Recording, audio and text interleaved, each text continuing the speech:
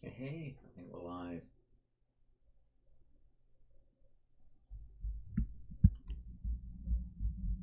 Are we live? Is there anybody out there? Alright, the bell went. We're on. Okay, that's good. Right, let's get going then. Without further ado, where are we up to? Oh, yes, updates. Of course. Let's, oh, it says hello to all there. That's thank you. Thank you, Fraser Blaze Sharp. Oh, that's me. Oh, hello, me. So, here we are back with Metal Rogue. I've just done the updates. Let's get the right mouse. That's a good start. There we go. So I've got a mouse, an updated Xcode. Yum yum. Let's see what happens to me now. Yes, well. So what did we call this stream? Mouse input and review. Okay. We've got everything going good here. Let's see what we've done so far. Oh yes, we put the matrix in last time, didn't we? So we should be seeing things as they are supposed to be seen. Yes, and indeed we are. Is it working? Yeah, that's working. Yeah, that's working. That's good. Something that I noticed though is in here. For instance, we can click on this.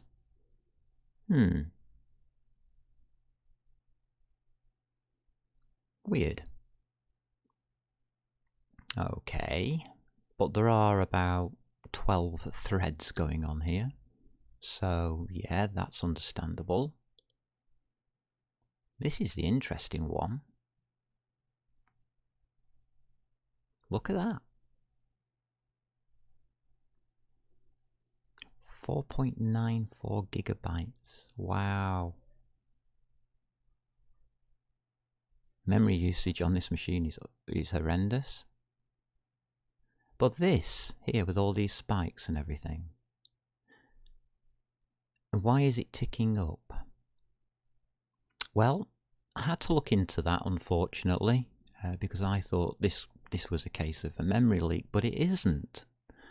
It means that I can't tell if there's a memory leak, because this number going up is Xcode, collecting debug data, collecting this information here that we're actually looking at. There you go. Look, there's a disk access there for some reason. Yeah. So all of that's useless. Thank you, Xcode. What do we have at the moment? We have a rendering system.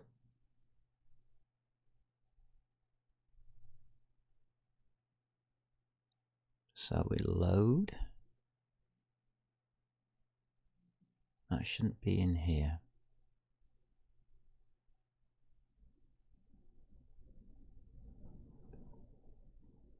I'm not sure. We're going to do a code review today anyway. Where is the rendering actually done?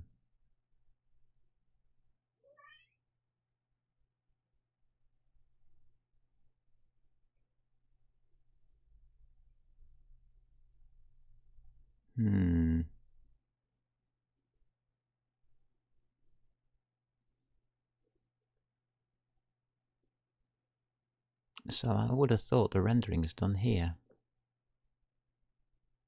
Here it is. There's your rendering. That's good. So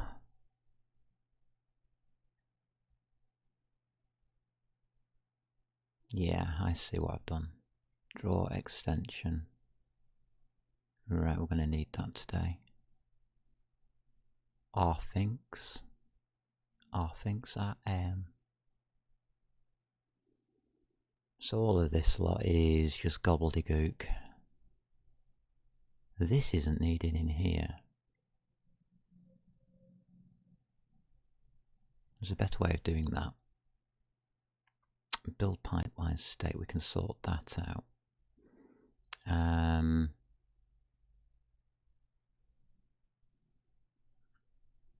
Yeah. How are we doing the descriptor here?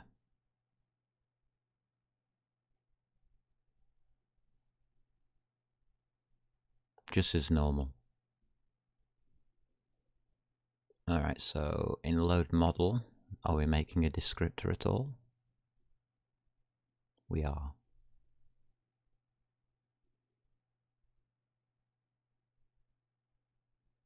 Right, well that's fine then.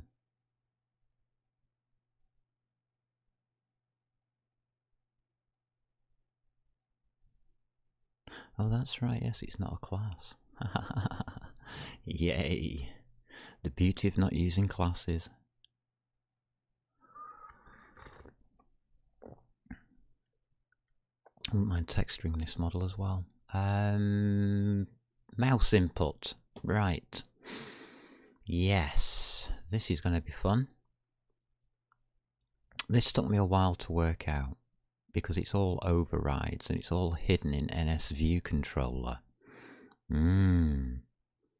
Wonderful. So NSViewController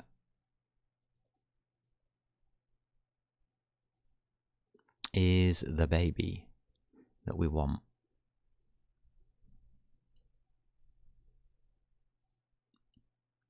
Apple developer, and no, not that one, that one. So Swift.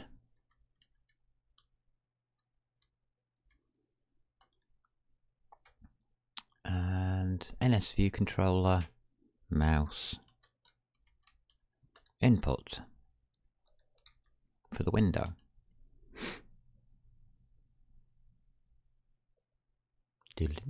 72 results.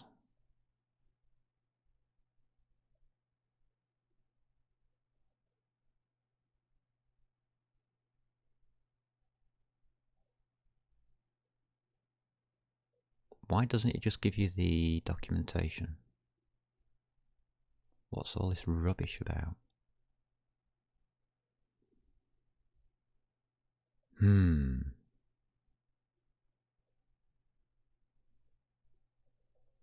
Guidelines.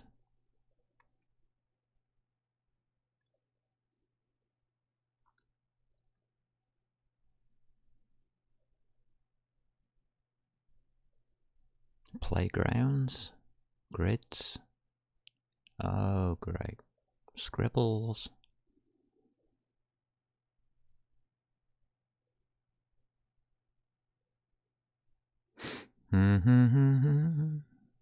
iPad. Swift UI.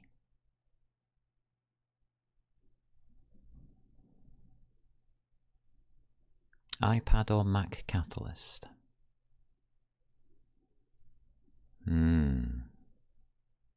Unsafe Swift. Really, I think we've been there.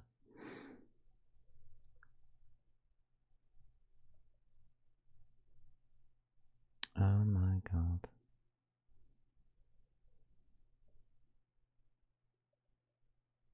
Can't you just answer the question? No.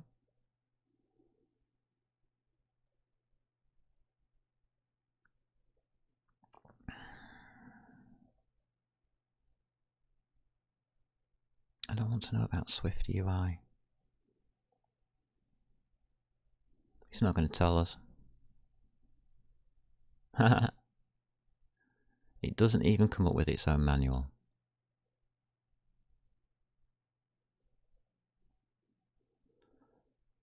Okay.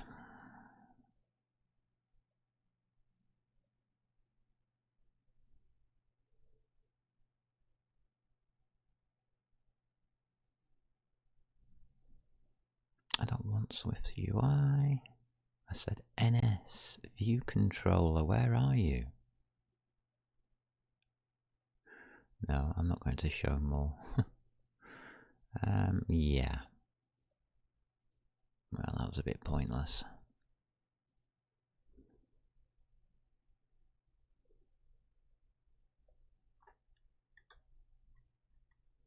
Mouse input.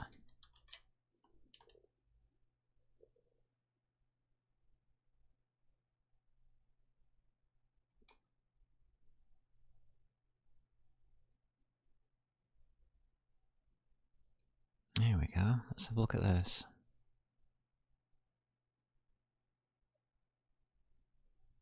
Overview of mouse events. Ah, good. So we've got some mouse events. Wow. See, it's NS.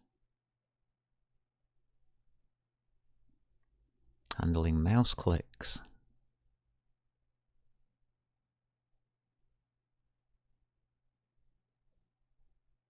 I don't know what hyphen, this hyphen thingy means.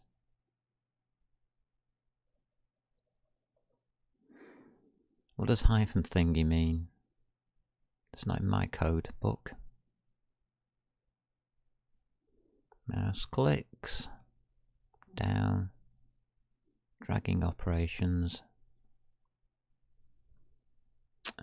Blah de blah de blah. Mouse tracking loop approach.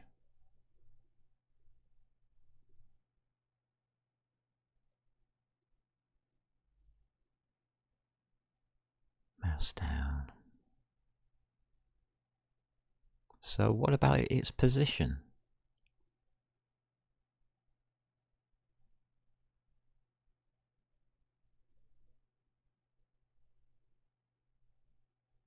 It doesn't actually cover that.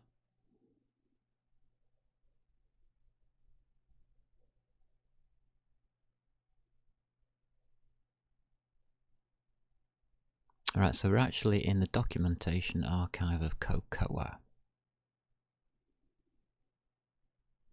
which has semicolons at the end. Fantastic. That's not exactly Swift, is it?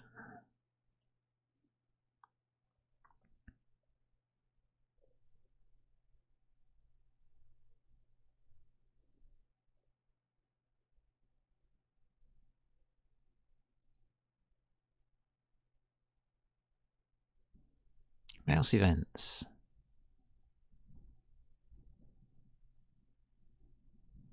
Yep, that's correct. That is actually correct for once. Don't know why that's that.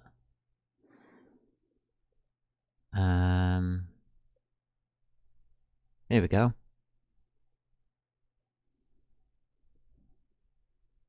Yeah, okay.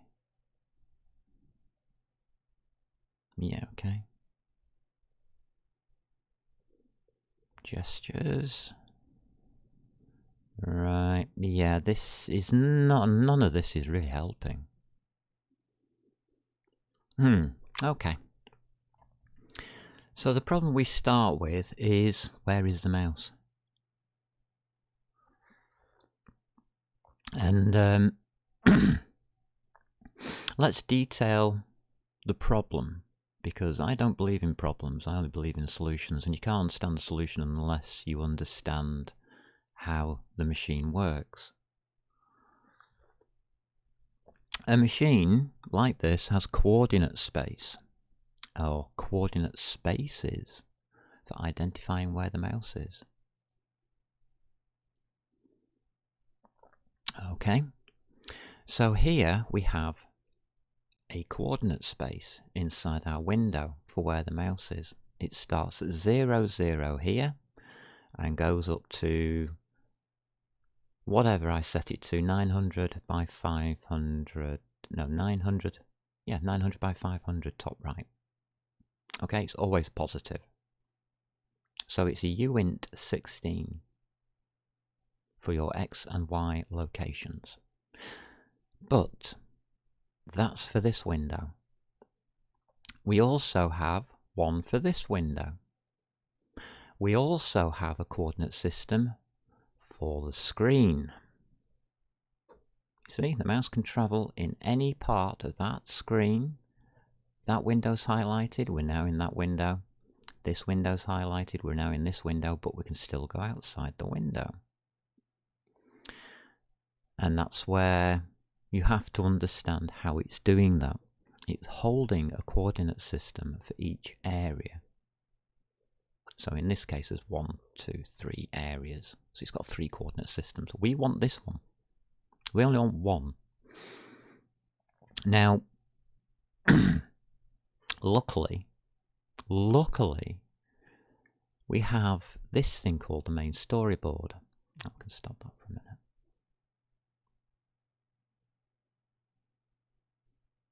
Okay.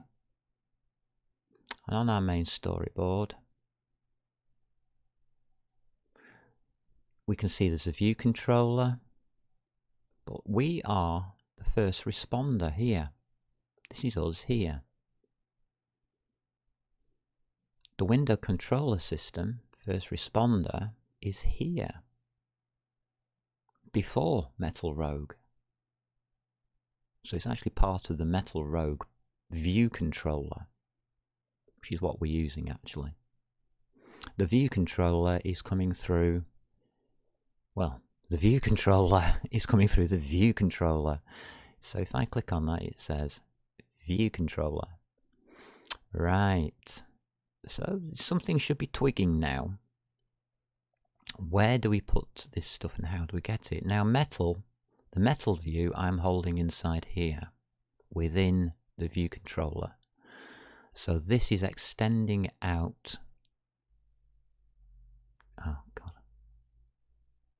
Thank you. So that part is here. So if I go to there and look at view, I open the right hand side, MTK view. So that's this big area. And that we are getting through or via the view controller using that there. So, but we need that area. We need that to be our bounding box for our mouse input. So that's the boundaries of our mouse input. So there you go, we've now got a solution. We know where the mouse is. It's somewhere in here. All we have to do is drag it out of the system. And trying to find out how to do that is a nightmare. So I've spent the last 3 days in a sandbox. So let me just show you where we're up to in the sandbox.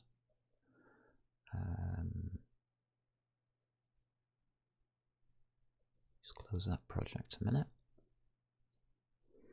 So here in the sandbox, I've been doing a scene graph. As you can see here, with cameras, primitives, models, cubes, floor. Yes, I still use floor. And I've got mouse working after a little bit. So as you can see, I've put a light on the mouse cursor so I can see what the hell's going on. Alright. I also have done the keyboard ahead of time, but I've got a nasty beep going on which you can't hear. It's coming out of the speakers saying you can't press that button. Well, obviously I can, I'm doing it. So I've got a camera as well. Right. I've also got backspace culling going properly, and the textures working properly. As you can see, you've been using textures, colour. Interestingly, I came up with something for colour which I'd never thought of. If you have a look, where? Primitive. Okay, at our vertex descriptor, there's no colour. I've got position and texture. And texture's optional. So I've only got position. So what I've done is, because I'm only using one colour, is I've just sent it through as a constant. A uniform variable through the shader. Really. So we do know how to do mouse input. That's groovy. So let's get rid of that before it confuses everybody. That's nothing to do with what we're doing. That's me playing around. Close that project, please. That's me just playing around, messing about for a few days in Swift, learning Swift and learning how it works with inheritance.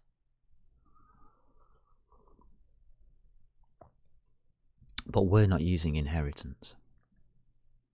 We're programming properly. So as we can see, class, the only class that we have is this view controller because I don't have a choice. I think the renderer might be a class.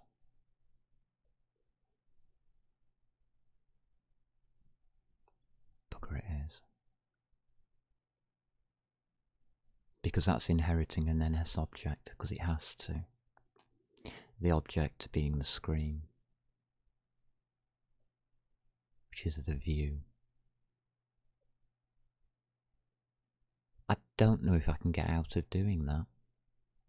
I don't think I can because I'm using an extension here. I'm extending the class for rendering using the view delegate system of extensions. We're going to see quite a lot of extensions in a second. So I do have a class. I have a class for rendering and a class for view control, which is one too many classes already. I want to get rid of the rendering class. But to do that, it means placing the view delegate and all of this draw crap, command encoder and stuff, into here, which I'm not prepared to do because of what I'm about to do next. Right, so we know where the mouse is, it's in here. Well, let's find out how we did it. So let's open our sandbox. Here we go. View controller, Swift.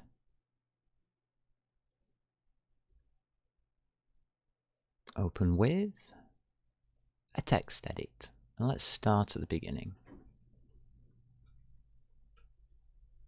May as well, because that's probably a good place to start.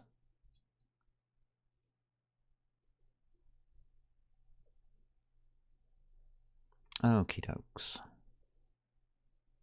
You're wheezing a little bit there, Muppet, and can you get off that computer, please? Come on, move. Come on, move. Come on. Come on. Move. Good boy. Good boy. You see, you're well trained. So this is what I've been messing with here.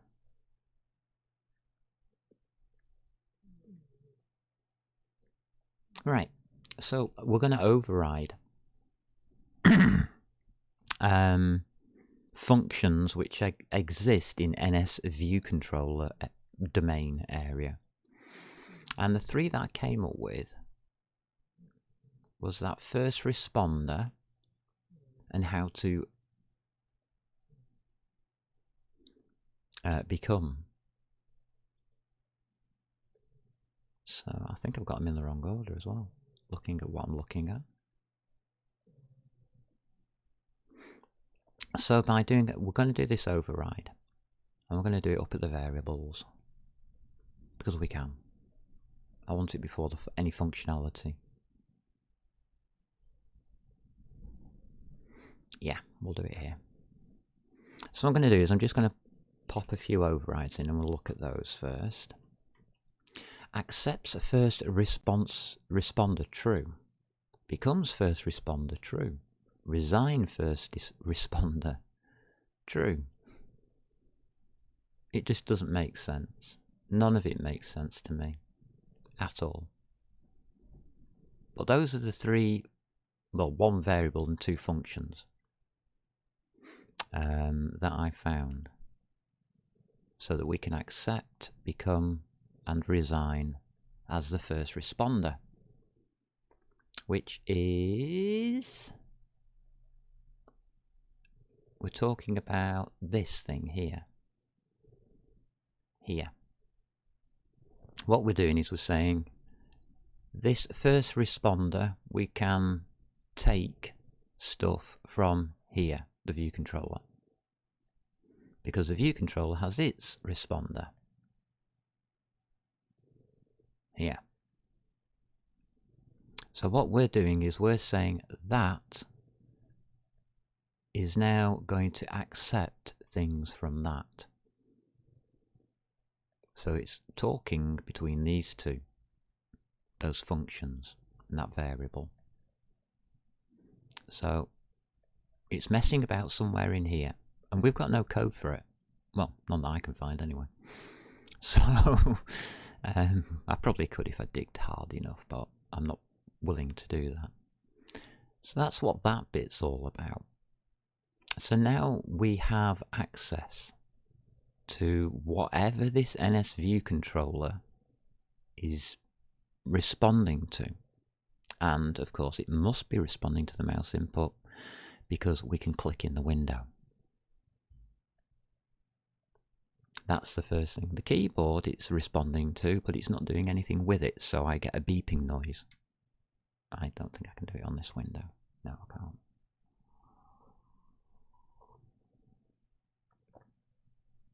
So when I'm typing in this window, I don't get a beeping noise, but if I go outside of the window, I also don't get a beeping noise because it responds and oh, it's annoying. We're going to have to find out all about that yet.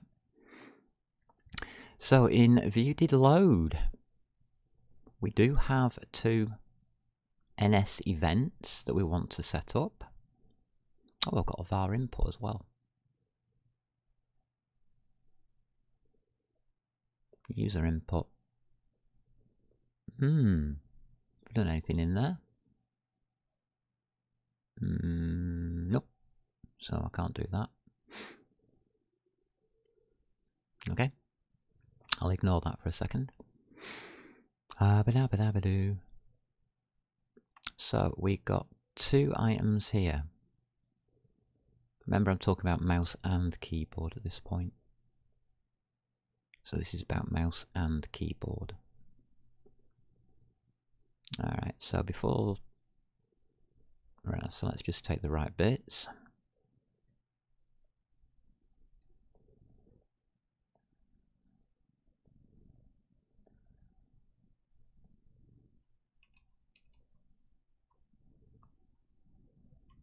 Alright, what we got here. This is about the keyboard, obviously, because it's looking for key ups and key downs. This is the event handler. So add local monitor for events. And right now, just going to highlight that lot to there. Editor.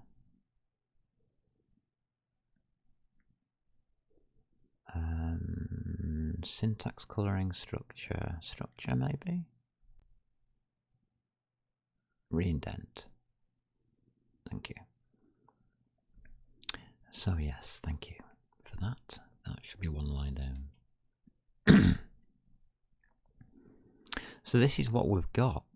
We've got this A event thing.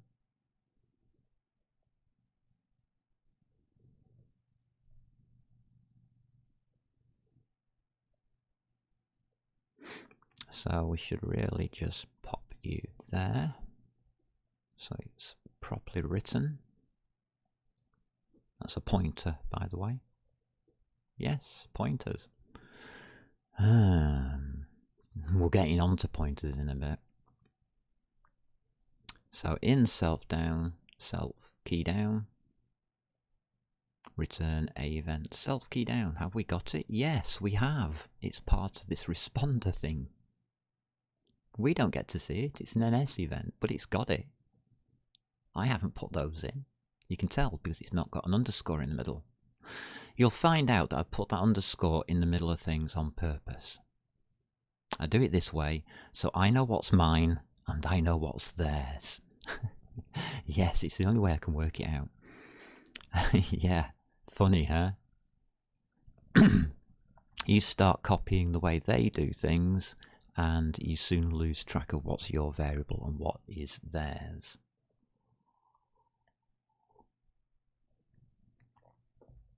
It helps me read my own code. So we've added local monitor events for key up and key down because we're going to do keyboard input as well. All right. The rest is just the rendering, input, metal view. Oh, wait a minute. We've now got these functions that we don't know anything about. And I've commented a lot of this out.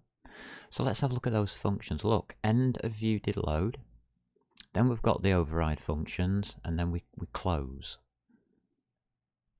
So I put notes in here, don't I? Yeah. That's end of view did load.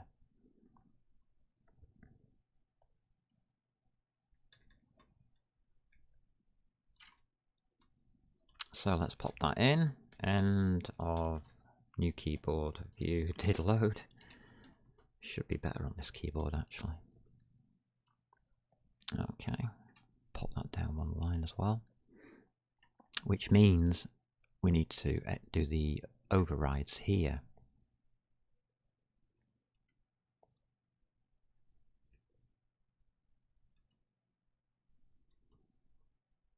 Weird. Oh, stuff it, I don't care. Right. So I've got our overrides. I'll just pull these out of here. There's 3 of them. One for each part that I want to do. And there's a problem with these 3. Yeah, except for that. We don't have an input thingy, so that's fine. So end of view did load. We override the function key down with the event NS event, and we can check for that NS event, and that is just rubbish. So that will just be key press.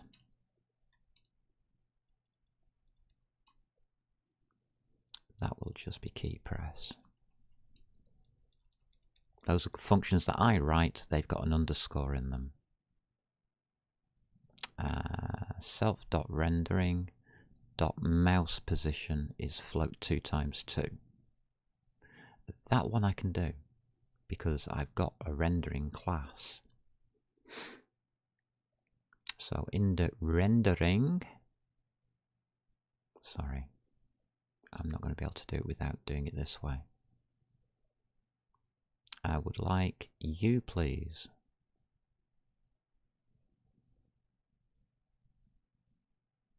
Copy a variable. So let's pop a variable in.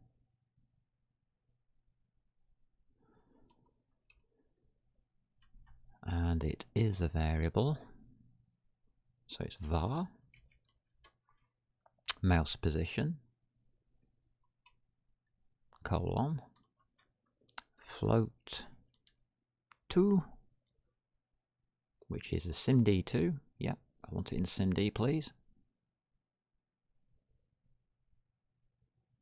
Yeah, you don't have those two, so we'll have 0.0, 0.0. We'll give it you a starting thing. Then the reason I do that is so that I don't have to put it in the initializer, because I don't want it to have anything to do with the initializer. The person that's going to populate that is in here.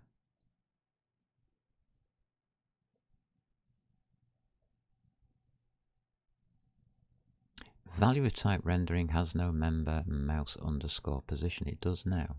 So maybe it'll catch up, maybe it won't. Let's just have a look. Mouse position, yeah.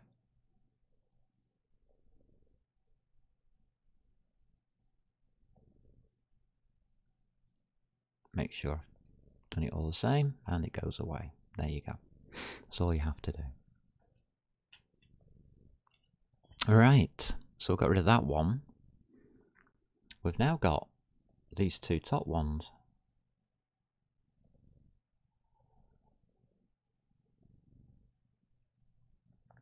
What on earth is a key code? May as well do keyboard whilst we're here. Yeah. And function. Key press. Is that all we need? A key press function.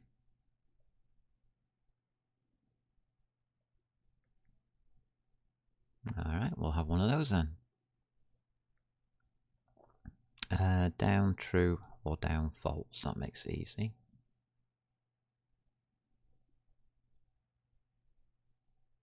So that tells me what my function is. We're going to put it in a user input, obviously. Interesting, what should I put in here?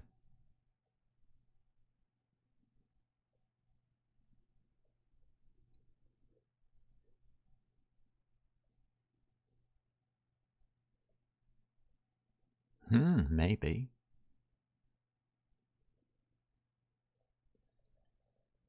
Come back to that in a second.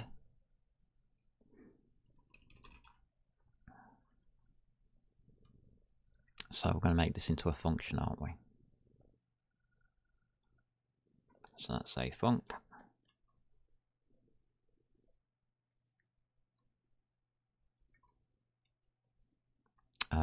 Event.keycode is a uint16.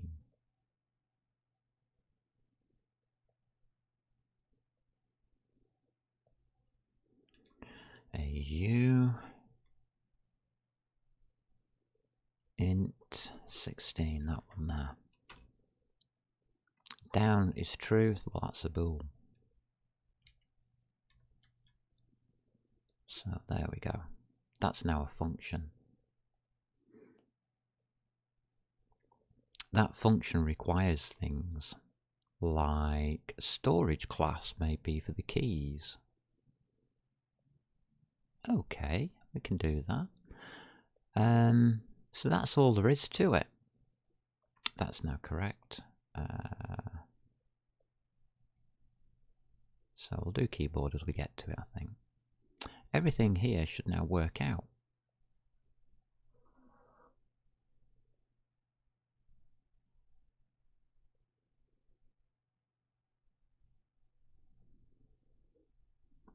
Alright, yeah, I have to do that, don't I? Key press, copy.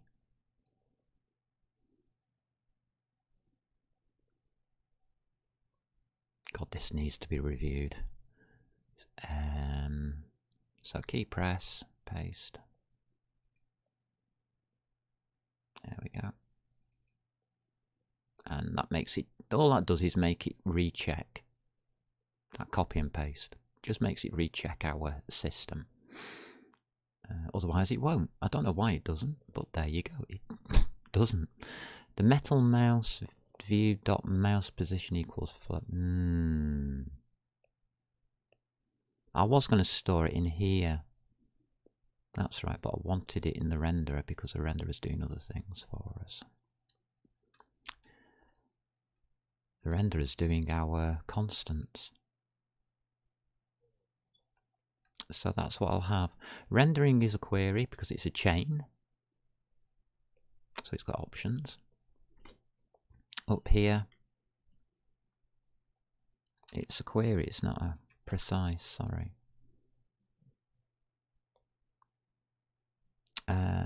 Device, MDL device. Got to be careful now, otherwise I get my super messed up. In fact, all of this might go before super.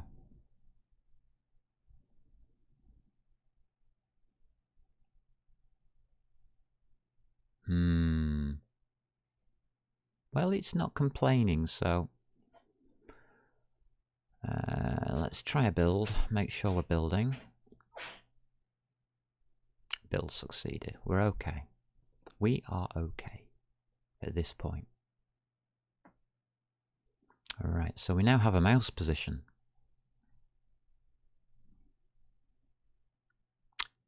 Yeah, the mouse moved.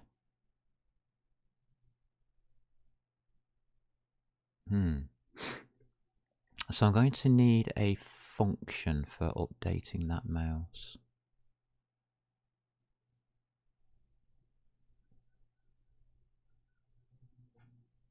we can pass it over to a float to uniform in common.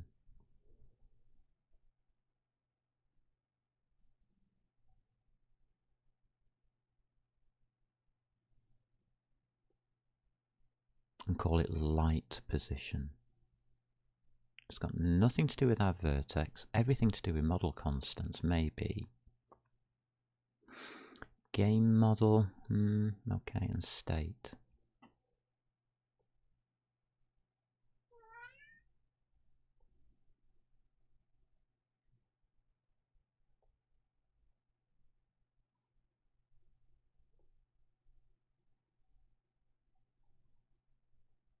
It's nothing to do with game state. Right, let's have a look at shaders. We take in model constants.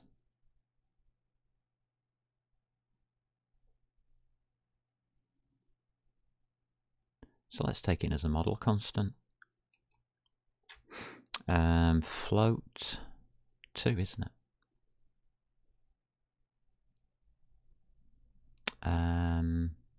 Light position.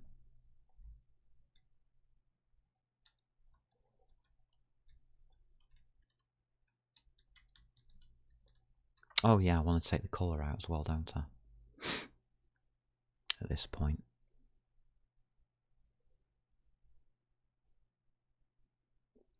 No, I'll just name it something else. Texture.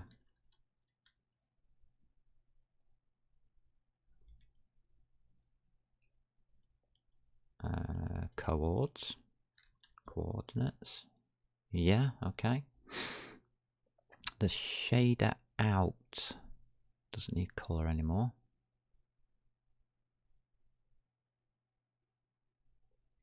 So I'll call that texture coordinates. I'm taking colour out of this.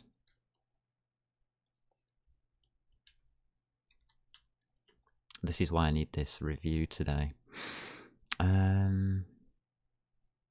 We are multiplying by everything there.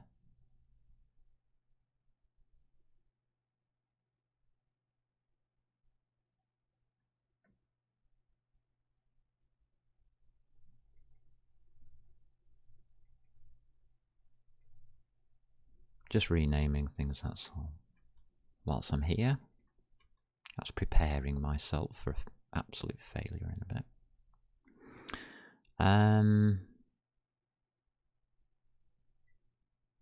Colour.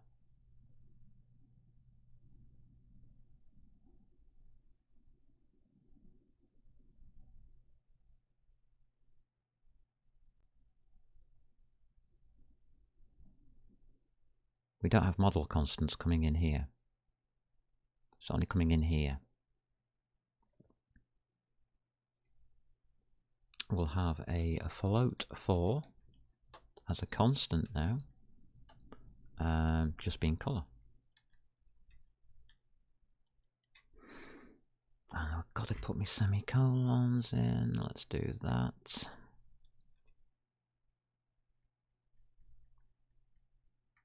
Going out.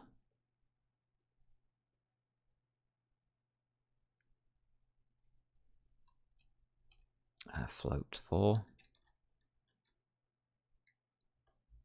Colour.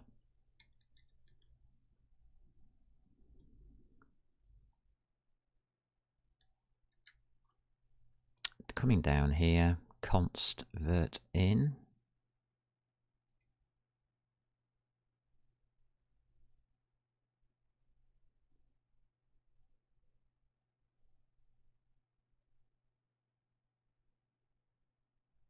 Vertex in of input declaration.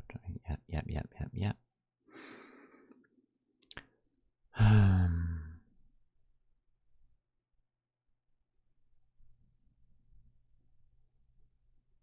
That's right. It comes in as a constant, so it stays in the constants. Out. Float 4 colour.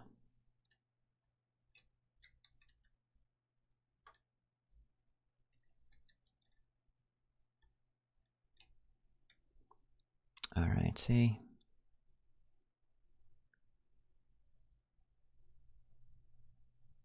So now I can place in here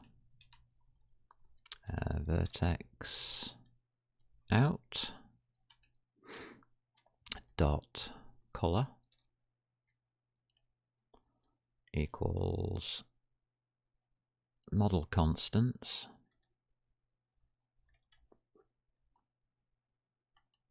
dot color. That'll just send it on its merry way.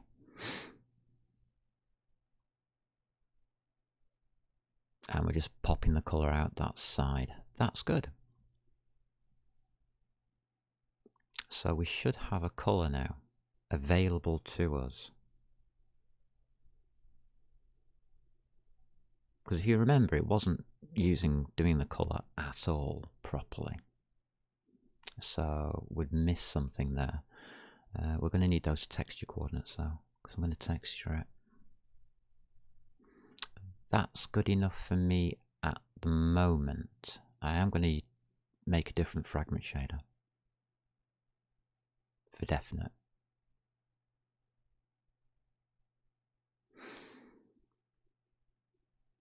Okay.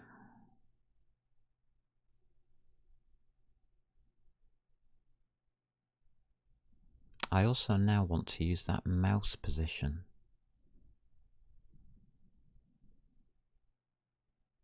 Somehow.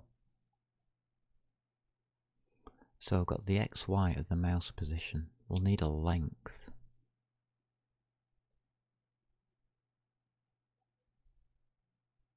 Light position. So we could take the light position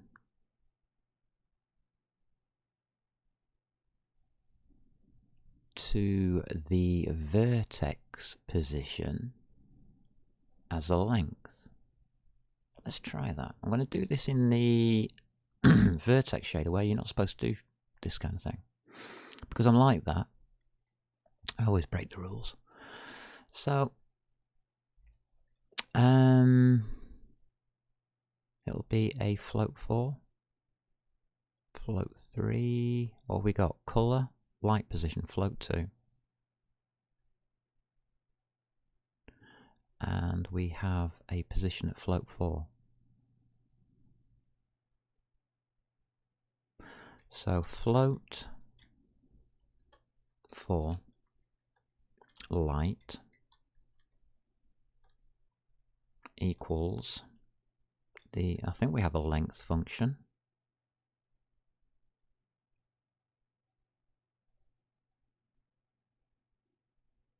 We do, but I don't understand what the heck it's trying to tell me.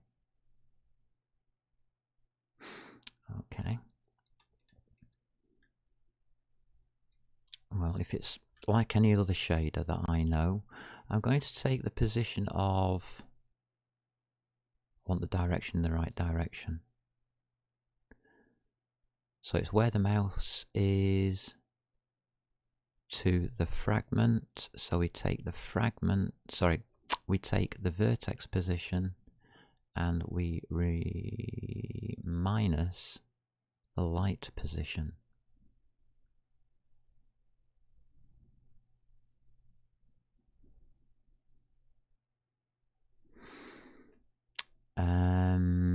Do we want the position prior to movement or after movement?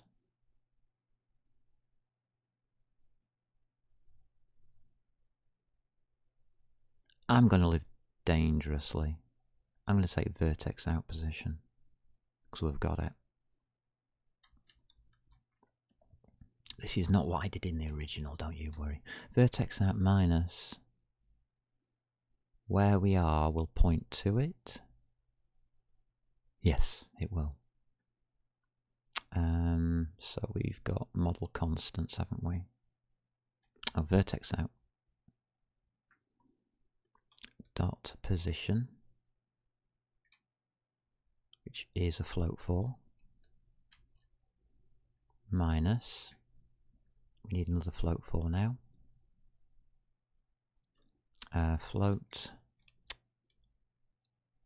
4, open brackets, close brackets. Let's put something in here. Yes, folks, we have to do it in a stupid way. Put a semicolon at the end before I forget. And I won't do what I want it to in here. Right, let's just put this bracket in. It's going to be... No, it's not going to be meow meow. It's going to be... Thank you. Model constants. Dot. Light position. We've only got 2 positions here. Light position, comma. It's at your camera position.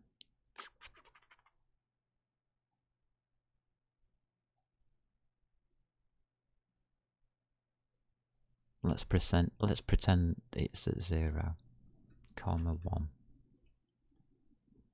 Or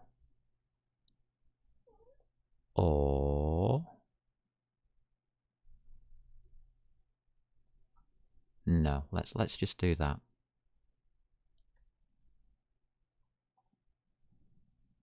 Color times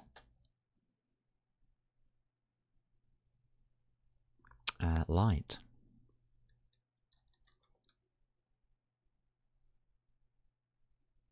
I don't think that's going to be bright enough.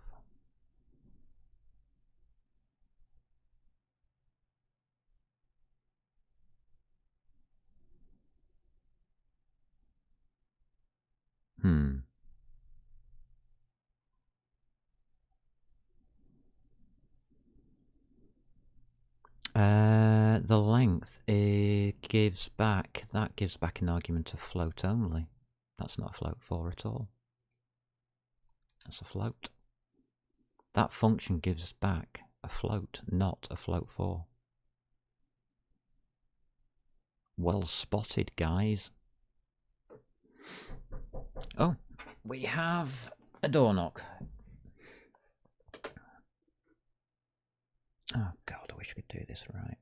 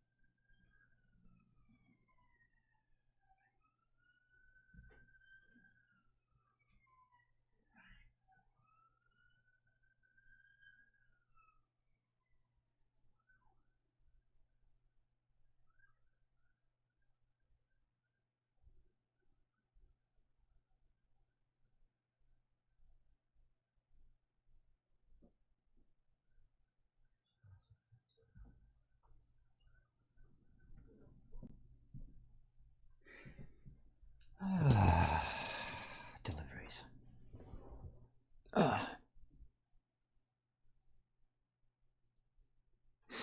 I wasn't. I was just thinking my way through shaders, wasn't I? Is that legal? Yes, it is. That's perfectly legal. All right. So we're now trying to use a light position that is coming in as 2 floats. So all we have to do really is set that light position and colour. And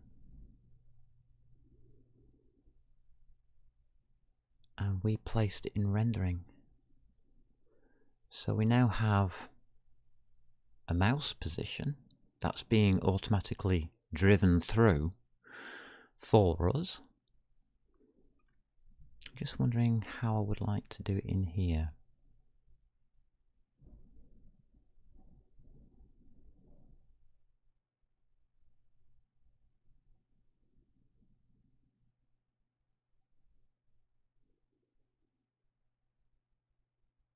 I can put it in here for now. Get a list of models, blah de blah de blah. Model constants, here we go.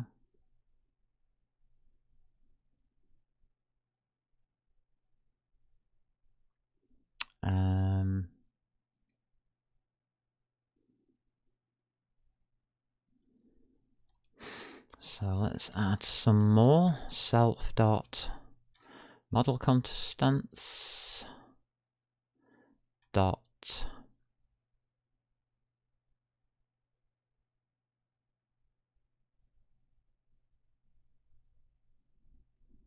color. Right, it's not matching.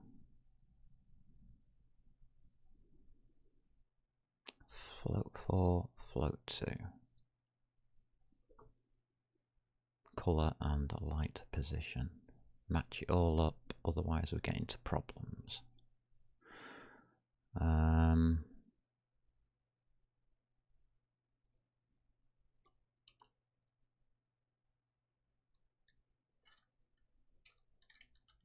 Float 4, color, and float 2.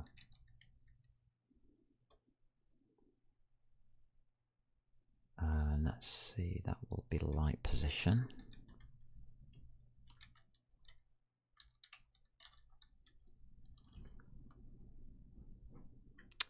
Color. You don't do it that way. Var color colon float 4 equals, well, may as well put it equal to something.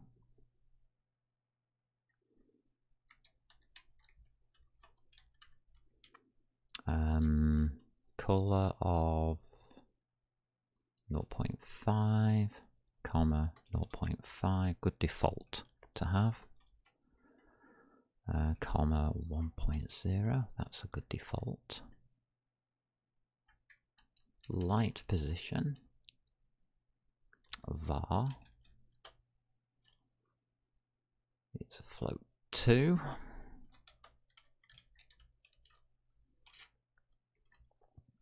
It's a very verbose language, this. No, don't put colons there.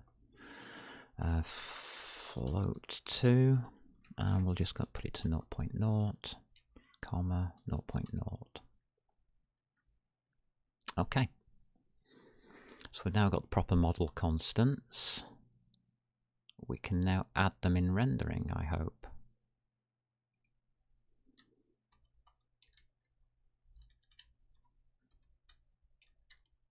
Color. Float 4. And we will have red, I think. Yeah, red's probably the best, the easiest one to go for. It's a bit harsh though. 0.5, comma 0.1, comma 0.1. And we'll have full red, please, for the color. It's self dot model constants dot light position. I'm hoping this is how I spell things. Yeah, it is. Equals self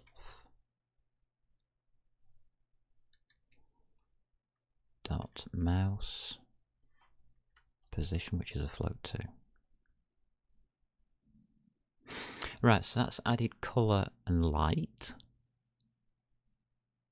with XY coordinates being transferred through, supposedly, by these functions here, this mouse moved function, which is an override.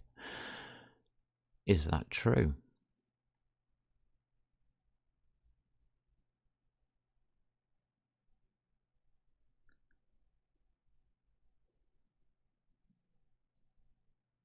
Nope, it's not true. But it's gone red. We have progress. We now know that the function is correct. it's going red.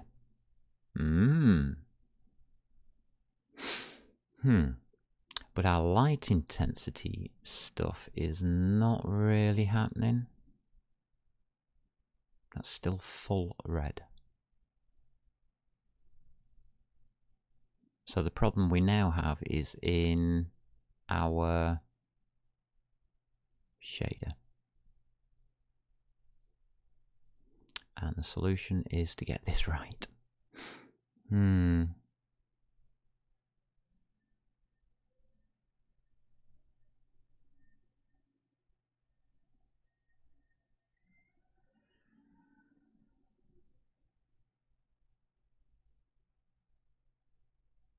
That means that the light is too high, even at 0.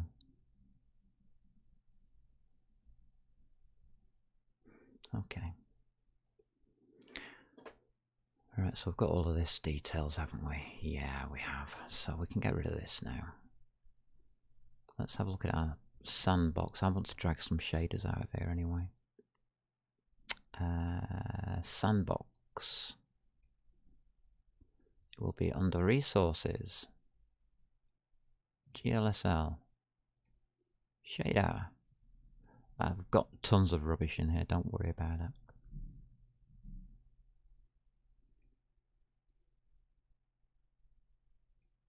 Alright, we've got tons of garbage in our shader.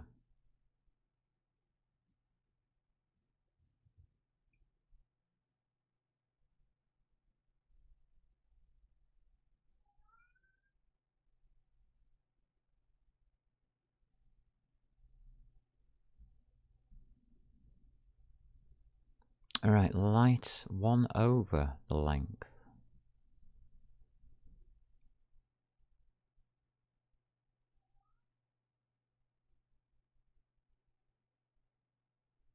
Okay. We need a smaller number, I think that's what it means. Divided by length.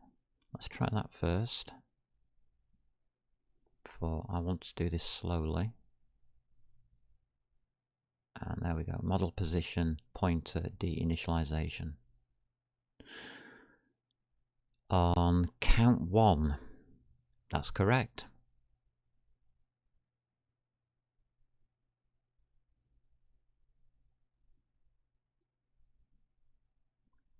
I think we are still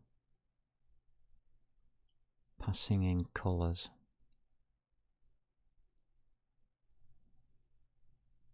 On the device. Let me just go through that properly. So our device really is controlled by the rendering. Glad it's brought it up now. Build pipeline state, yeah, that's a good point. What have we got in here? Color attribute.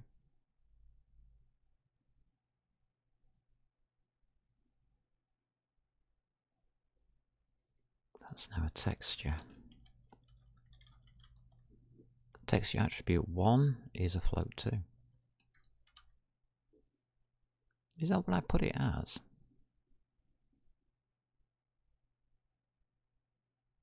No.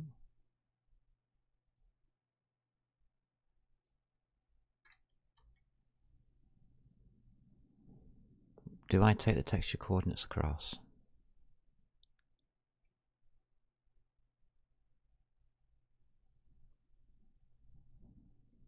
I'm not sure. I'm not doing anything with them. Okay.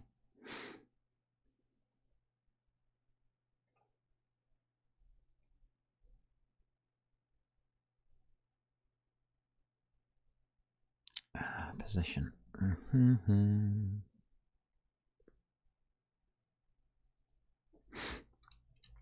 To texture. That should now match up.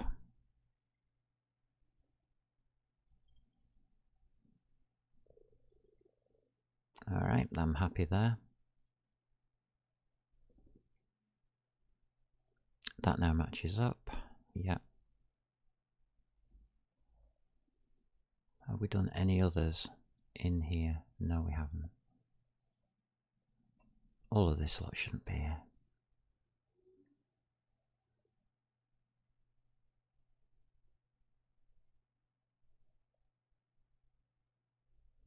We can calculate the aspect ratio. Yes, we can. We're going to. If we can work out how. Get a list of models to render.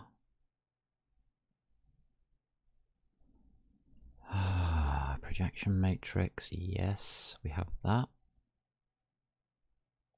Model matrix is a pointee. Yeah, we've got that.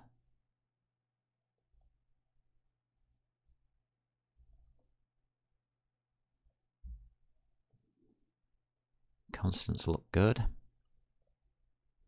Constants is taken in, pipeline's done. Counterclockwise back. Mesh. In model mesh. Blah de blah de blah. Submesh. Yeah, that's all correct.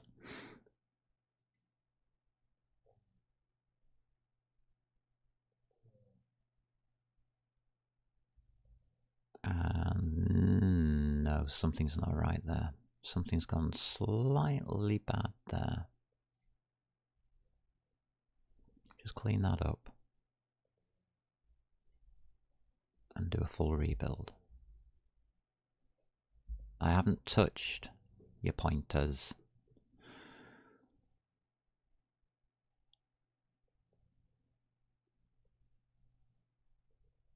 Although I'm going to. This needs to go. Disappear in a puff of smoke. In fact, we might have to do it now. Ah, that's better. Yay. So the lighting is working. But where's the mouse?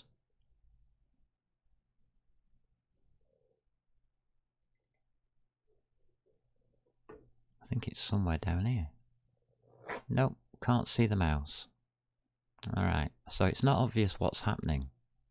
But this coordinate space that we have here is completely different to what we expect it to be. Oh, might now do it. No, we're not getting it. We're not getting it yet. Oh. Double click. Thank you. So it doesn't look as though it's working, but it is. Which is interesting, and I now know that that is unstable, which is great. Because that's why I wanted to change it. I had a feeling it was unstable. But, yeah, well, can't always prove everything, can we, until it fails. So yeah, I will put that times 100 in. So no, actually, no, just times 50 might do it. We might be able to do it times 50.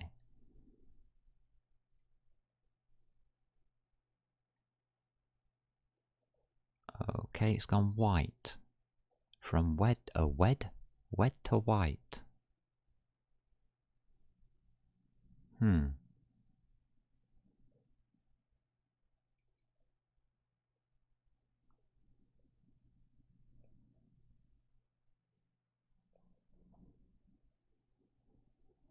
Oh, I don't care, just leave it at whatever size it wants to be.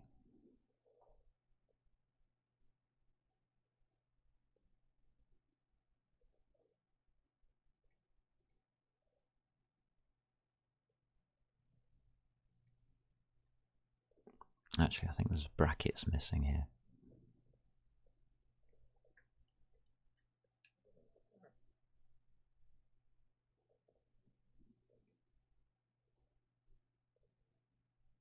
No, that's white.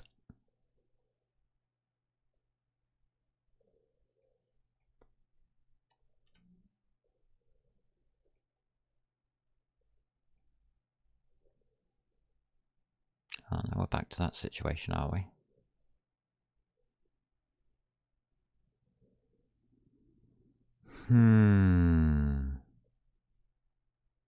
This has to be done in the fragment. shader.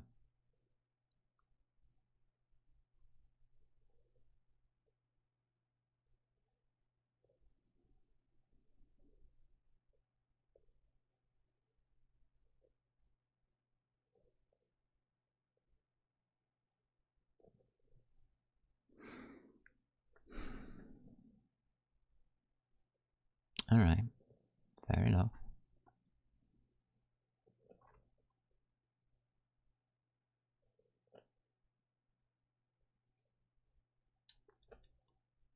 That's interesting. That's a good result. I've tried it in the vertex shader. Not working. At all.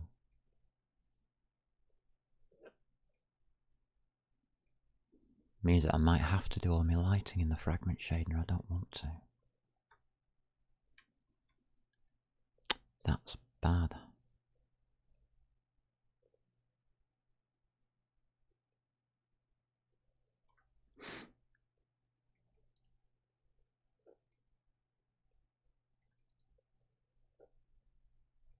So it's fragment in, position,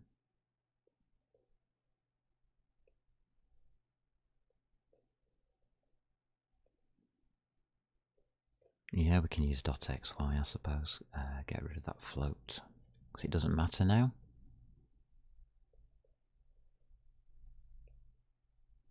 I thought it did, but it doesn't.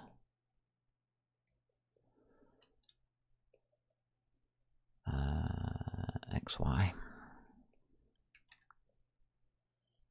Well, no. Just do that.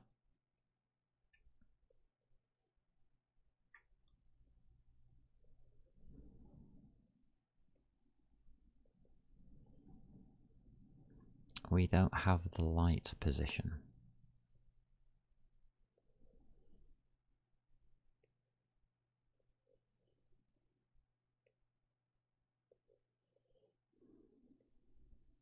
Okay. Now here I've done it that way, constant light and light.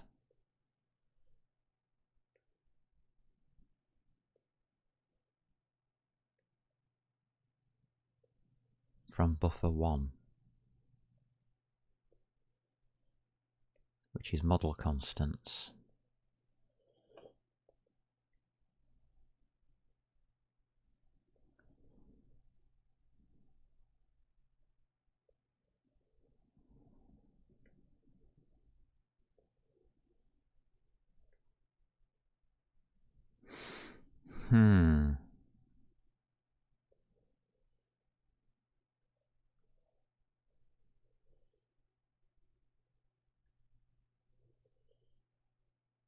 How does it know? It doesn't.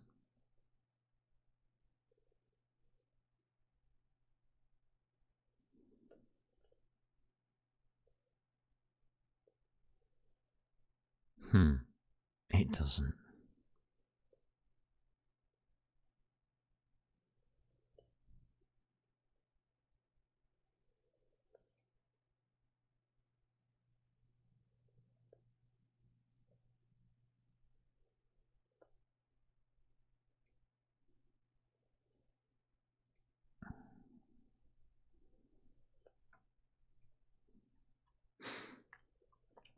So, I can bring in model constants again. Just like that.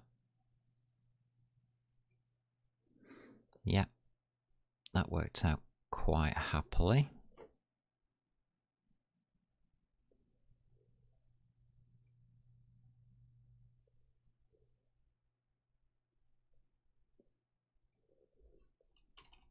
I've then gone for a float for colour equals.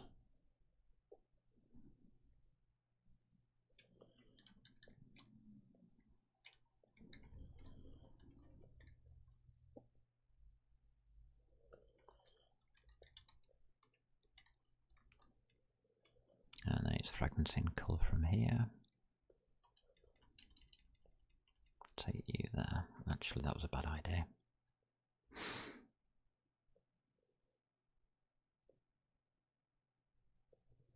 So the fragmenting colour, copy,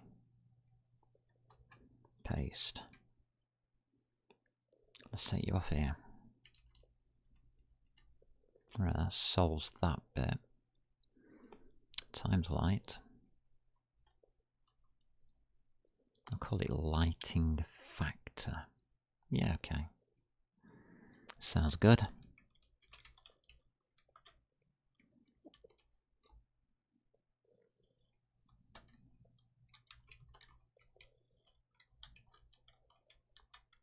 Lighting factor, and I'm just going to times it by 50 this time, see if it will work with that.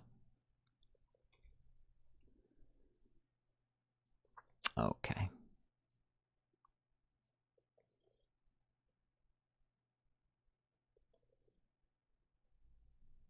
Okay, fine.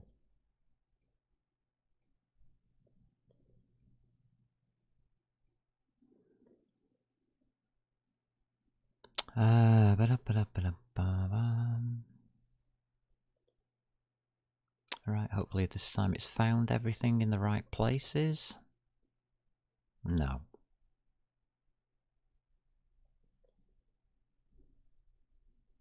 Missing what? Failed assertion, fragment function, fragment shader, missing buffer binding at index 1 for model constants 0.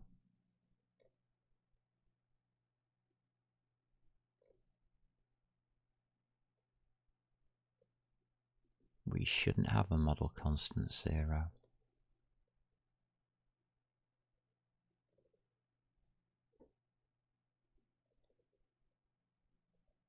It's 1.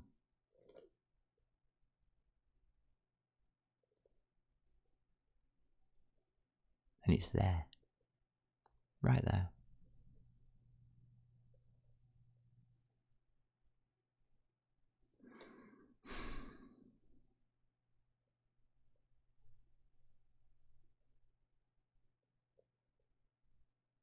That's wrong, and I think that's the problem now, is that this is so far out.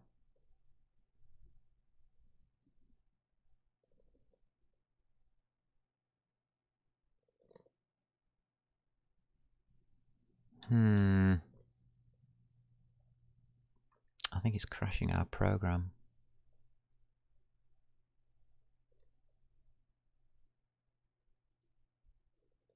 But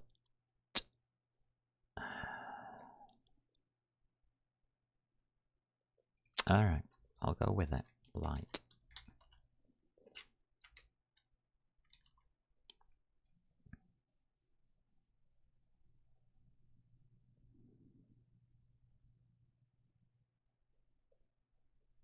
Which means I have a separate thing for light.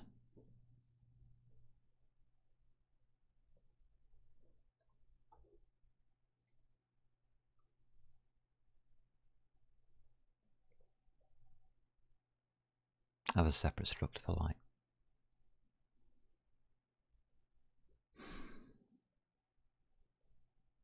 Yeah, okay.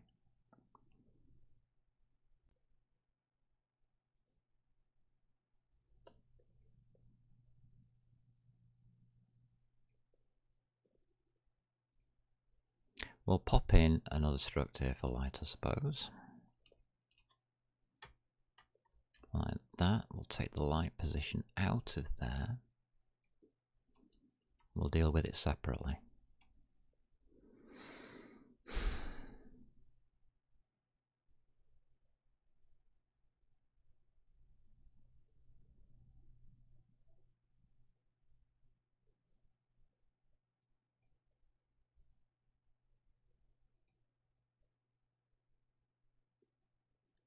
How can it be staged in? It can't. Okay. LIGHT is looking for this and it couldn't find it.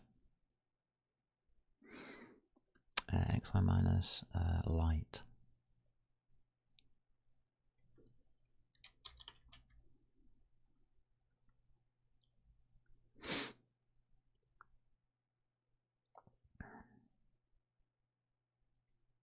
And that should give light position.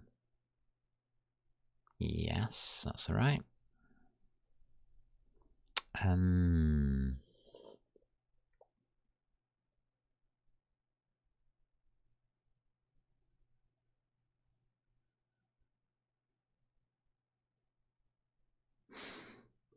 Okay.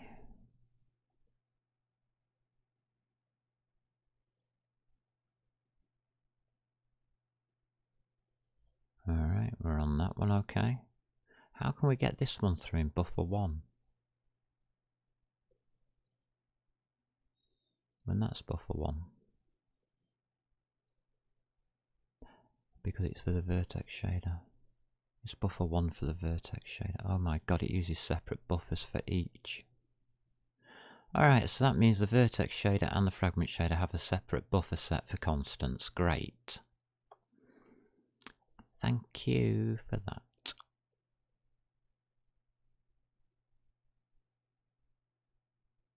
So yeah, it is buffer 1.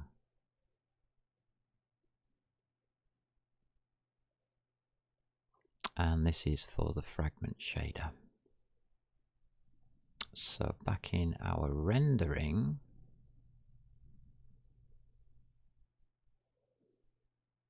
that's an error. Common.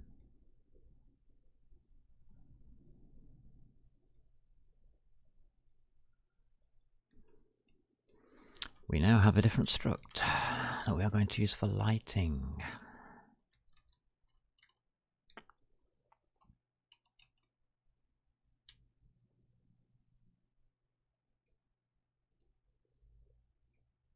We have to separate it off because it's going to a different place. Which means our view, no, our rendering has to place that in. And we don't have light.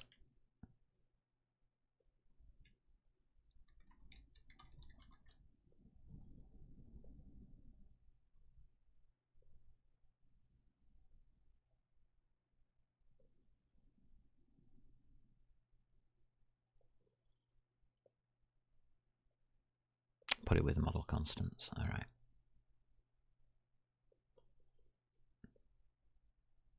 So it goes with this one. var light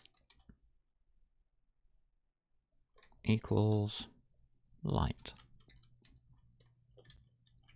Simple. We'll have that.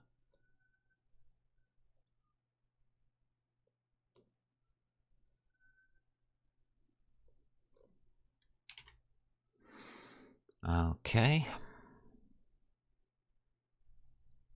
That cleans everything up, except we still don't have it added.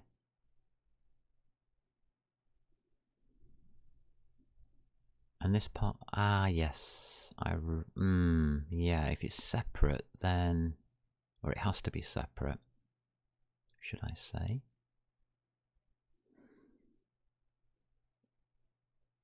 Down in our command encoder,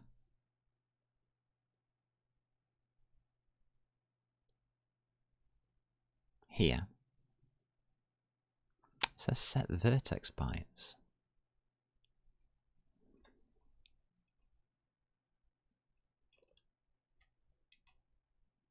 Why does it keep going out there? Don't know. Command encoder. We need something. Dot set fragment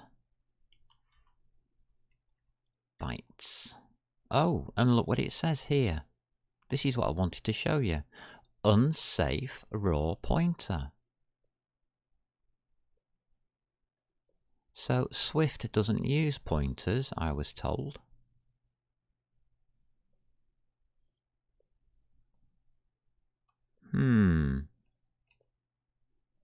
So does anybody know what's going on there?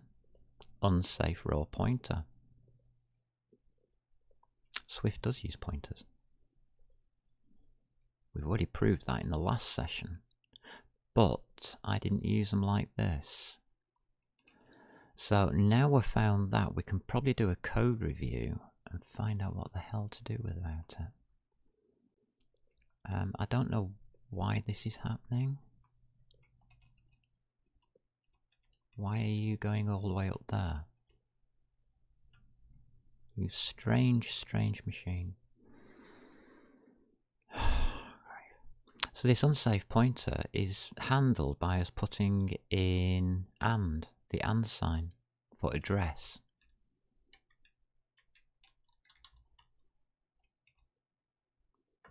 The length is going to be that one.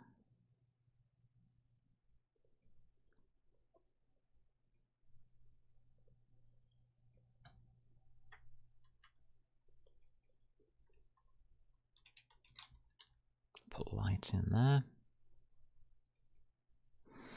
And that will be 1, as we already know. I'm just wondering.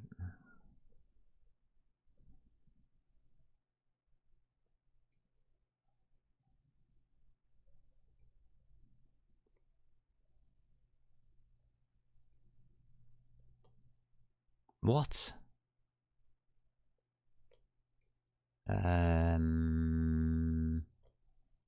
What on earth is it doing? Oh, I see. Everything's in the wrong place anyway. Is it?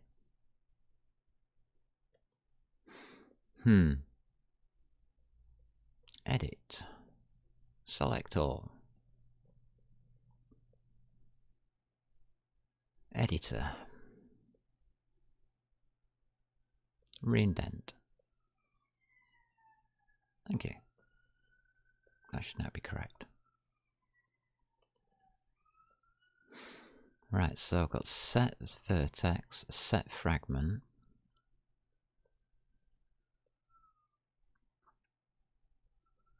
Yeah, I'm alright with that.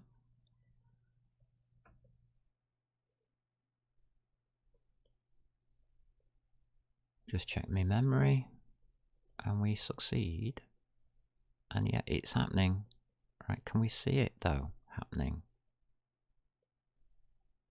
No, we can't. Why can't we see it happening?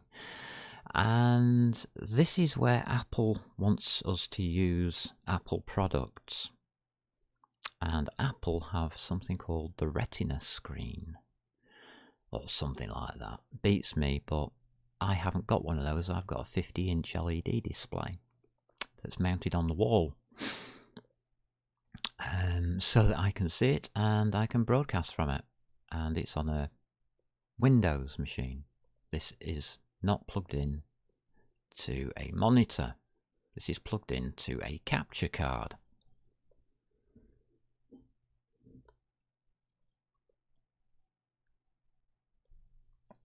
So what on earth are the dimensions going to be for all of this? And especially for this window here. I don't know if we can get anything at all showing. Put it right at 0, 0, 0, 0. No, because 0, 0, 0, 0 is going to be about here. Someplace. Wherever. No, I can't see it. I cannot see it. But I know it's happening. What we need to do is we have to modify our assumed lighting position. So we are going to assume a different position. Here. Where would I put the calculations? I would have put it in the renderer. I think I'm going to keep the shader open though. Yeah.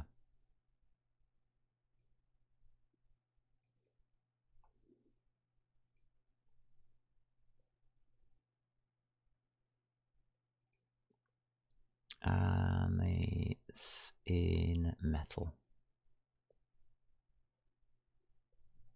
Hold on a minute.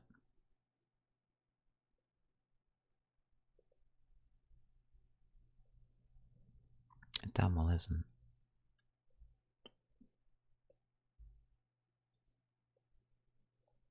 This is a problem with having stupid scene graphs.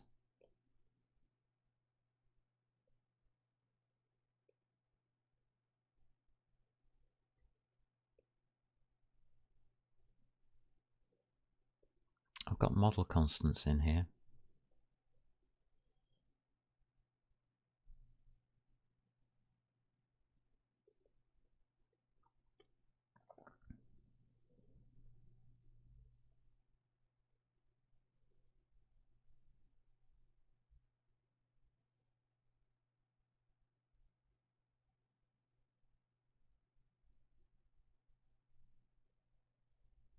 got 2 initializers. Only one is really needed. Alright, let's go with my first thought, which is usually the correct one. Just wondering how much I've got to plough through to get to it.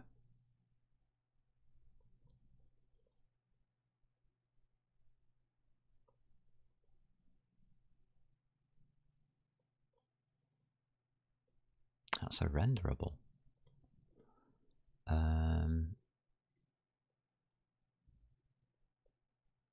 Oh, right, it's here.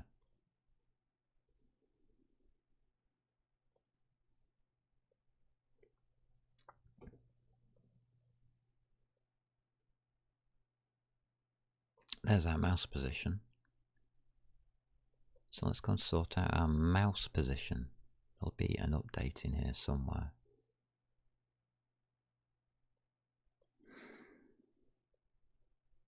No, no update.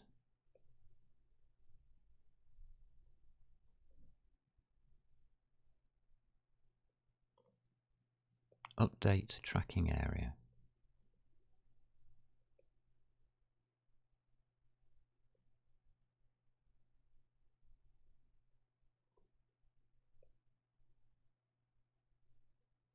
And update input. So we need both of those.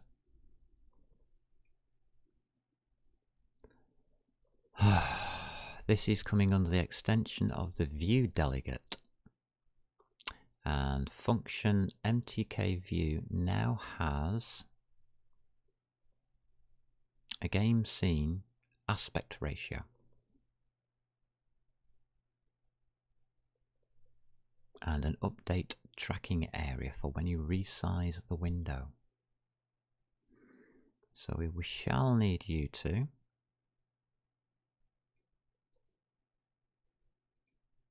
because I will be wanting to do that.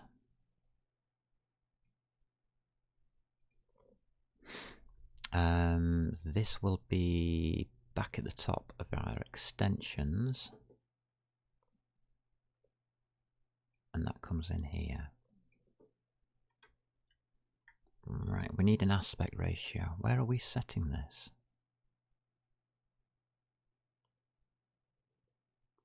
Model position. Oh, where are we shutting the view? Perspective.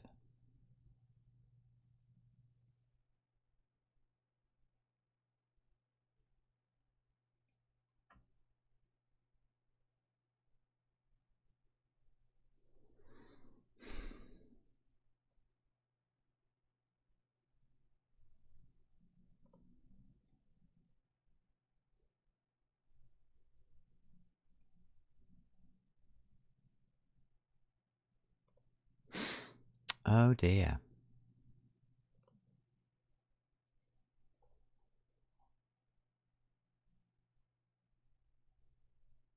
There it is. There's our aspect ratio right there. Self.aspect ratio. Okay. That's all I want. That's what I was trying to find.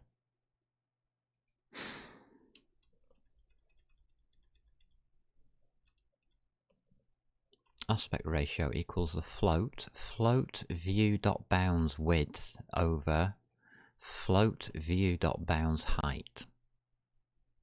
So divided by, should I say. Update tracking area means that we need a tracking area.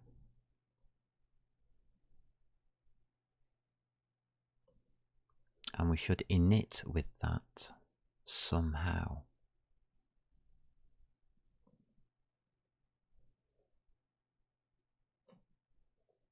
Okay.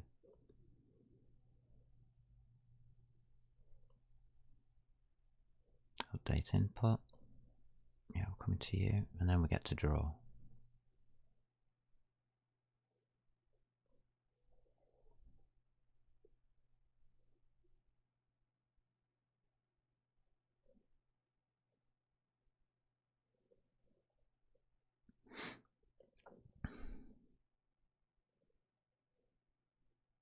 So,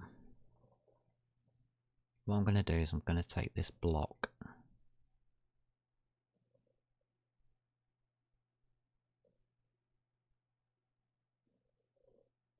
It's also got the keys to the drawer.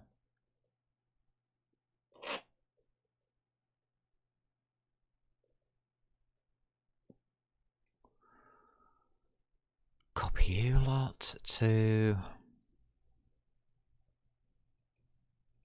that position right there. Alright, tracking area is okay now.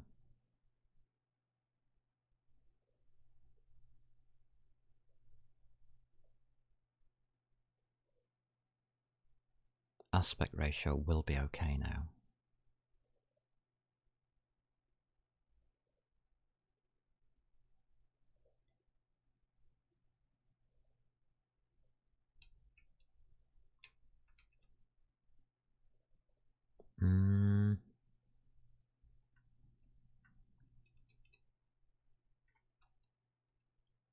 Alright, so we've got the tracking area. Right, the tracking area is from MTK view. So we let the view area equal the tracking area using the rect as the metal view bounds. The options are we're going to have mouse moved active always enabled during mouse drag.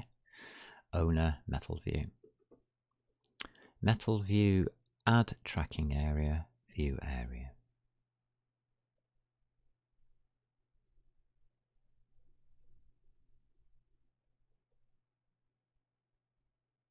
Alright. Update input.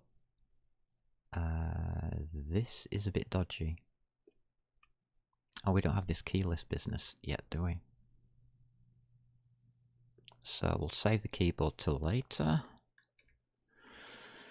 All we want is this positional information. Now this gets a little bit out of hand.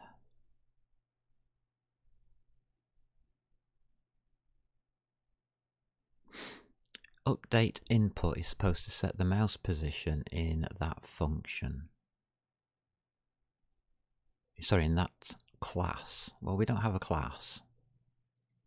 So you're out of it.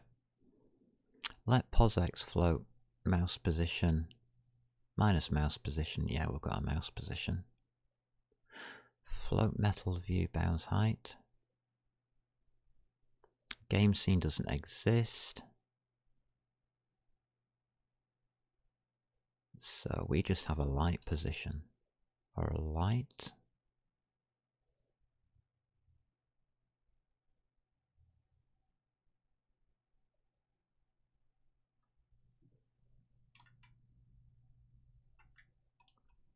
We just have that last bit. Light position equals float to pos X, pos Y. That is going through to the shaders. We need to update the input every revolution.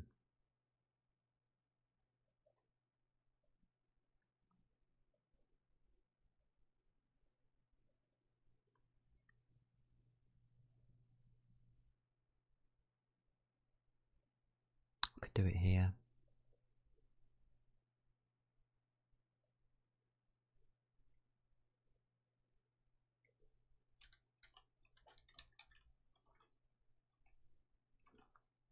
I think it's just called view in here, is it?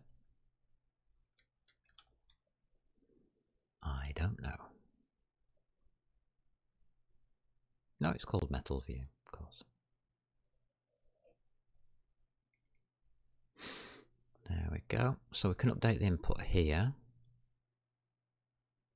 Now the updated input changes where the mouse position is. So I'm using let position X equals float mouse position X times 2. So we'll do that one first. Did I do this all on one line? Yes, I did. It doesn't matter, it's doing it for me. This is why everything's out of sync. Right. Fair enough. So it's 3 lines we need. Minus mouse position dot y times 2 plus float metal view bounds height times 2. Now I think those two these times 2s here cancel out. I think they do, but I've left them in. Let's see if we can see anything with that.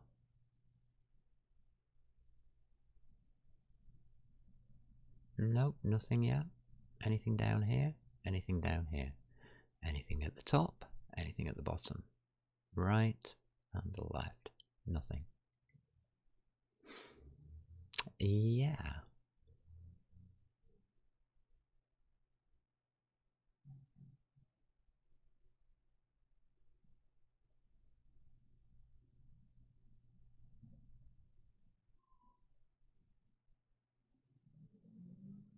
That's great, isn't it?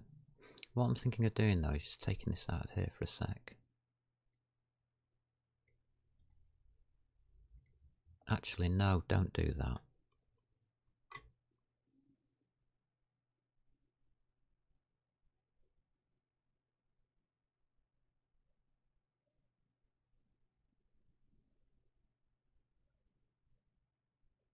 You. Come here. This will spam. This will spam us the answers that I need.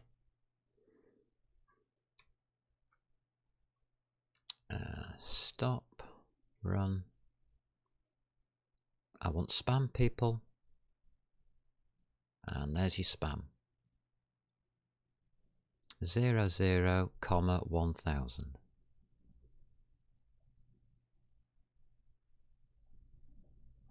Which is there. And it's not moving. Right, let's track this out.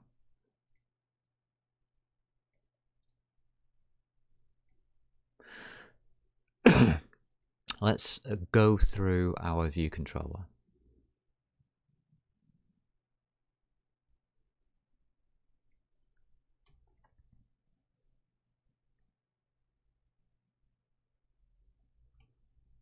Yeah, I'll do it here. I don't care.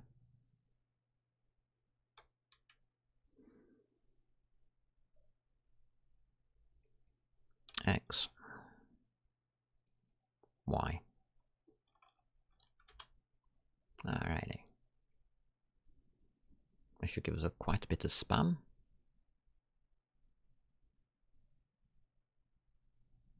There's no, I haven't changed that at all. So I don't know why that happens. It shouldn't happen, but it does.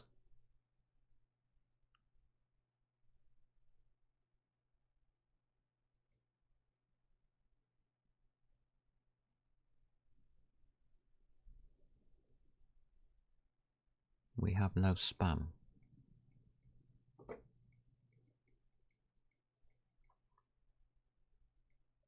Why do we have no spam?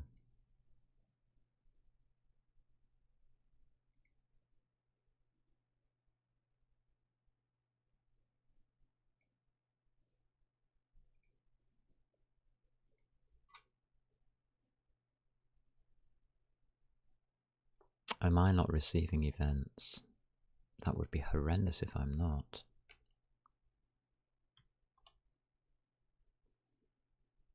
It doesn't look as though I am.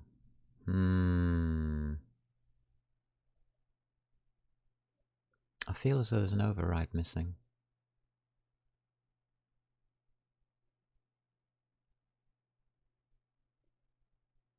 Possibly.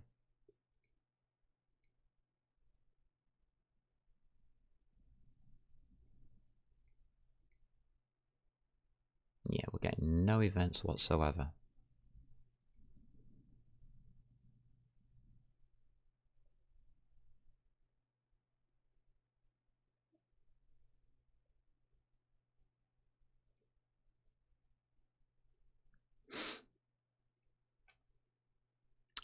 Print.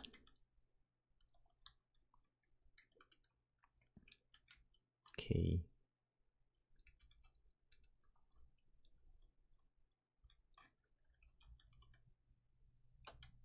Are we getting nothing at all? Should have checked this, shouldn't I? Really?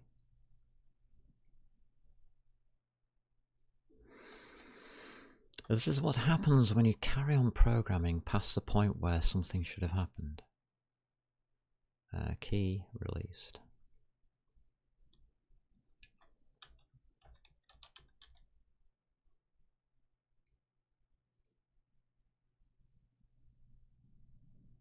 Okay.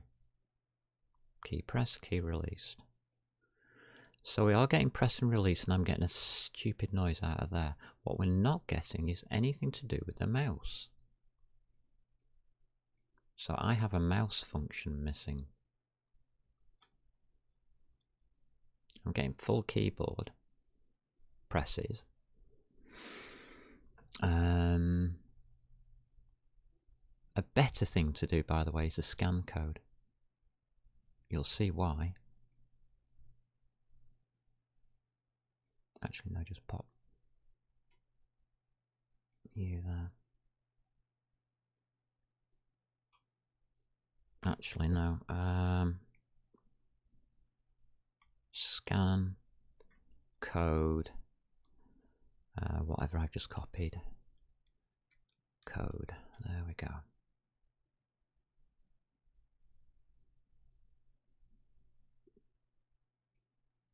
That's how we embed things in Swift for some unknown and inexplicable reason. We use a control code, which I would have thought is for printers, not for print to... it could be to a printer. Alright, fair enough. I'll leave those two in. We have a mouse event missing. So this mouse moved is not happening. We have missed something. What have we got in here? Rendering. Come back to you.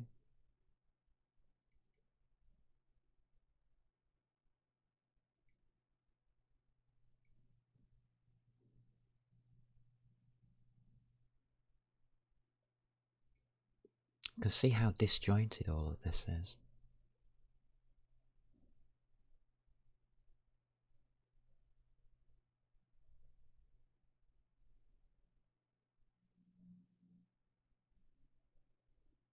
Override font, yeah.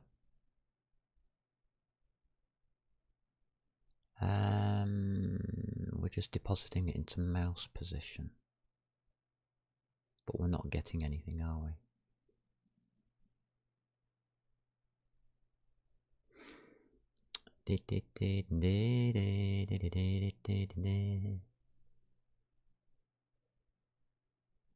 Stencil pixel formats, okay.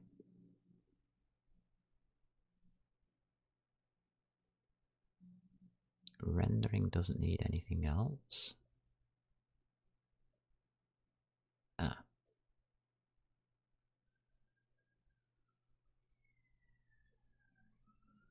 Yes, it does. We don't have a tracking area, that's why.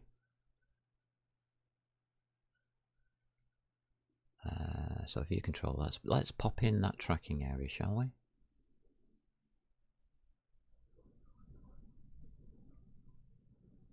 It has to go in after rendering.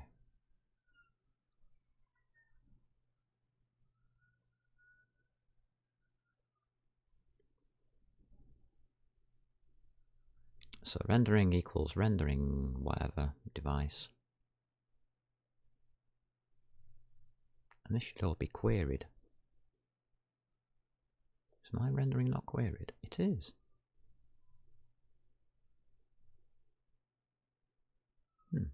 Okay. So in here, still don't know what's going on with all these tabs and everything. We are putting rendering update tracking area, which is mine. So rendering dot update tracking area is here. and that's metal view. And it moves it over to the right for some reason.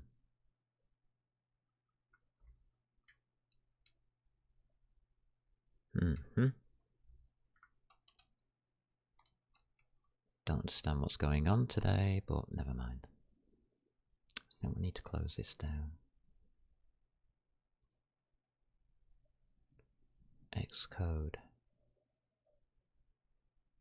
Quit. Now, just reopen. And can you get your tabbing right, please?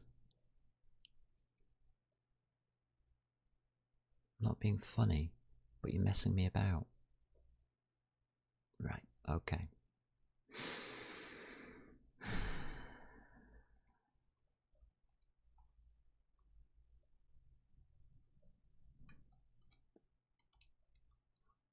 Nope, tabbing's still wrong. Never mind. So I've missed that.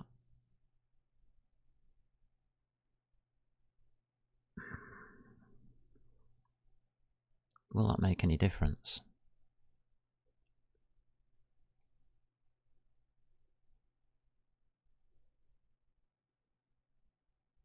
Yes, it makes a hell of a difference. There it is. We have the light. Now, what I wanted to show you, or was trying to show you, is that that screen is nowhere near where they say it is. But now you can see that the SIMDs are coming through, which is very nice of them. That's spamming. That might come in useful for when we're trying to do the GUI, so I'm going to keep that one. This is going to come in very useful very shortly, so I'll keep those two. What did I want to show you was in rendering now, where we update the input. What happens if you don't do this? What happens if this isn't here and this isn't here and that minus sign isn't there? Like that. So if I just take them straight across, what do we get? This.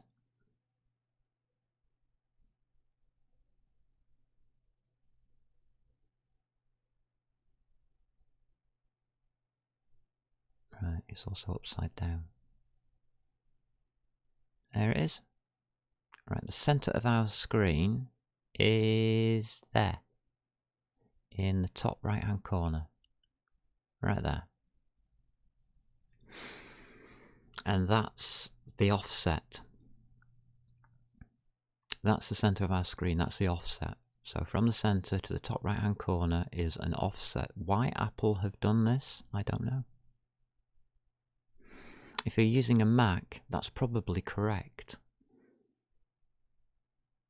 But be aware that there is something strange going on and it's not your programming. You can trust me on the sunscreen. There we go. So for me, unfortunately, my screen does that lot. Now, that lighting effect looks pretty good, but it's not. Where have we positioned our model?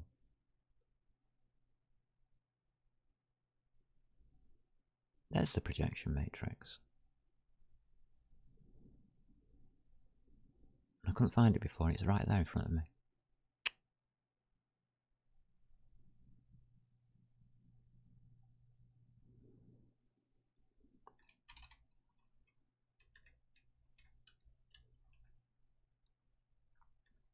Mark. Matrix stuff. So the update is doing what I expect it to do. I found the matrix stuff, that's good. We've got our model matrix, pointy.model matrix.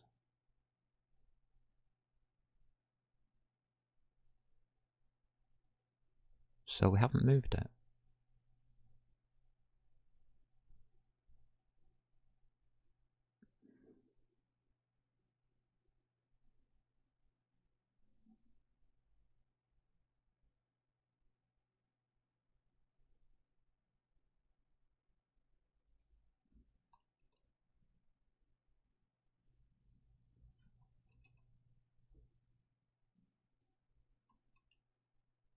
We haven't moved it.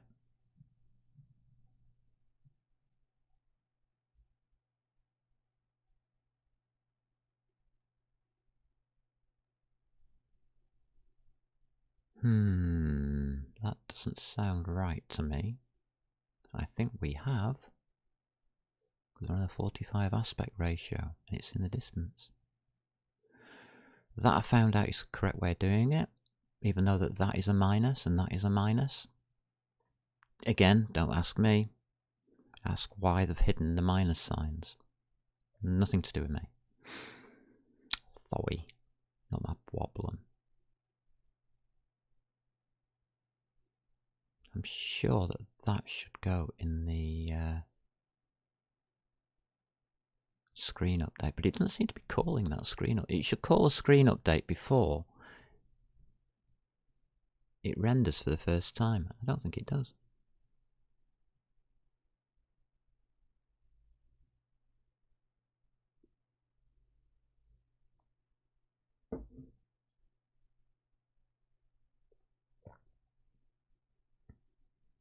The update path on this seems to be a bit cranky. And I think I'm going to have to be careful about it. Okay. Render all equals true. While render all, we are going down, we are setting absolutely everything that we can, which is model constants, lights. I'm glad I separated that one out. Meshing model. Going through, printing it, putting it to the screen and then commit. We're then calling render all equals false.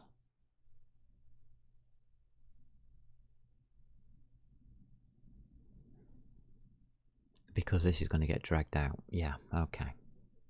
That's going into its own file.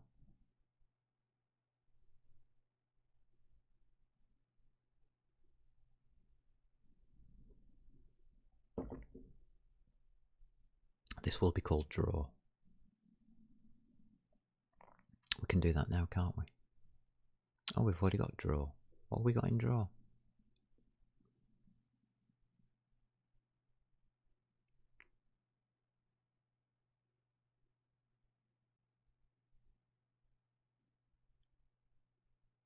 Oh, it's got a small d on it.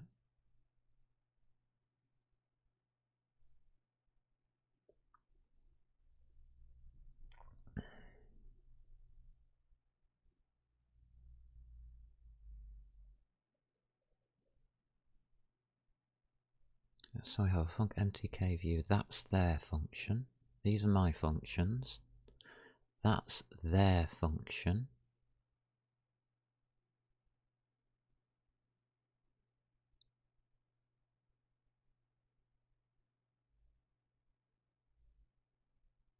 There should be a double stop at the end of this. And there's lots of stops at the end of this.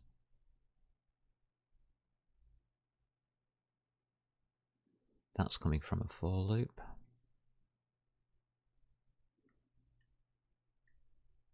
Does it tell me? Do I have to highlight it? It's not telling me. Okay, that means we've got something running. Get rid of this rubbish.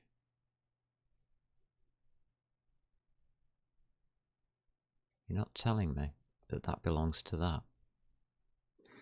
That belongs to the function. I want to put something here.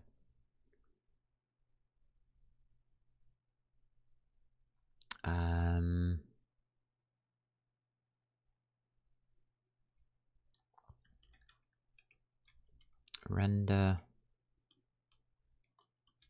each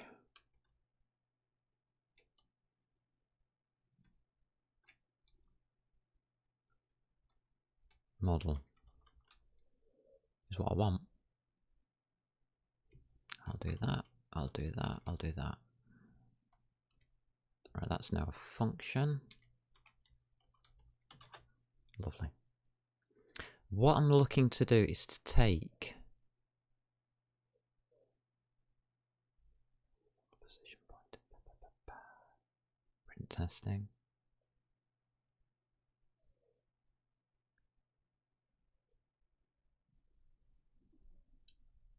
Okay, we'll get rid of that then. What I want to take is this main draw call and pop you in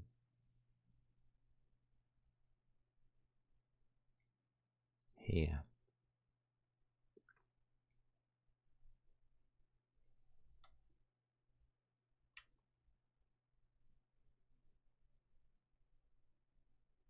So we need the command encoder.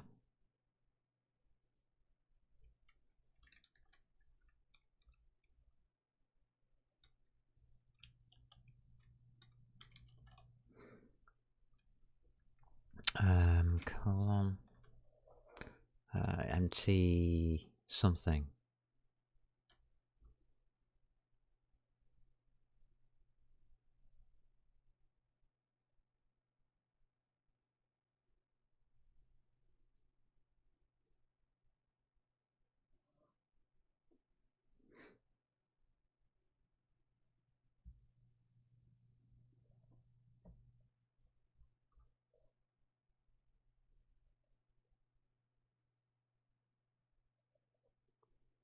Oh god, what the hell is command encoder?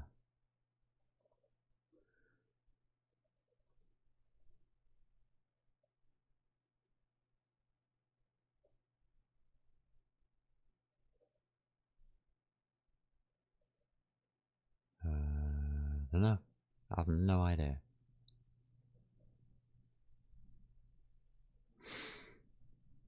We don't have one.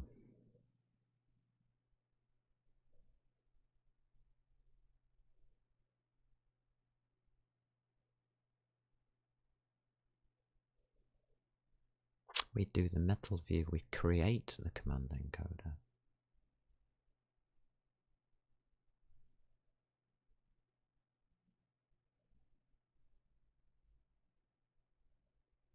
It's in MTK, is it?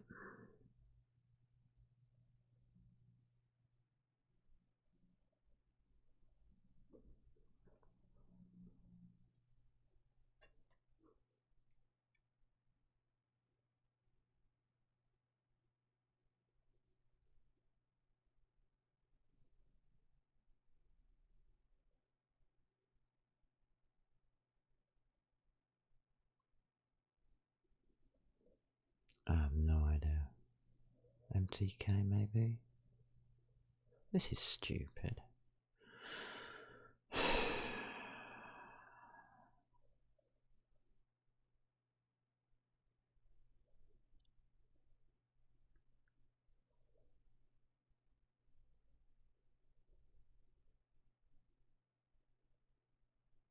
Where's that coming from?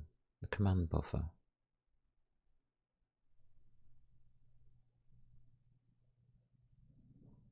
That's coming from the command queue. Jesus.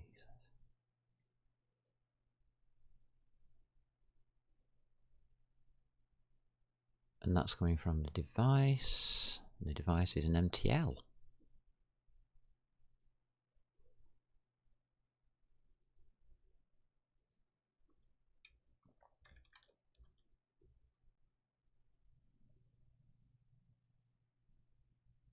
Well, I've got a command queue there.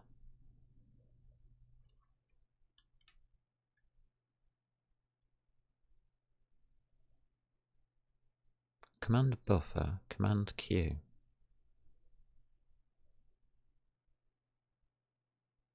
Command encoder. Way! Found it. Jesus, that was difficult enough, wasn't it? Has no member set vertex buffer.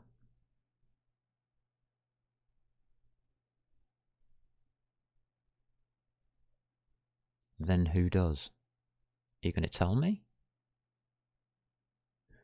No, you're not.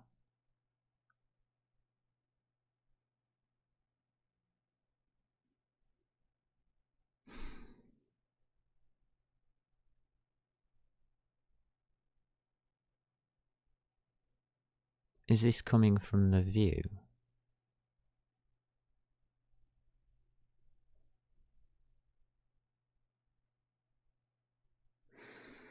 Set vertex buffer. Where the hell will that come from?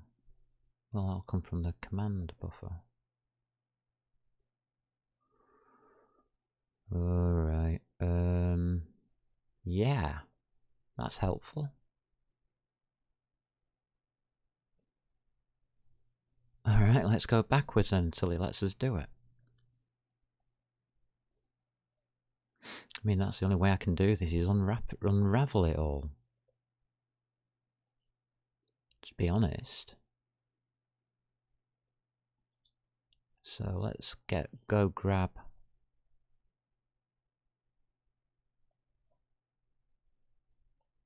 the command buffer. So we'll send that in as well.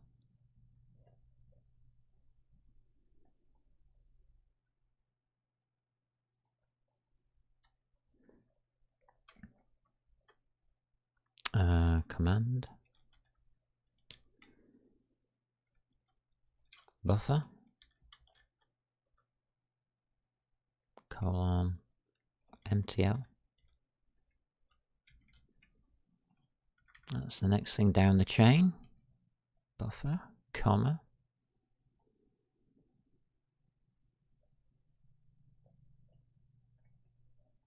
No, we should just need the command encoder.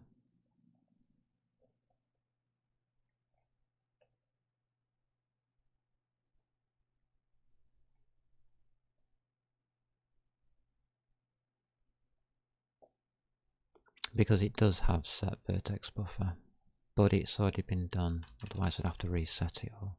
Are you saying that we can't even do this?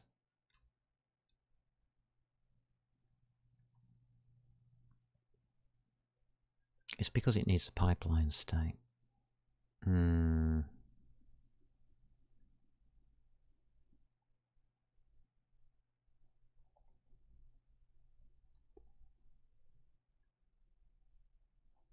This is a bit weird.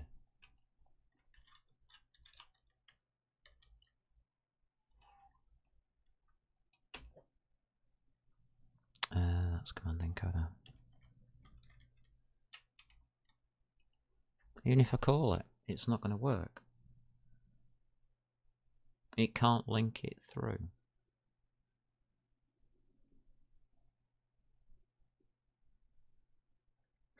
Well, that's just going to make our main draw call absolutely horrendous.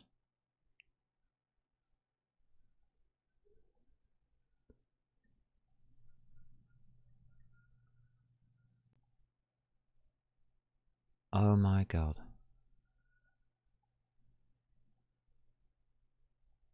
Oh my god.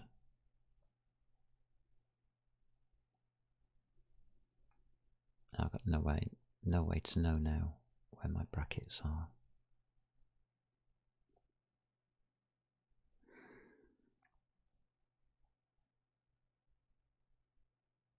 Is that correct?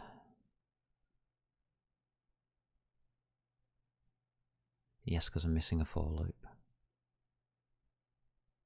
This is actually wrong, believe it or not. I was going to alter it.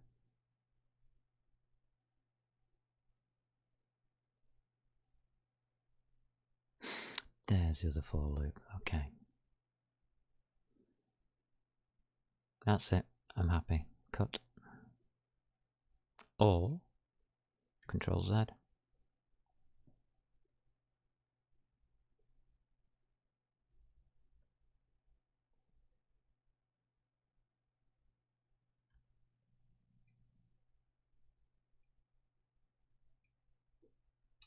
Never mind. We're not doing that. Shame. That might have worked. This is now working, is it? Yeah, I think it is.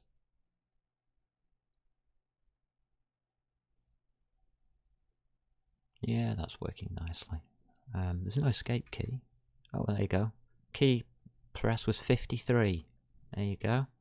W, A, S, D. Yeah, we're getting the key numbers. Good. We're going to need them. Those key numbers we're going to need. I want the escape key, if nothing else. But I don't know how to end the program. Unless it's exit.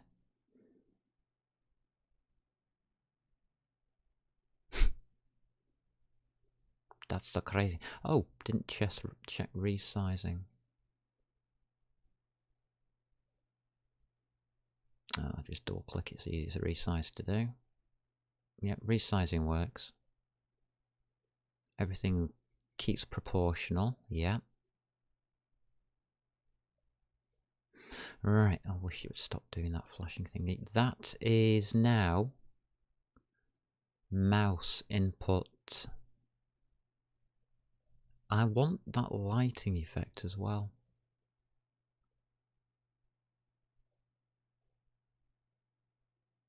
But it's very, very in your face, I think. I wish, just stop doing that. Commit. I've had enough. Just commit. What have we got here? We'll add you to.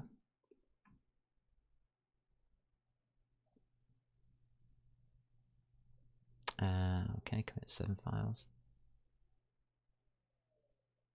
Alright. That's mouse input done. No, it isn't. Mouse position input complete. We don't have mouse clicks or anything yet.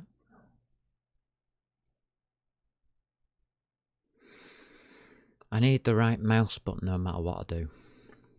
I need to be able to click and drag. Because then we can turn the scene from side to side. That's the wrong thing to do because we've got a static camera on this one. We don't need a camera. Yes, we do, but not really.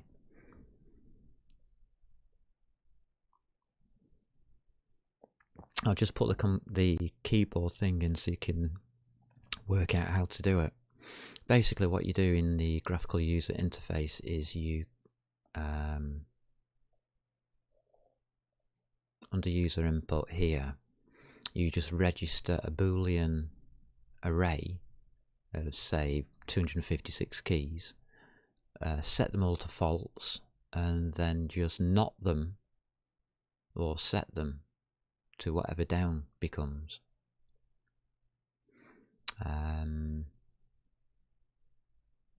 Very, very simple way of doing it. That's fine. GUI objects. This is awful.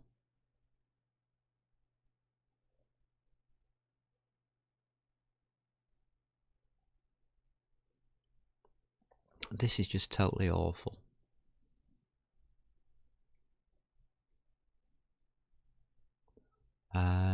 We've got pointer transitions everywhere. These are nearly right. Oh my god.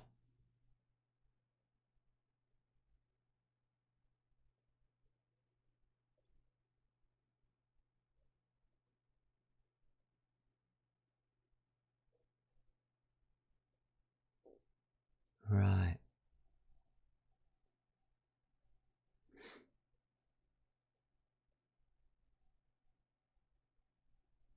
I don't want uints in there, I want ints.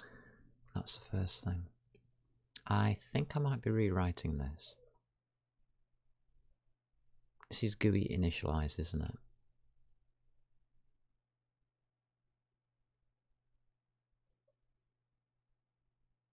Max entities, blah blah blah blah.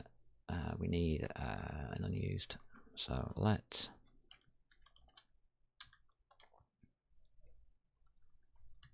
unused colon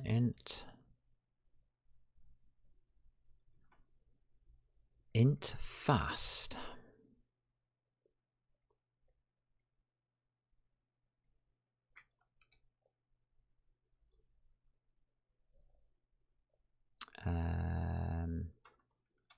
Equals -1. And that's why that can't be a uint.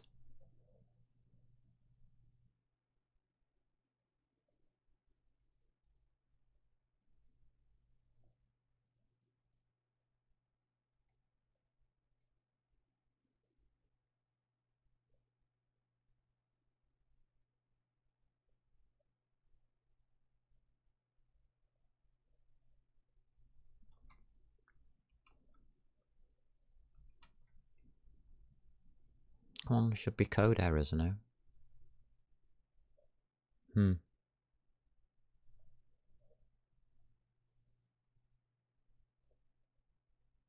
only doing 32K on a 64K bit. We're only doing 32-bit pointers on a 64-bit machine.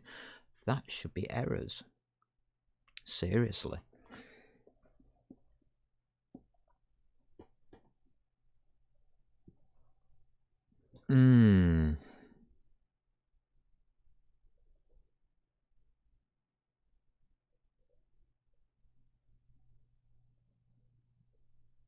Alright. So there should be these functions. GUI underscore. I'll just call it init for a minute.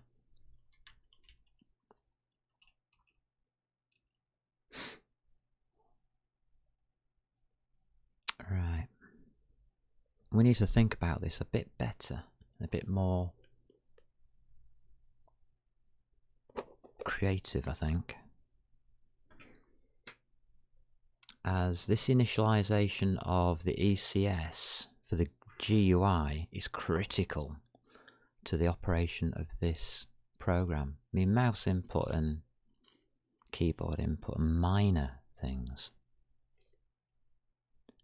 They're awkward to add, I agree, but they are minor things compared to what I'm about to smash into here. Right, so an ECS system has to have two things. It has to have some way of tracing the entities, which is the entity ID, and it has to have some way of tracing the components, which is a pointer to a component that exists. The components though have to be placed within an array of pointers in the correct order, otherwise we can't find them.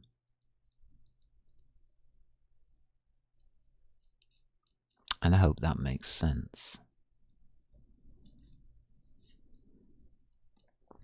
So first let's have a look at the structure of all of this.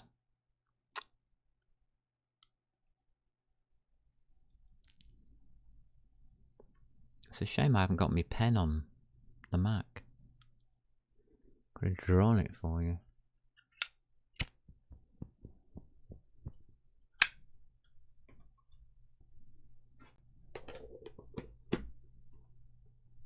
It's structure bending time. Now we've already thrown away the rule book as it was, but I've been learning Swift. Yeah, I can't learn anything, me. I've been playing with Swift, trying to find out the Swift way of doing things. And it's exactly the same as what we've done, but without a lot of this code. Swift doesn't work with splatter code like this. This is just my ideas just flowing, because I'm inventing God knows what here.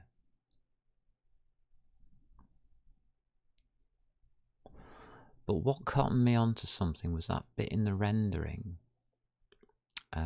where it was adding in these model constants and light constants.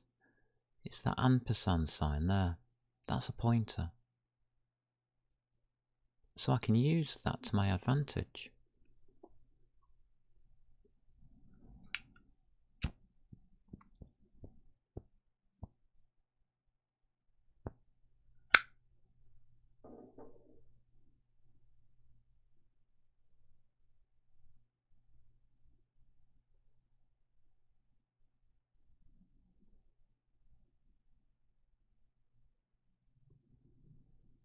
But how?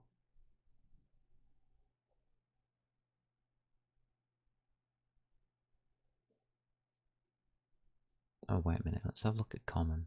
Let's see what I've done here. Did I just throw that enumeration away? Probably. Yeah, I've put models to render, game entities, model mesh, MTK mesh. I've just left those out here.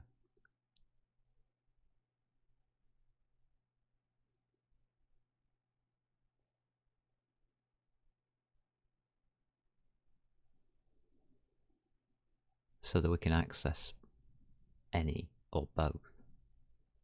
What we need to do though is put the entity inside here.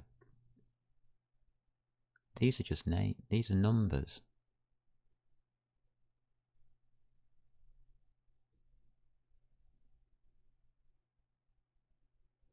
But it's taking in that struct, which has an object ID. That's not good.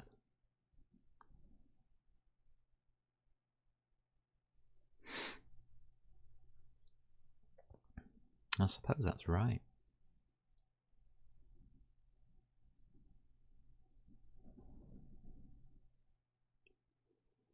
But where are we going to store all of our models?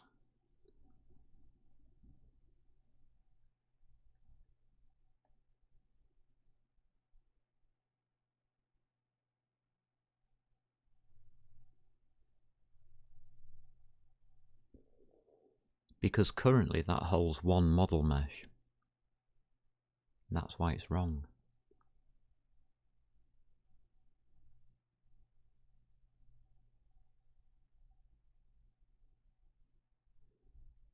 I am trying to store it here.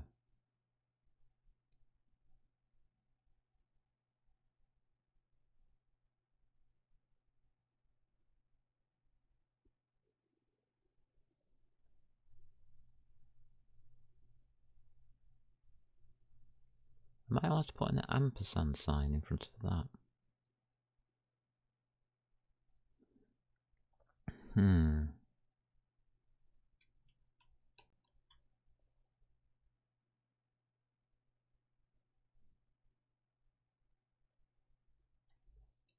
It's not, it's a single declaration, mate. I just want an ampersand sign. I want the address of. Nope.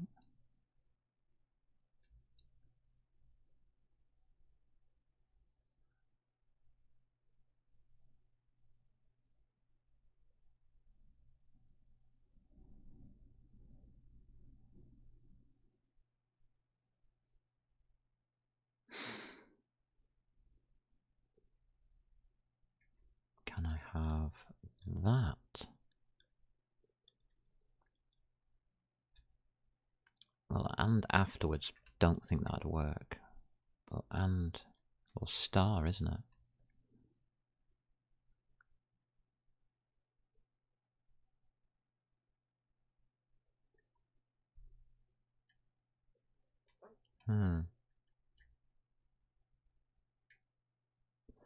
MTK mesh is an array, so it's already a pointer.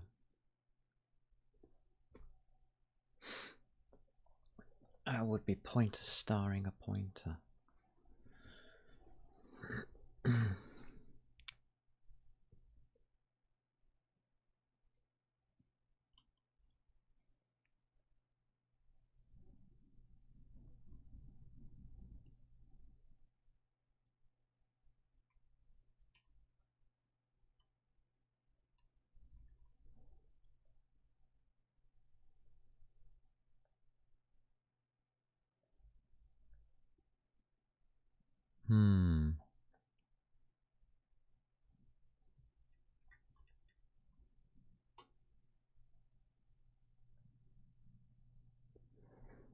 Interesting.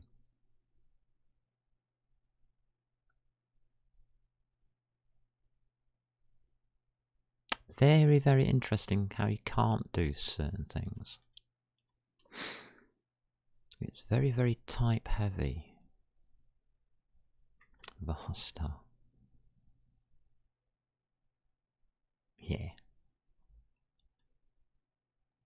A star var.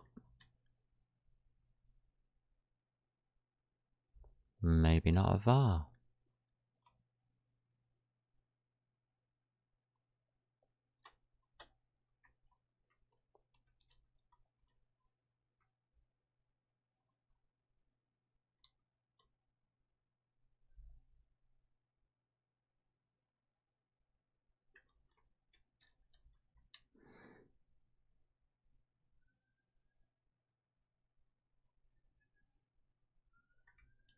Okay. Maybe there's a different variable type they're not telling us about. No, but that does exist.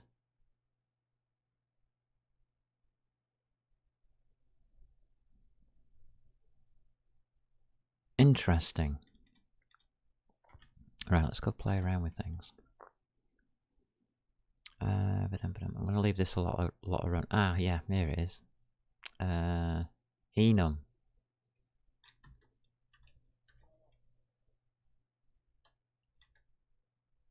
Yeah, yeah. That's what it was missing.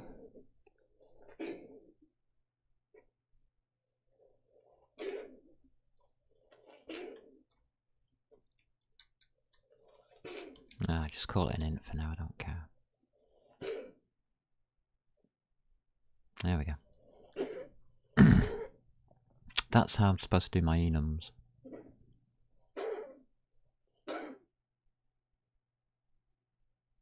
So those can now be used. I'm not sure how yet, but we're going to find out.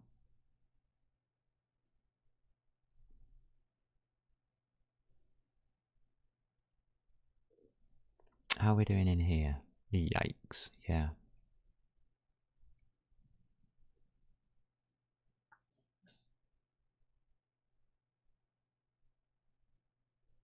Okay, yeah, okay. We do need a list of elements or objects or entities. So let's have some GUI entities. Let's play around with that. Let GUI entity, no, it's plural, T's. We would then need whatever we create as an entity.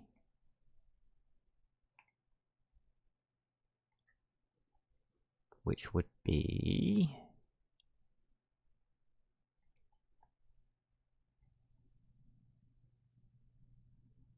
an object with components.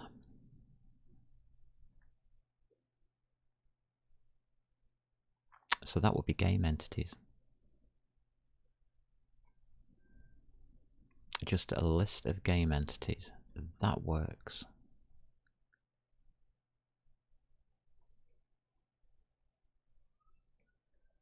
So I'm going to put game entities in there.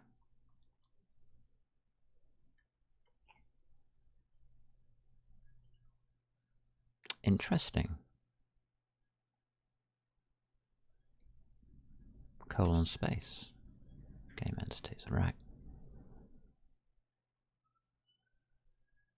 It requires an initializer. Okay. Let's do an initializer.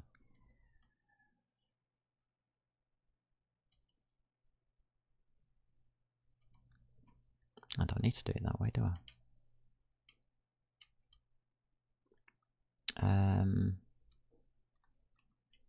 Equals. How was I doing that part in the bool?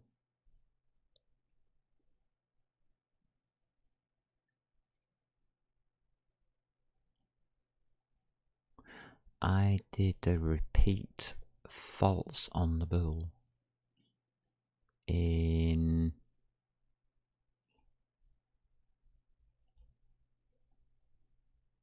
shader. Yeah, we'll keep you up. Metal Sandbox. Source. This is damned hard to get through now. Scene graph. No input. It was actually kept with Common Swift view controller. Input, there it is.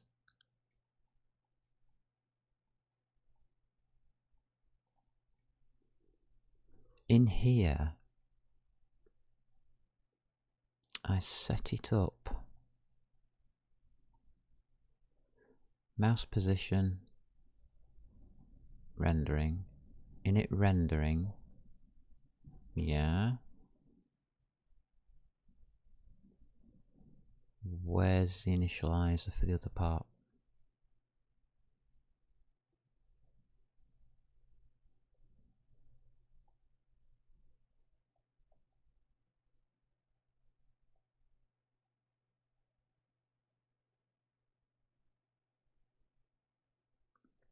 Rendering.keylist is where it is.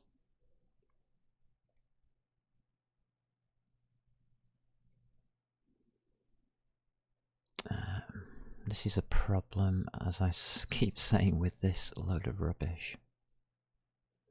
This is stuff that which I literally plastered all over the place, and there's duplicate code everywhere. Here we go. Equals bool dot init repeating. Here we go. This thing here.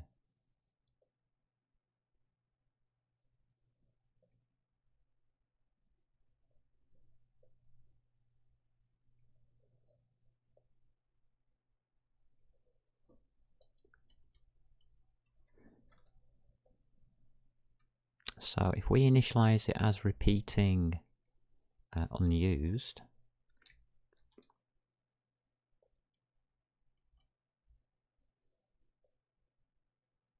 for a key count of max entities,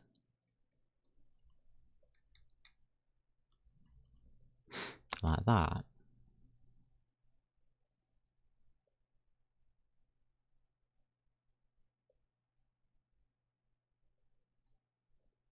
now what's wrong with you? Consecutive statements on a line must be separated by expressions are not allowed at the top level. Global let declaration requires an initializer expression.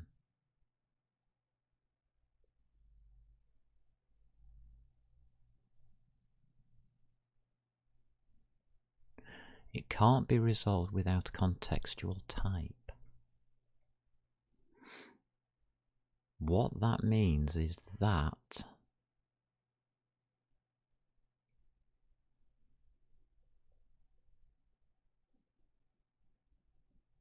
goes in there.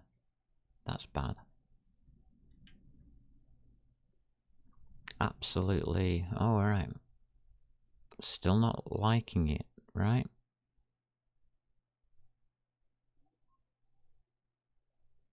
Cannot be resolved. So what's this fix do?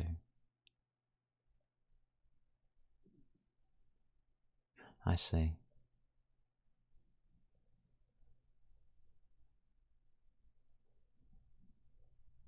Okay. It was an idea.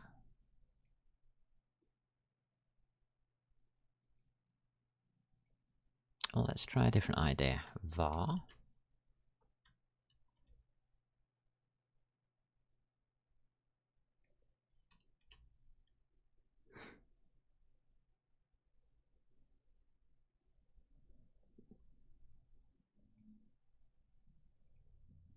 initializer or getter setter specifier.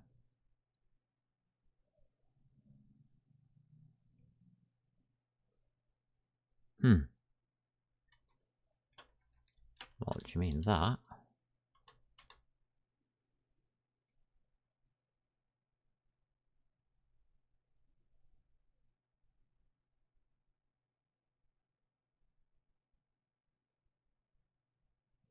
To start getter definition.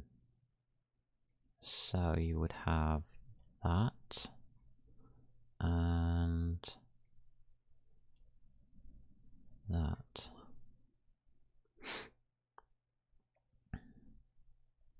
And you need return functions.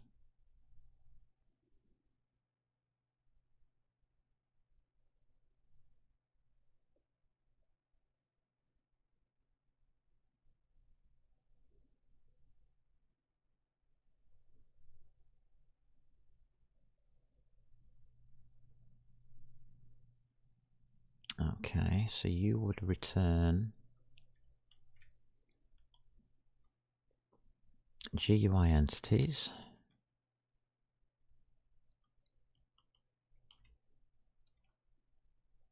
Which I'm not allowed.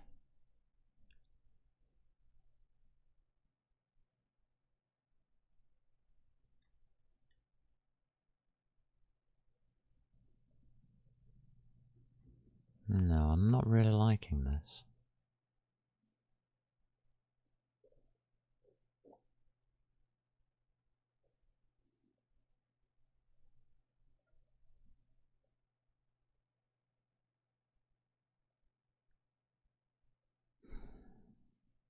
I want to return the game entity, don't I?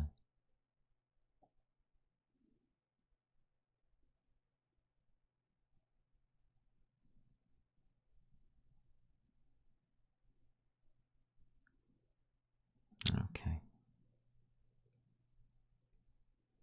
Programming a global variable.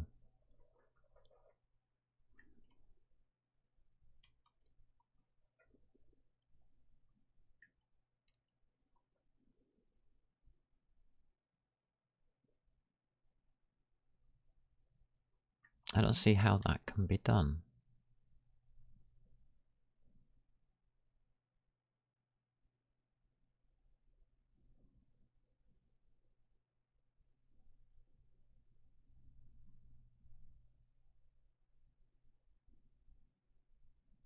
How would you get? This is where things get really, really strange. Where's my archives? I need my archives. Wee. Wee. Archives, please. Come over here. Sandrogue. It was in the object system. Source code. Which will be in the core. Game objects.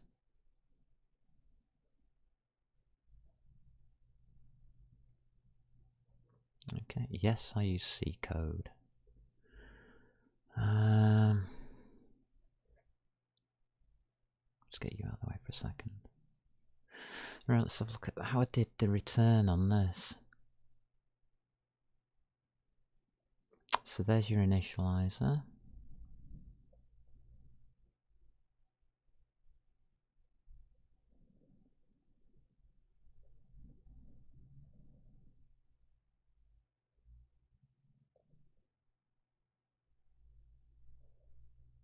Doop-a-doop-a-doop-doom.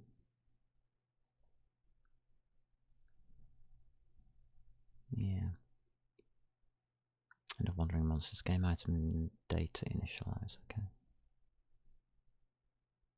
A lot of initialization goes on in one of these. But I've found ways of reducing all of the code, but that's for a different day.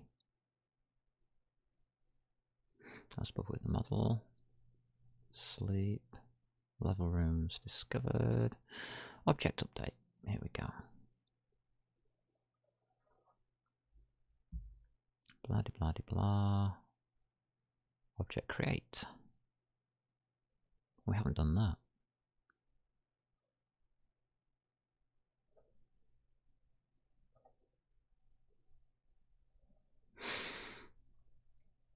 That's a good function to have.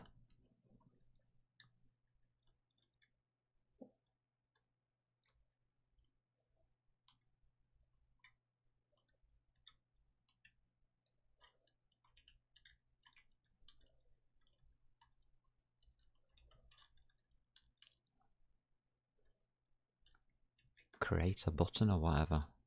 Why not? That might help us out. Get this into some kind of order. I write down ideas as I go, sorry. And then I usually follow them as I go.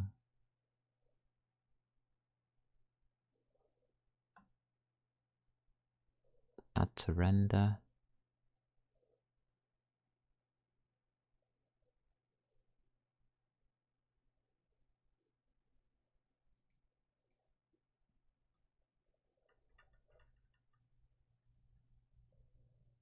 That's possibly something we might want to look at. Func GUI add entity to render ing.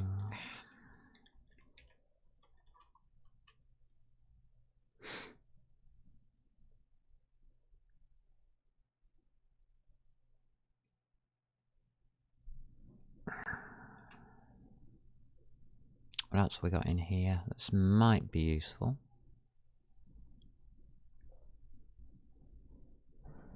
Add object to rendering.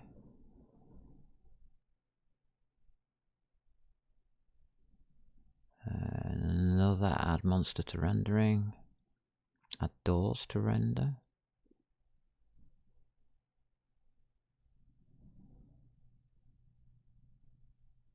Add stairs. Add items. Then we get the components. You're all messed up on this one, but never mind. Stats.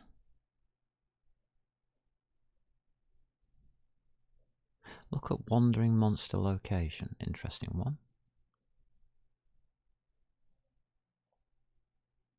Room monster location. Here we go. Object lookup component.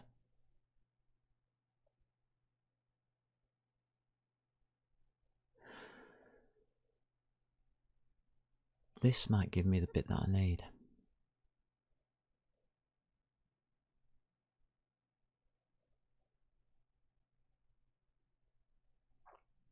Add element, add model position. So that's your components.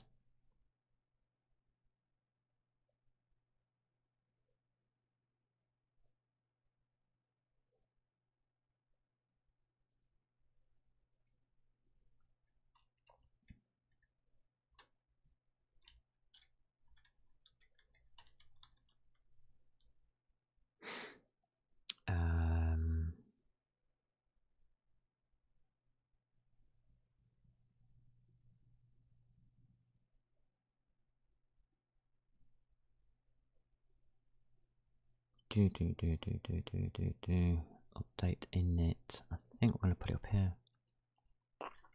Func. Oh no. You have to add the components first. So it goes at the bottom. Do them in some kind of order at least.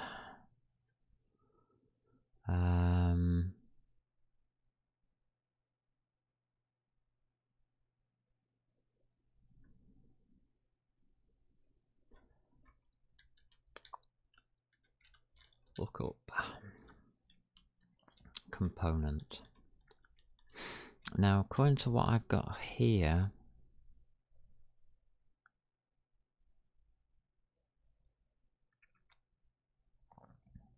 we just ask for an I32 object ID.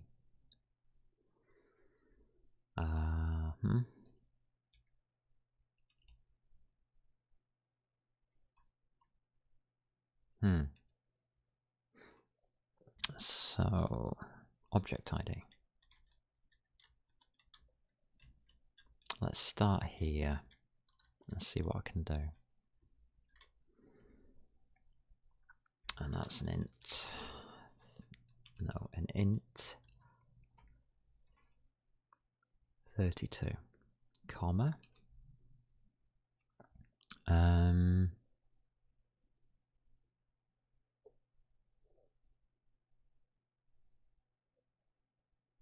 And a component,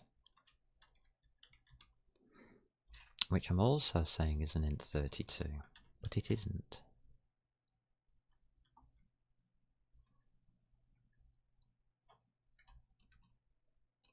And that's important. Component. int32. Thank you. Now I know what that is. Great stuff. It's coming together slowly, to say the least. Can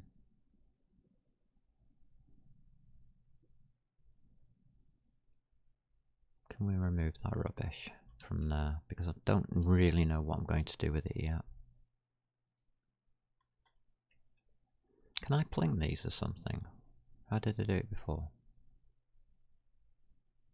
Oh, we put it equal to something. Alright.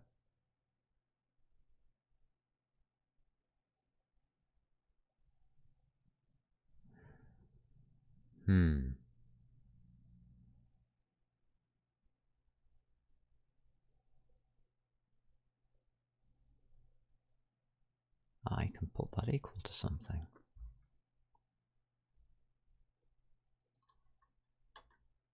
It equals something. Done it before. How did I do it before?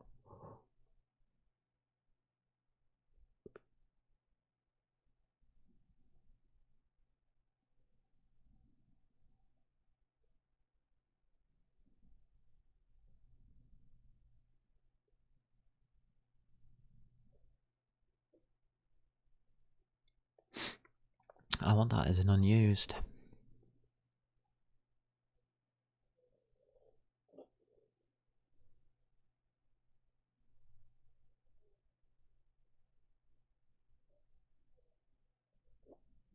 I'll keep thinking on it as I do this.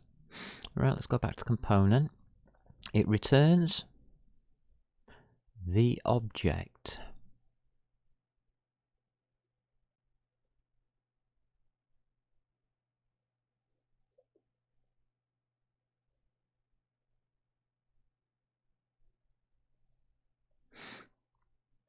Or the game entity ID. It returns the entity. Dot component. Component. Let's have a look what we've got with that kind of thing in it here. Yeah, it returns the game entity.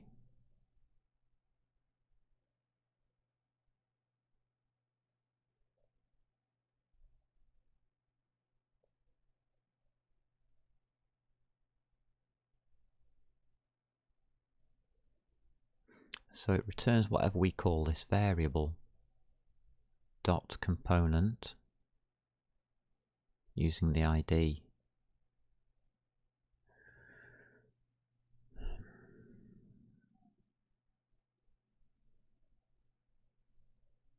Object ID is an I32, component is an I32.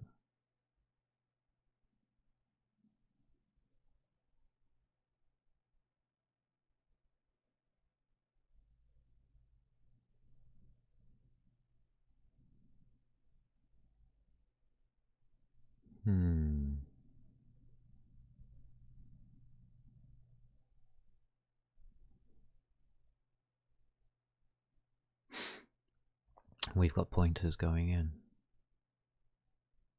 That could be interesting.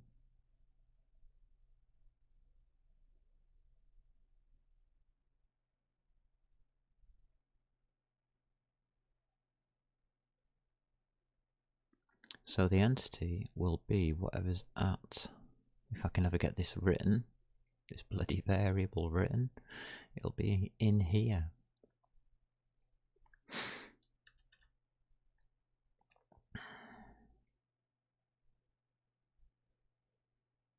Which equals an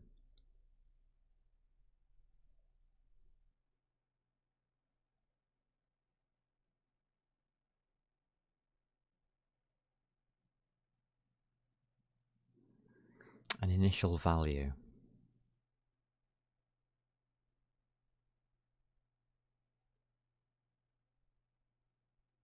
Right, it's a container literal that I've got here. So we've got repeat at all.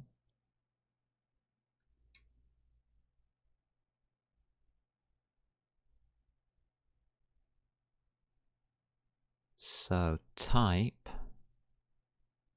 repeat element t count int.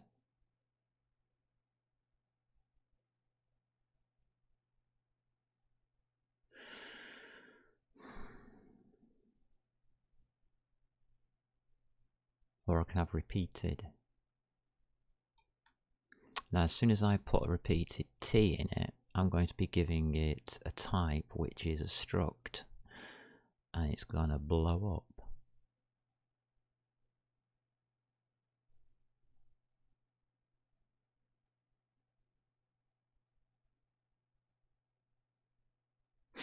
So I'll go for repeated.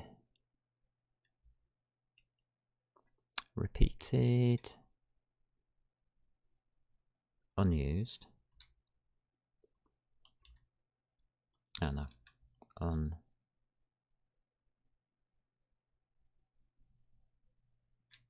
unused, comma, count.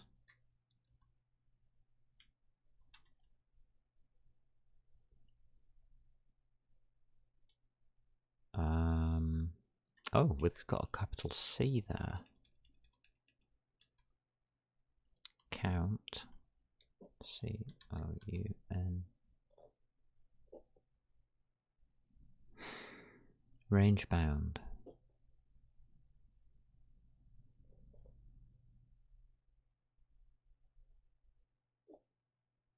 Count. What's all this rubbish?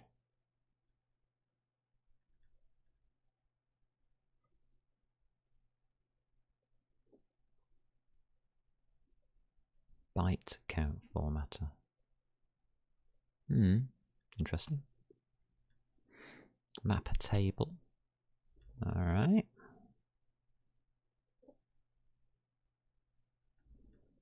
A simple count would have done nicely.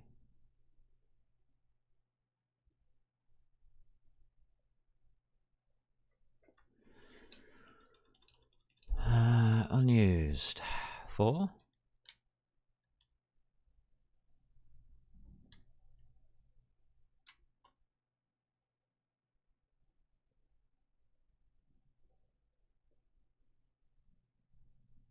Yeah, I know you can't do all of that.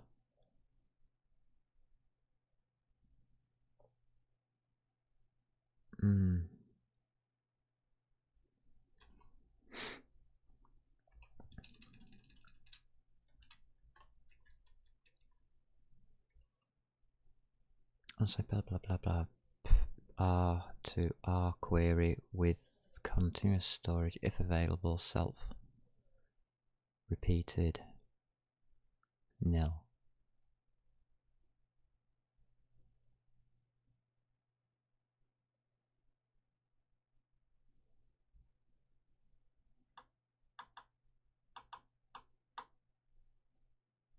Hell. Call body P where P is a pointer to the collection's continuous storage. If no such storage exists, it is first created.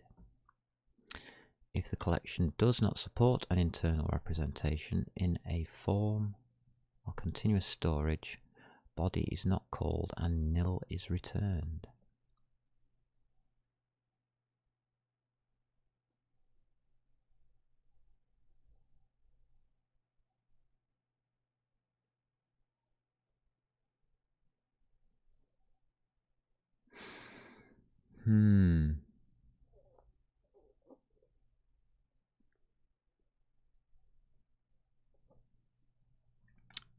I'll go back to being unused. This should give us a different error. Okay, cannot convert value of int32 to expected element type game entities.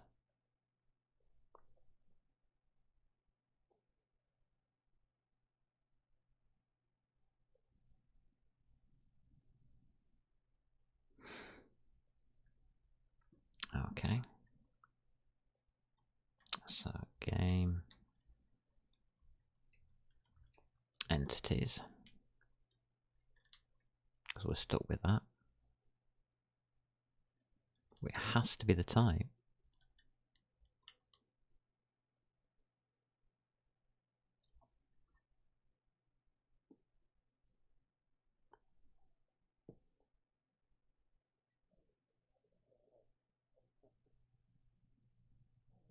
Alright, cannot convert value of type game entities dot type to expected element type game entities.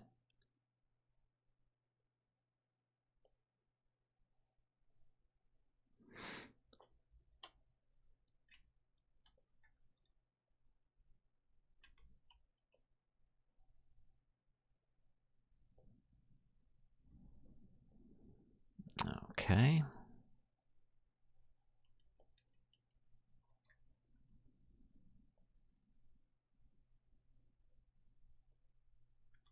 Okay.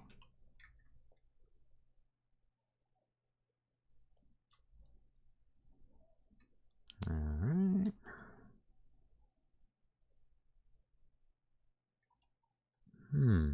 Hold on a minute.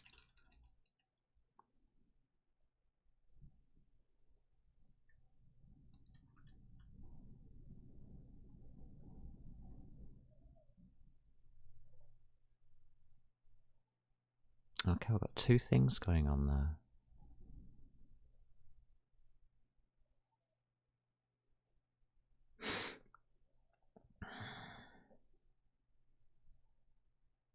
Alright.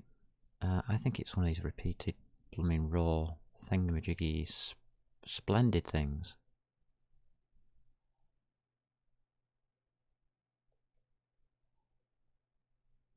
That. I think that's the answer there. Somewhere in here we have to get a pointer.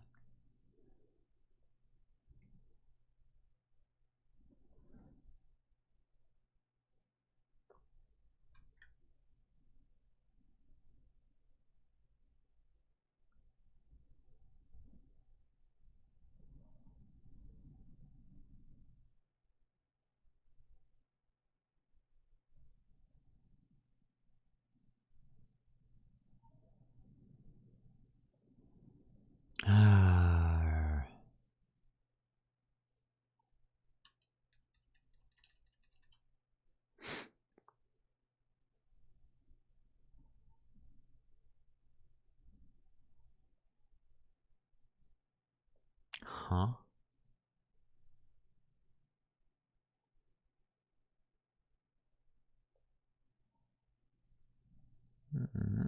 Okay.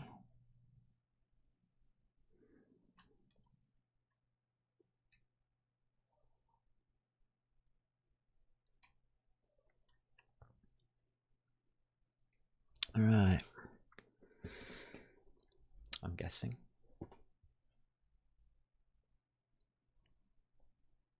As I can't work out a definition for it, I'm just going to ask it to do that.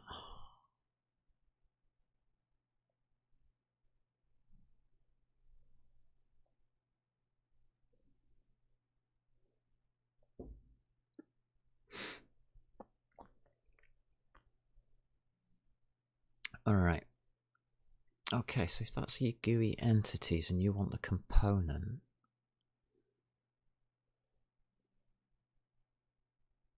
then we are going to need object ID, which is an int32.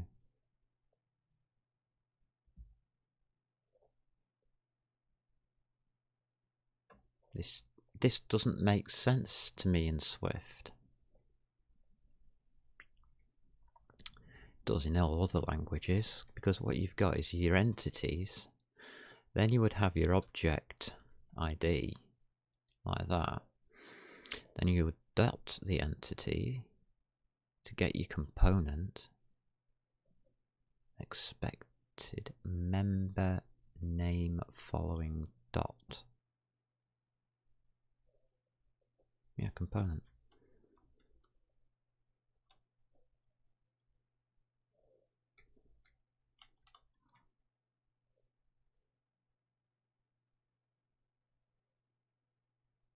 And that would be component. What have we got for the component? This is where I need those enums to work for me.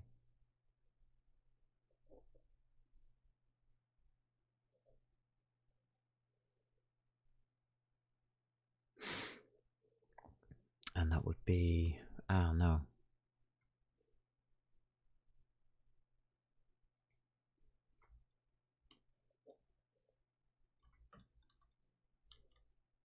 What have I called this then? GUI entities.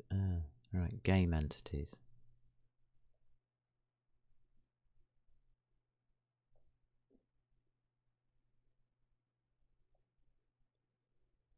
I wonder if it's game entities.objectID.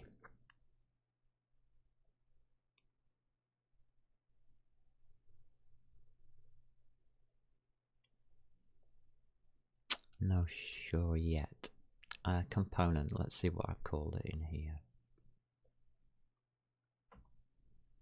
Component.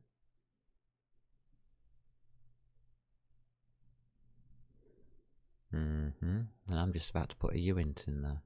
Oh, this is going to be fun. Type heavy.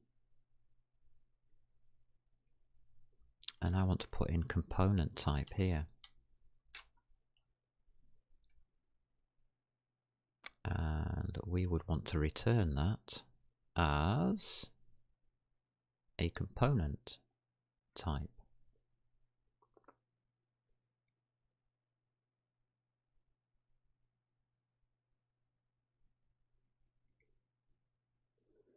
In here, what do we return that as? Void star. Oh, yay!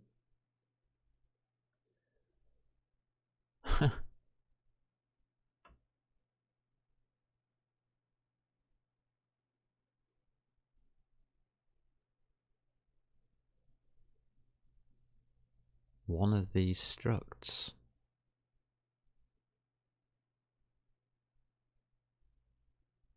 Okay, so we want to return a struct. Can you do that? Yeah, you can. You can have multiple return types in this in Swift according to what they told us all. Yeah.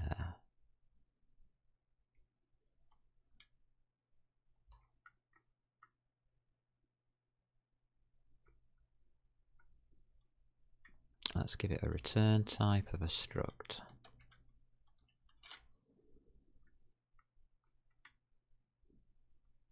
Because that's what I'm trying to do.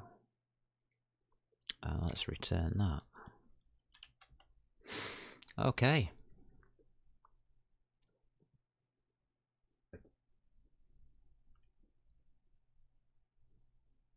Right.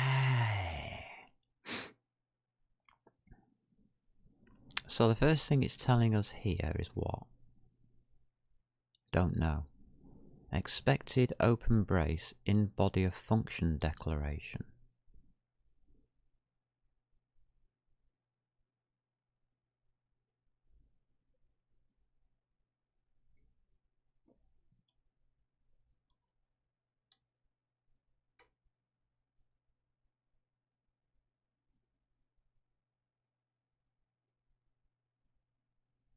No. It's a function, why can't I return a struct?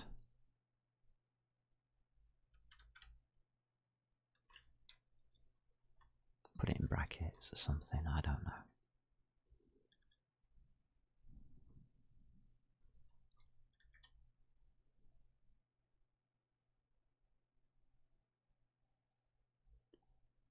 Okay, let's get the arrow as an arrow. Aha! We expected type. Well, struct is a type.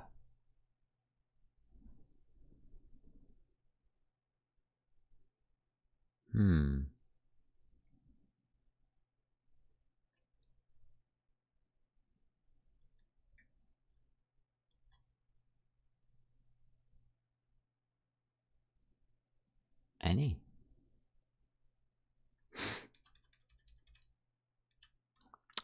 Any class index object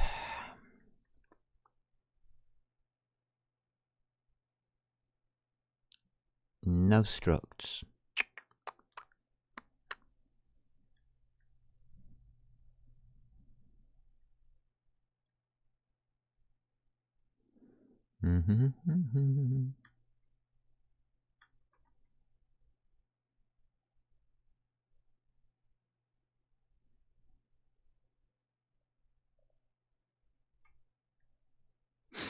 A type, erase wrapper over a collection with indices that support forward traversal. Yeah, I'd like that.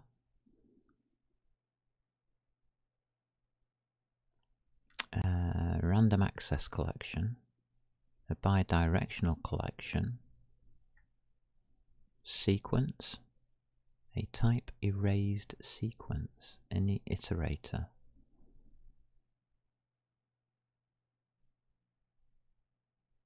Okay.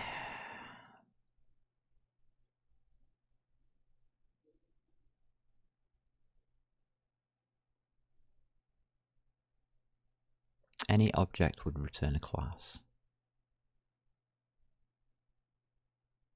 And hides the specific underlying type.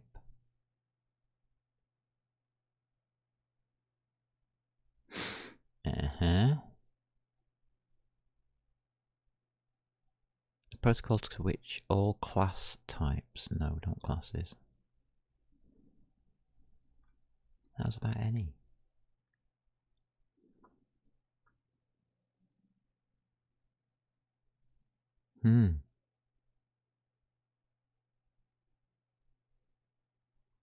Just return whatever you return.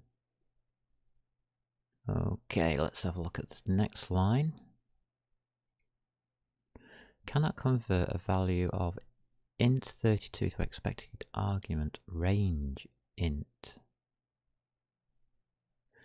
This is on object ID.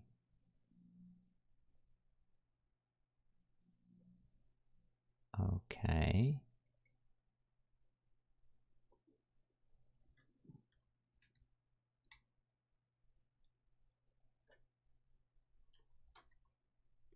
Does this exist as a thing?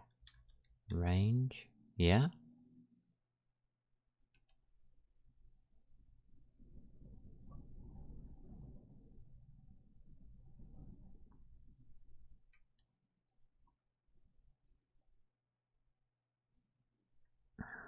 That, it was saying. Undeclared type object ID. It's an int32, mate. I can see it from here.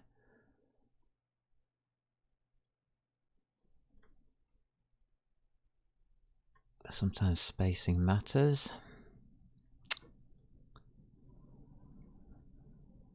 Undeclared type object ID.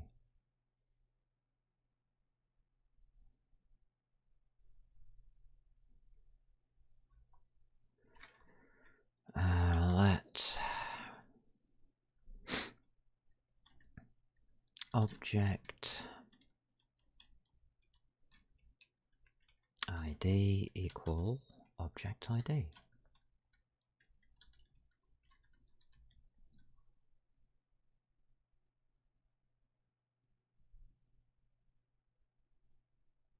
Variable used within its own initial value.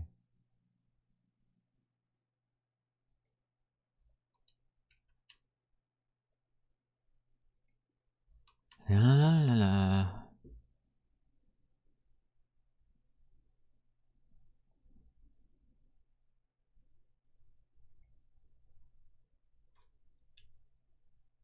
I think it's supposed to be an int32 anyway.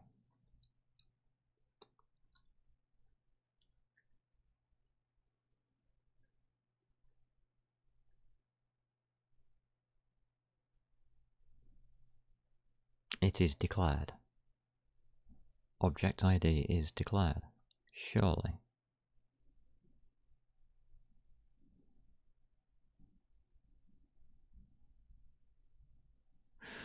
Oh, wait a minute. Think it through even deeper. Damn, I'm having to go deep into this. That's unusual.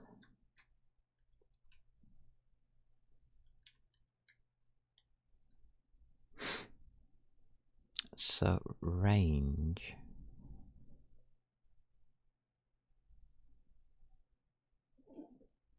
Use of undeclared type.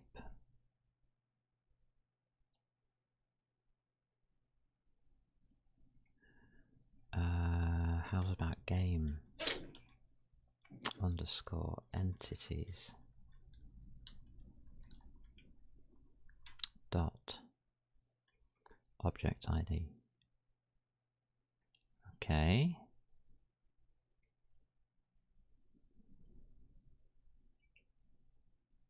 Is not a member type of game entities. It might be if it's in int32. It is an int32. It's called object ID and it's a variable. It is a value in there. Thank you.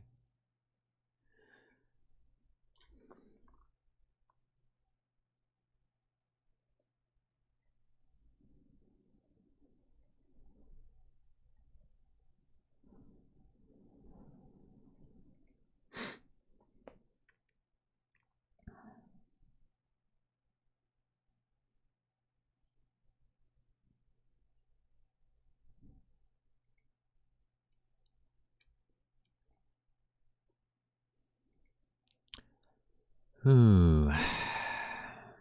Yes, it is. Or is it? Is it ID in capitals? Have I spelt this wrong? Yes, I have.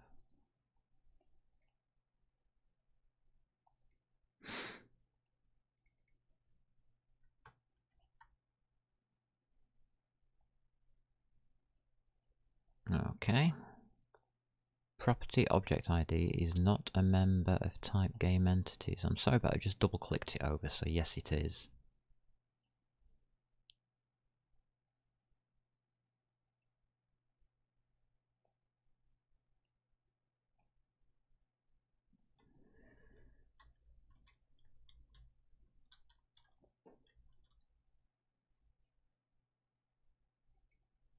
I mean, that's what I want to put.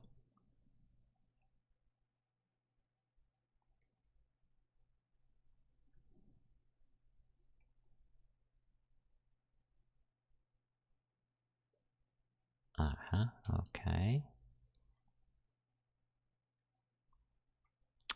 Take you off there.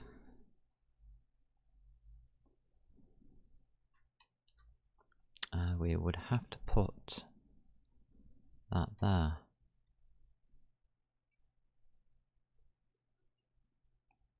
Oh, we're down to 3. Oh, yay. It's not a unary operator. Okay. Insert a comma.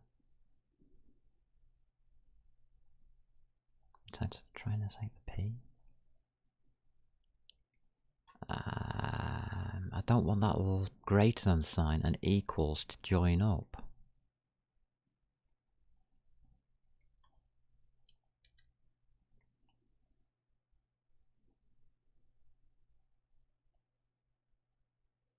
Alright, so we're at that greater than sign.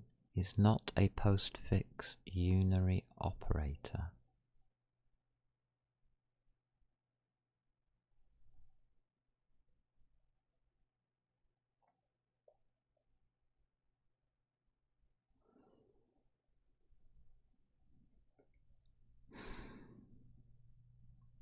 Postfix. Prefix. Said it wasn't a prefix one as well, didn't it?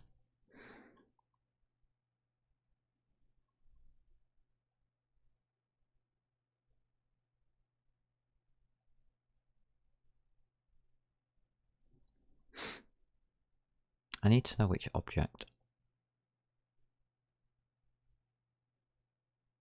It would normally, in C++, you do that.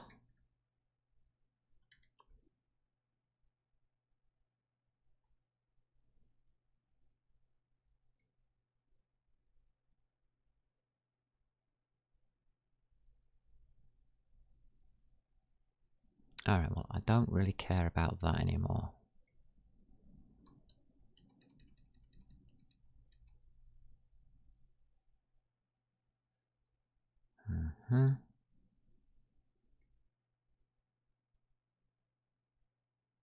Comparable.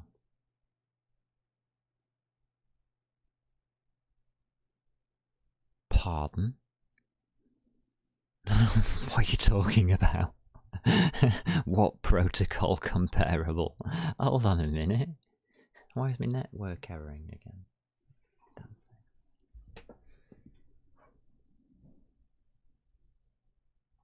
Does this happen all over the place, this stupid network error on Twitch? No, that one's still up. Interesting.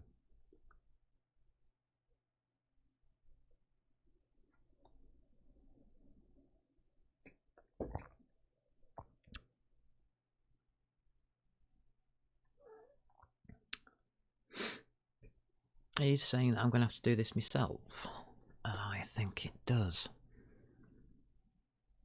So object underscore ID.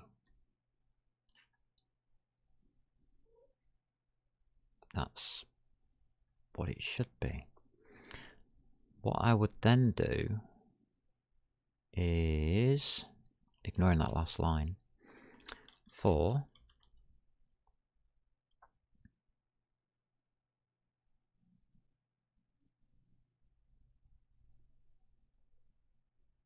its variable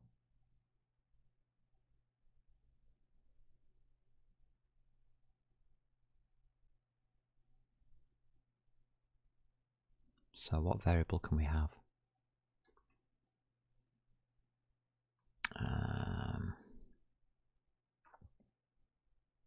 Entity in game entities.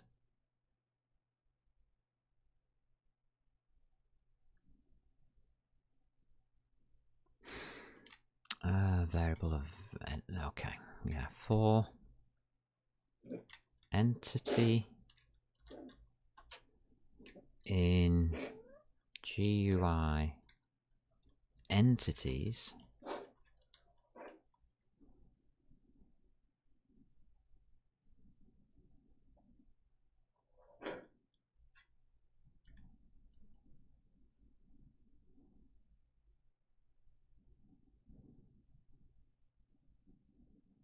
unresolved identifier.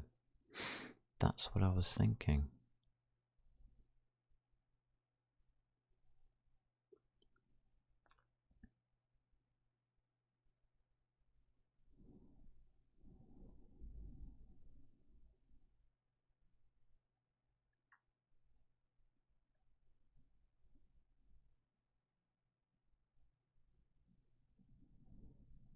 I mean, what?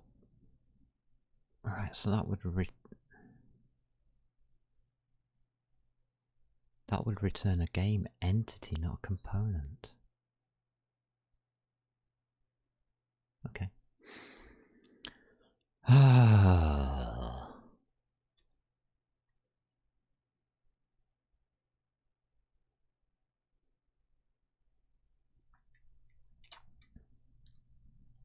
Look up component will be a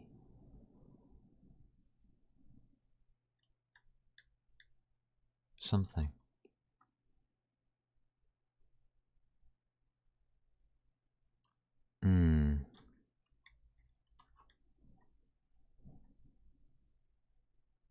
Not sure what to call it yet. I don't even think I need the definition there. What we got? Type annotation missing in pattern. You don't need one, according to what I was told. Christ.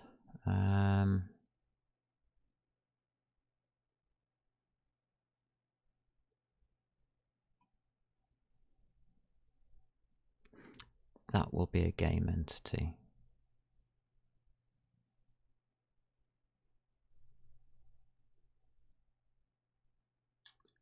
So we would need to get a lookup component.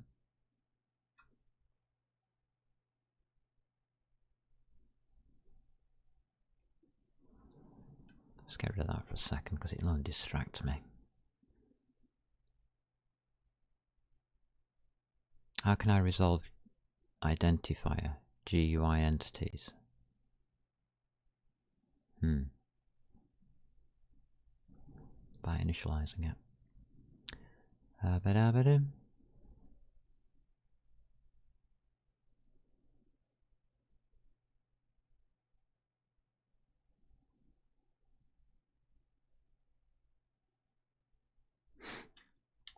If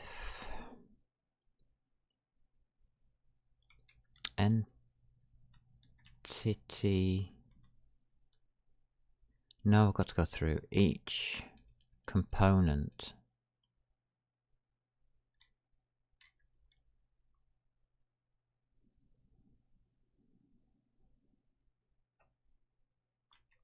for component in entity dot components. I think I'm beginning to know how to do this. Component. For God's sake. And that's wrong.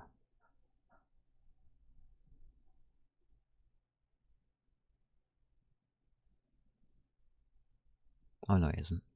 Because they're different. Okay.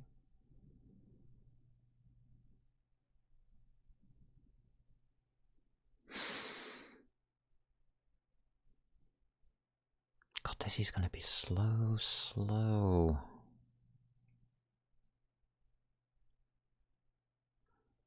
In entity.component. Okay, we've now got to do brackets, have we? Okay. I think that's legal.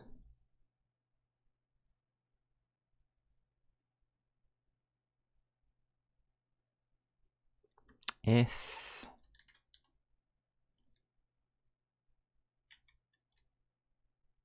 component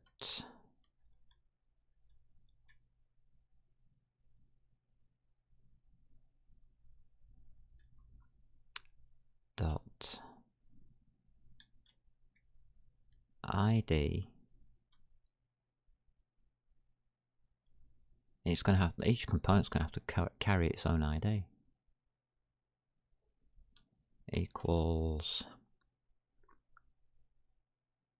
component type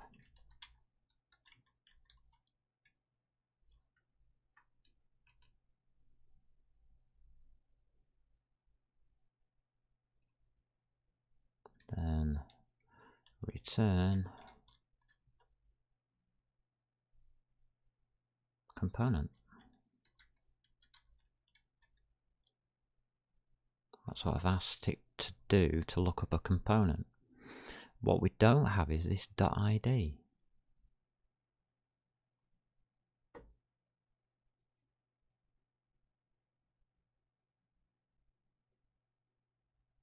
I've got an object ID.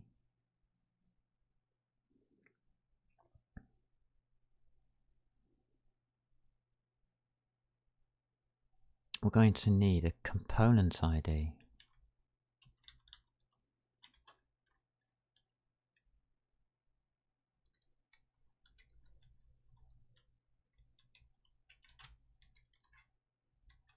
There's an int32.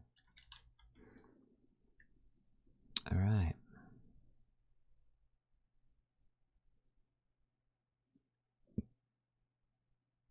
And the same here.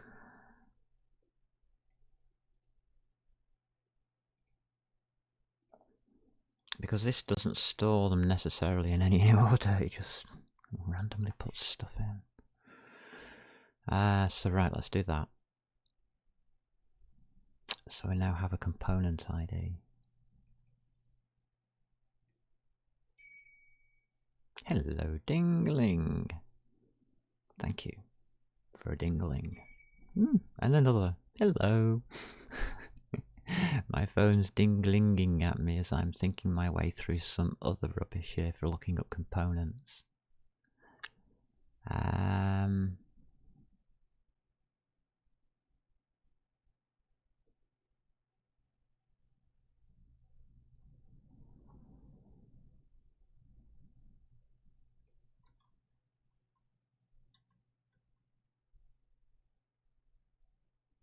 Yeah. And this one here, you can forget it, just return nil. Alright. Okay, then what is?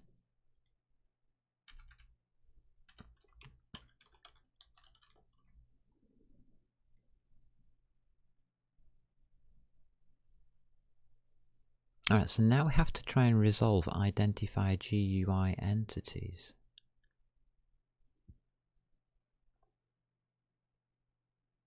That's interesting.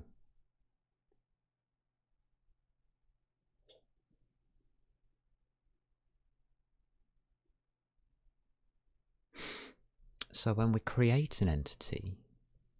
Ah, wait a minute, yes, I remember now. Common, come back here. I've been leaving all these blank. It's an int 32. Equals -1.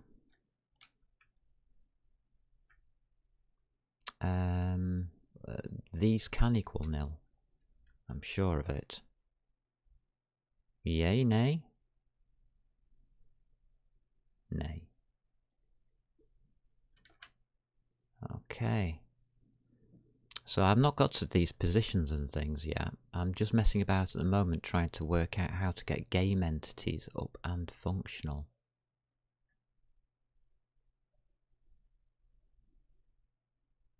By adding values to them. So the game entities is the easy bit. Create a game entity. We would need an object ID, and that is it. Do we need to put a component in there?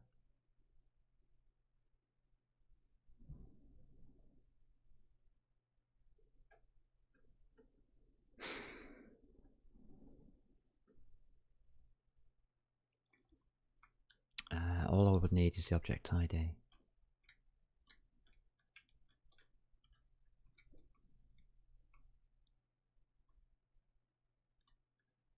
Yeah, this is where it gets a bit funny. I would need its components.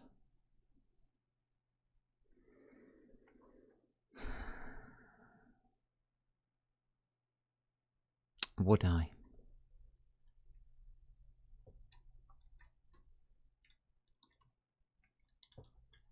Just chucking everything as an int 32 for a minute. Would I need anything else to create a game entity?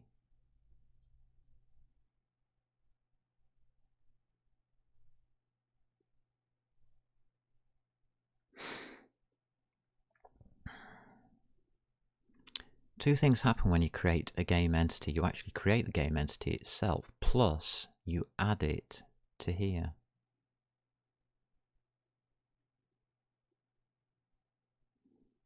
I wonder if that's just a let. So it's constant.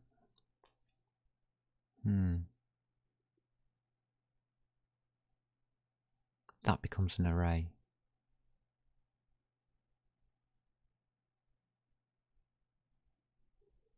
If I change that to variable, it becomes a stack.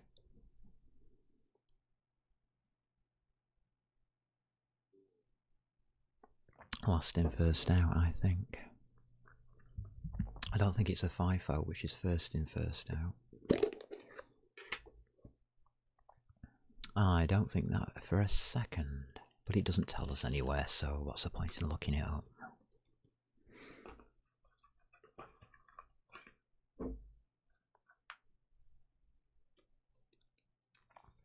In fact, I found the manual the Apple manual a little bit useless. Just adds confusion.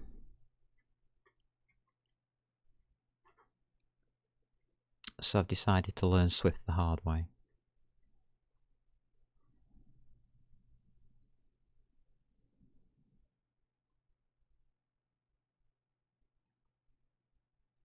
But it's things like this, unresolved identifier.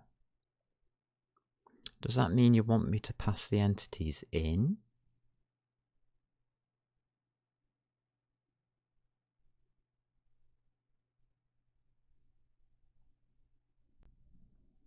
And that you don't want it as a global?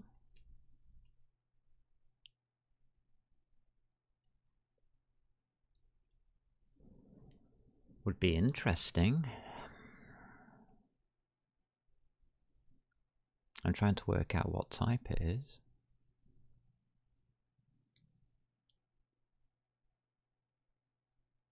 And how would I pass it in?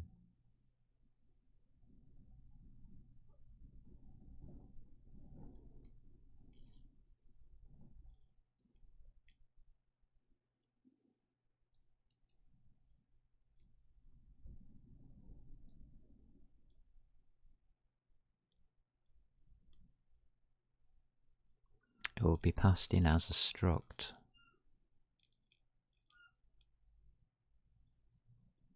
Well, it isn't a struct, is it?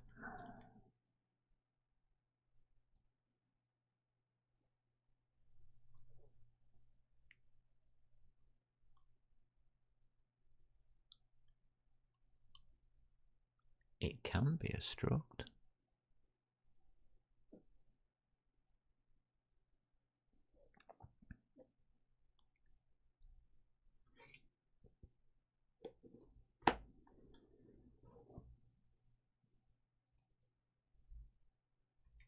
That can be a var.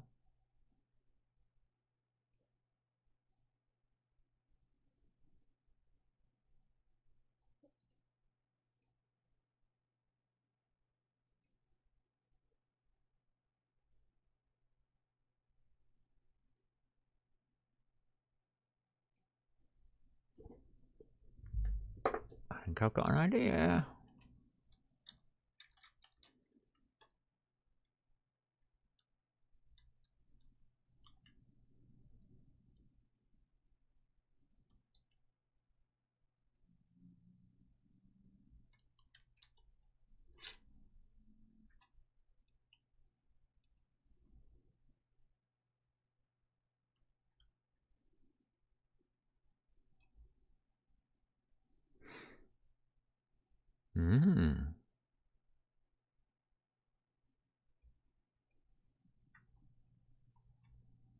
That's an interesting idea, because it means I can add, obviously,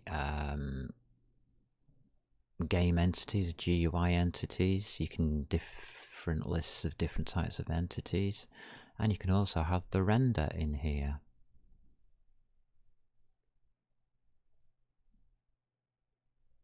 Model to render.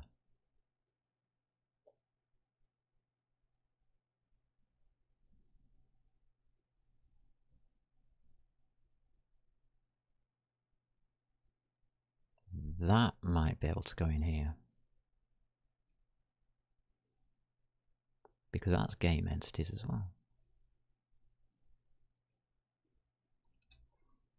They're listed as the same thing, but treated differently.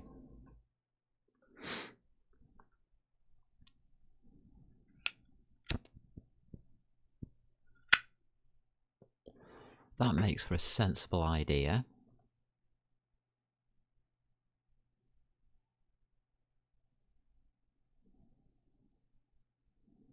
So game entities comes from there. Unsafe mutable pointers come from here and here.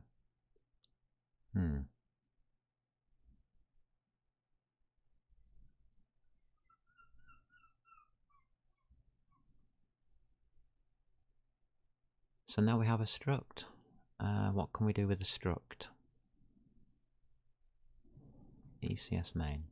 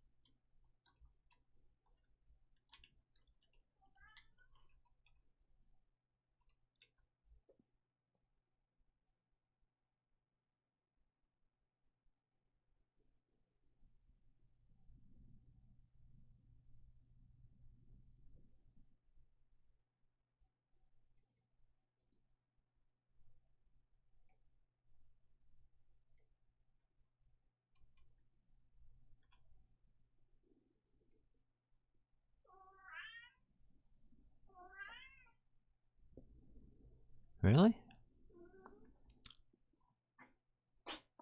ECS main has no member GUI entities. Alright, what did I just call it then? ECS main GUI entities. Yeah, put it in as a variable. Copy. So it's a stack. So it can be empty.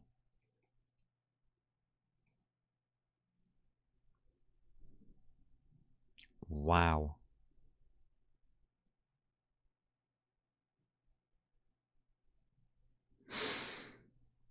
Okay. We've got the first bit. If component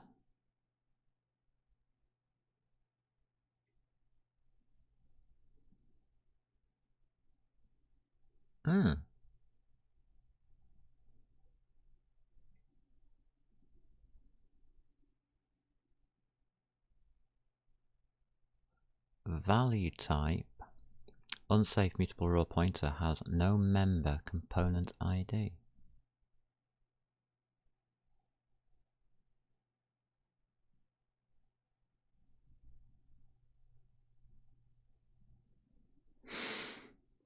It should do. Oh no, it doesn't.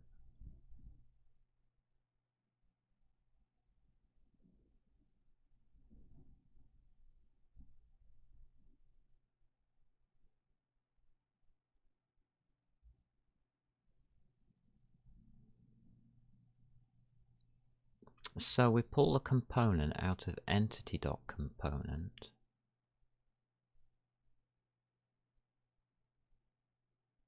Every single component should have a component ID.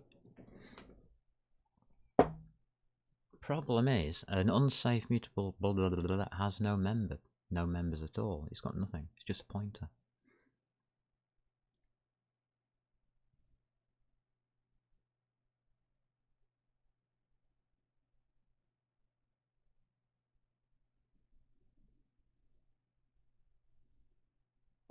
So we have to unwrap it.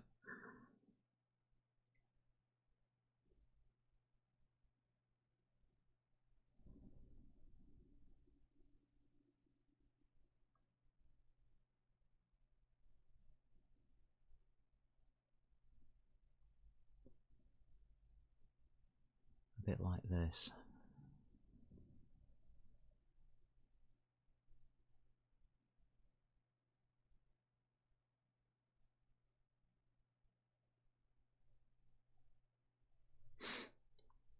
It's in a pointer, just like that vertex buffer there.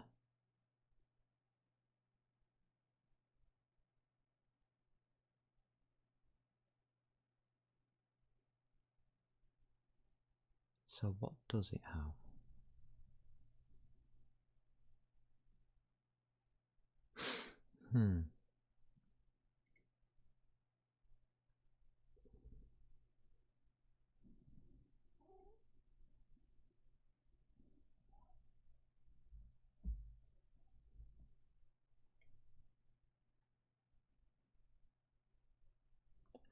We have to get that component ID somehow.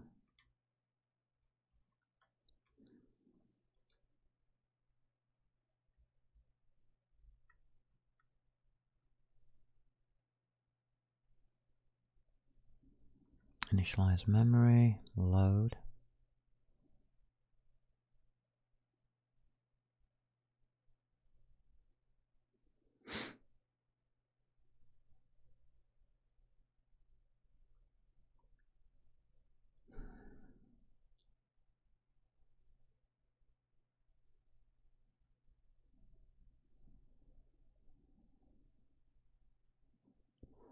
Stored bytes of T as type T. Yeah, but I don't know which component you sent in. As.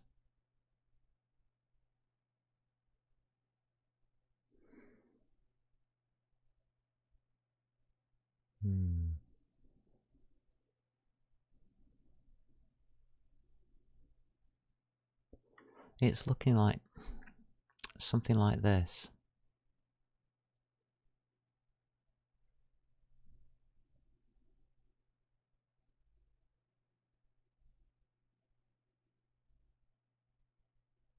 We might have to drag the bytes out.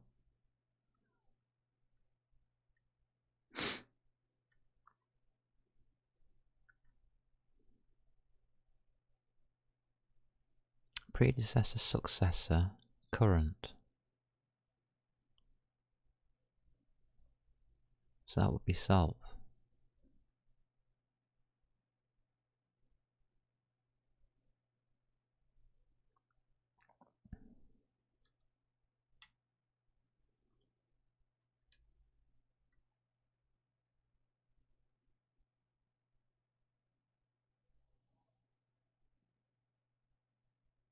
No.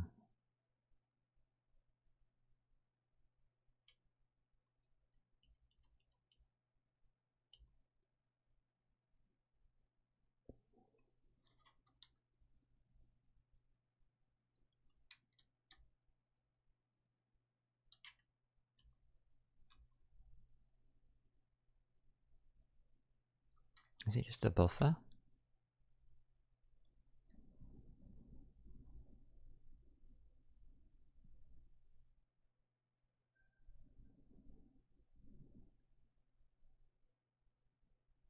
So I can copy it from an unsafe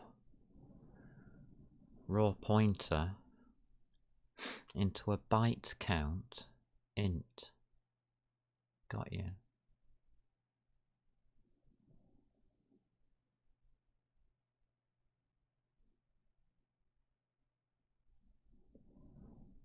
And that will give us a void.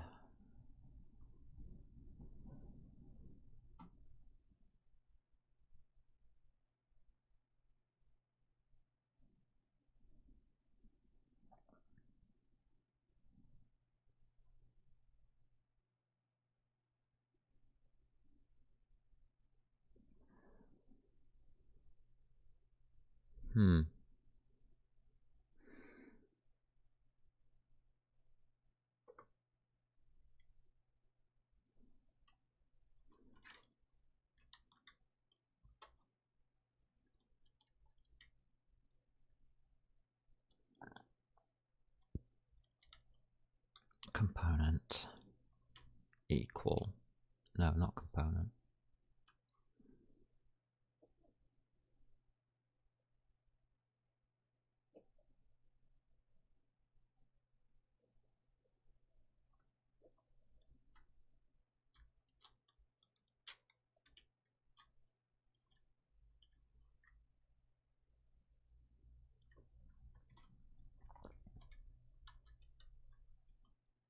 Component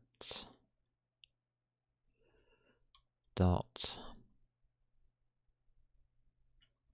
memory move.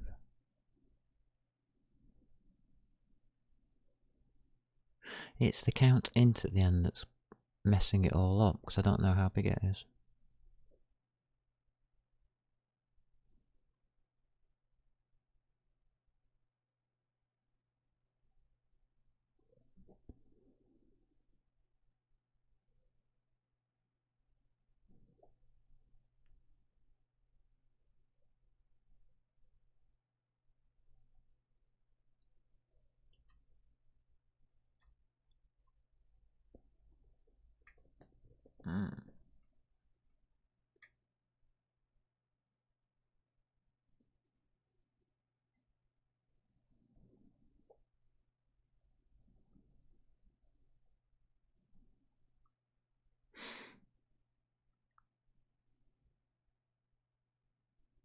Load as a type T. I don't have a type.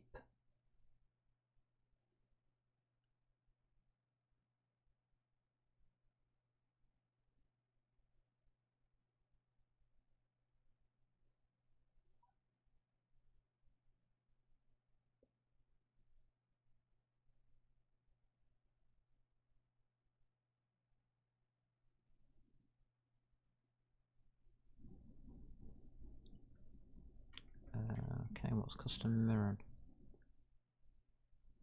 No.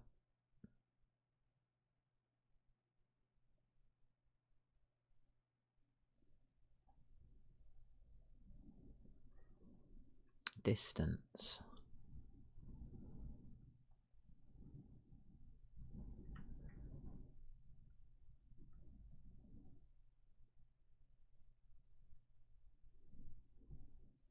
Successor.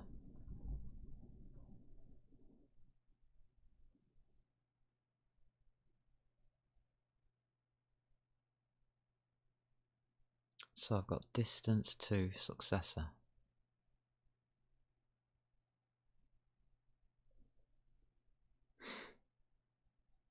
So I want a mem copy, don't I?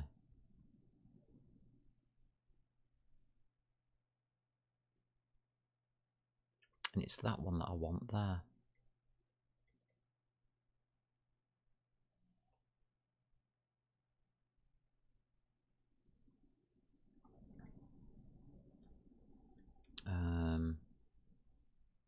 Is component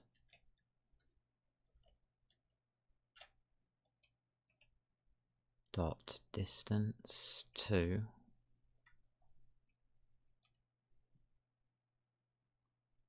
and that's component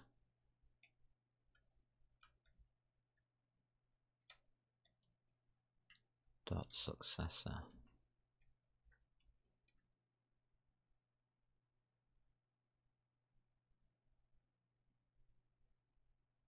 Why do I keep getting brackets? I've got how many brackets here now?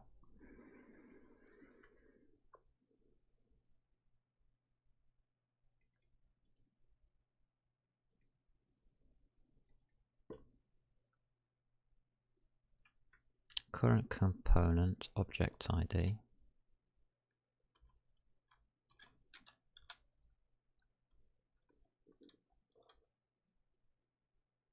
Oh no, component ID.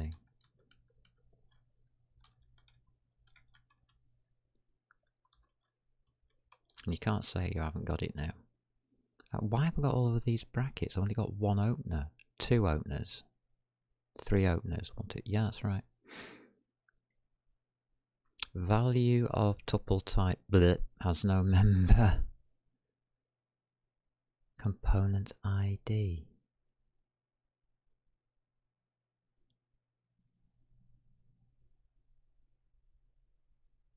I wonder if it's the current component 1.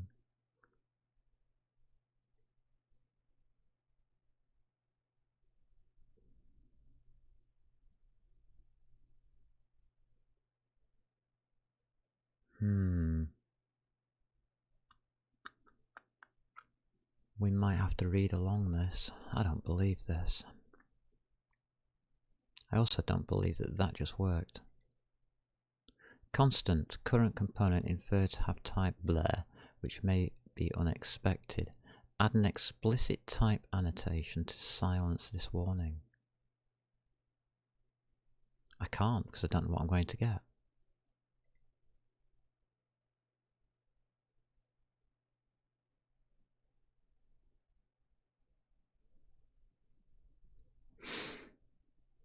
From unsafe row pointer, which is component.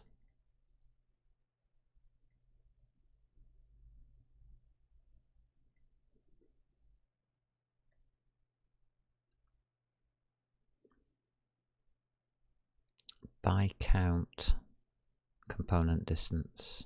Sorry, byte count. Yeah. And you're still at it with that stupidity, which there's nothing I can do about because it's a pointer, you plonk. If the current component ID is equal to the type, component type, return that component.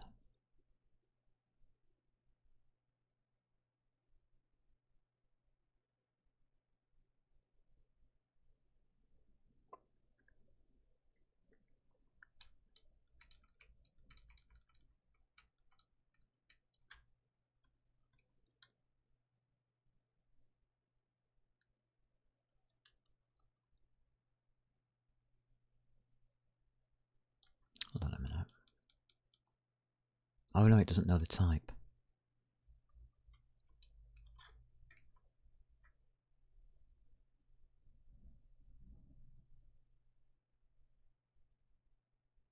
brackets, maybe.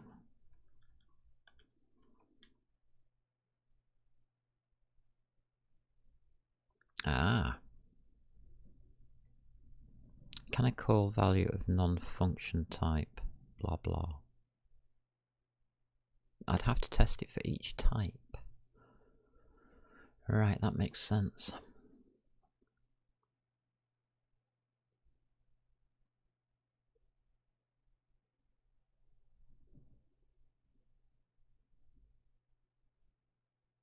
How do we do yeah. We're trying to look up components, aren't we? So we've got to do it for each component. So if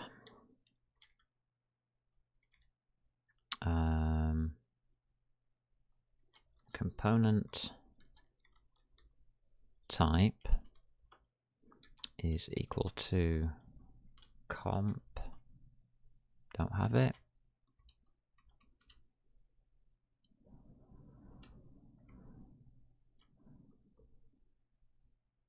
enum, come and help me out,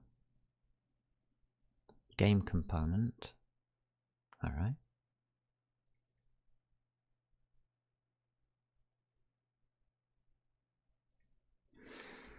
game component dot model position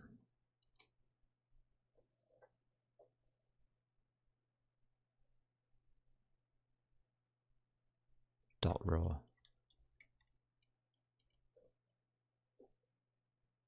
Yeah, we can do that. Okay.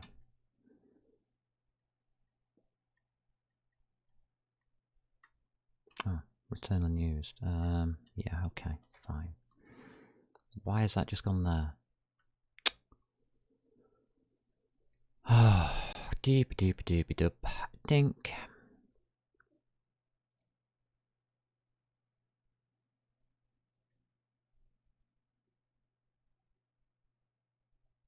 Well, that did a great job.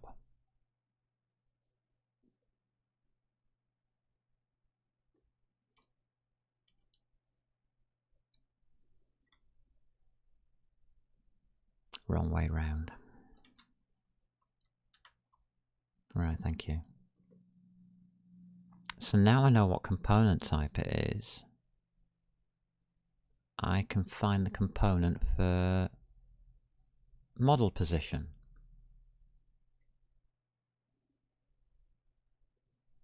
Which is that type there.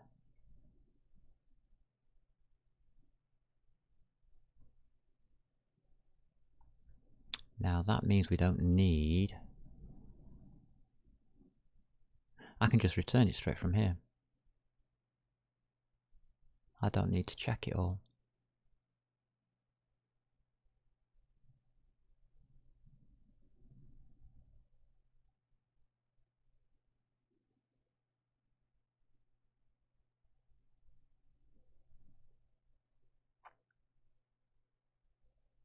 How can I check the type? If the game component equals that one, okay, we can scrap this middle bit. Now I know how to do it. But I don't know where it is in the entity.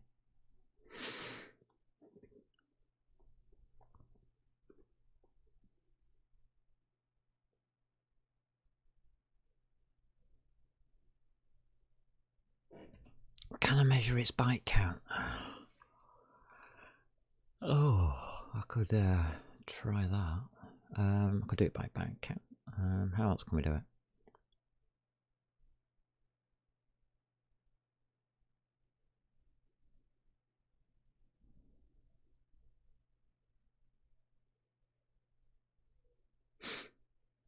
Alright, so entity in main entities, yeah.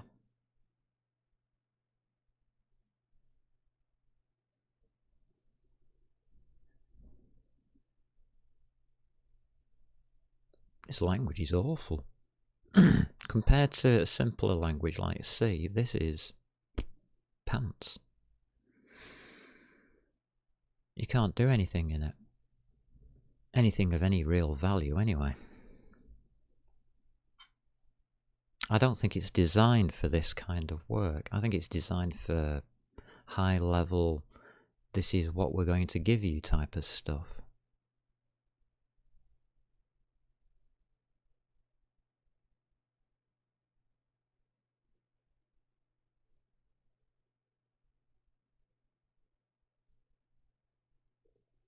Yeah.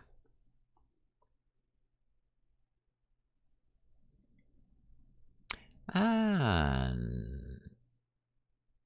oh, right, cheers. Hello. That looks like a strange name. And how are you today?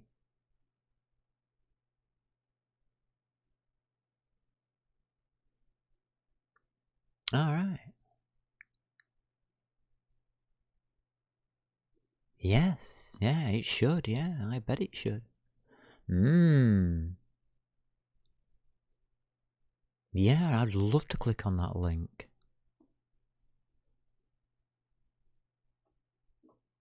But there may be a problem with it.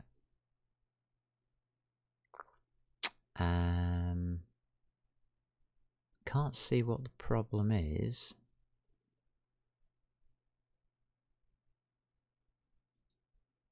But let's have a look. Let's have a look at that link, shall we?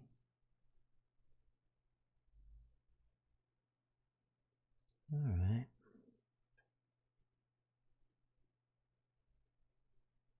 Interesting, you've hacked. You've hacked the chat. How have you managed that?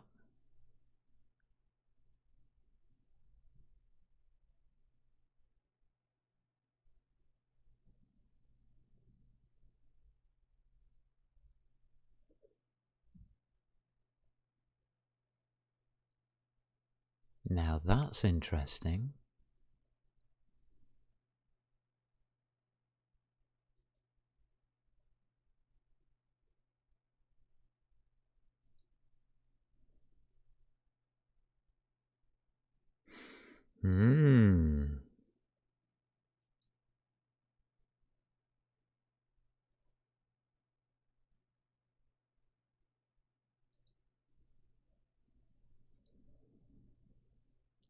Okay.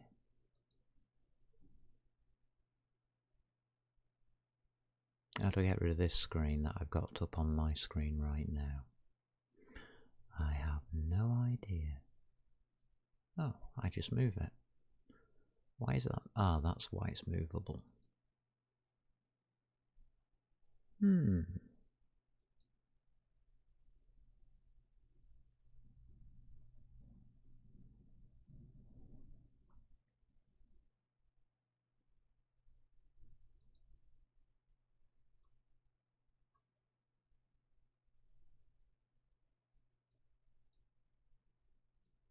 Now how do I get this to move?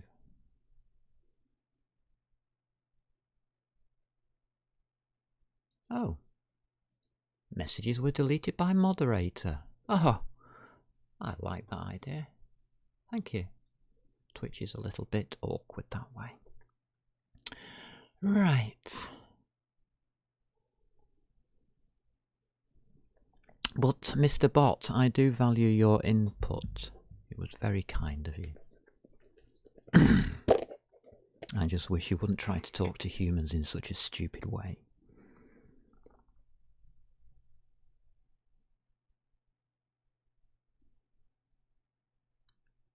At least you didn't ask me this time, would I like to be world famous?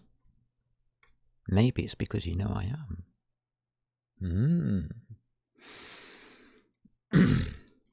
Let current component equal component. We want to give it a type. And we want to give it the type of our game component, which is... this is going to screw everything up, isn't it? Model position.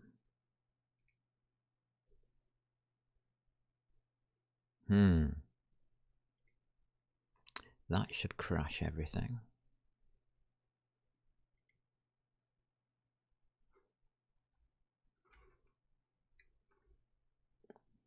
Go on, try it. That's right. I think we're going to have to put a query on that.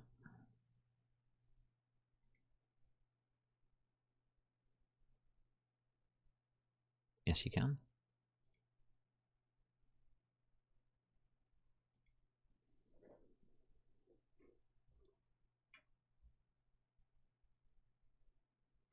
Oh, now that's interesting. It's gone up.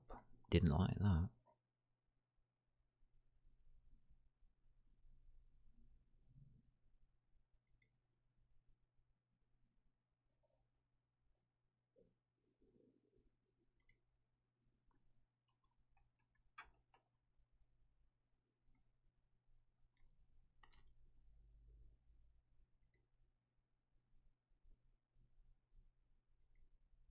Why not?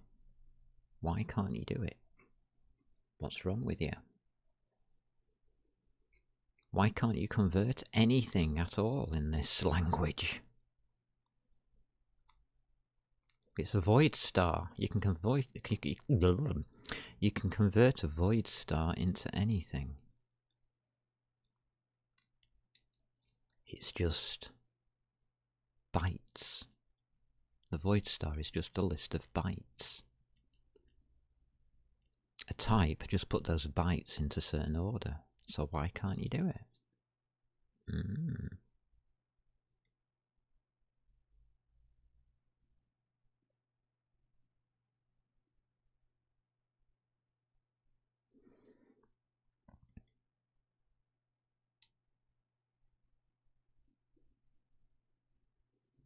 Can we cast?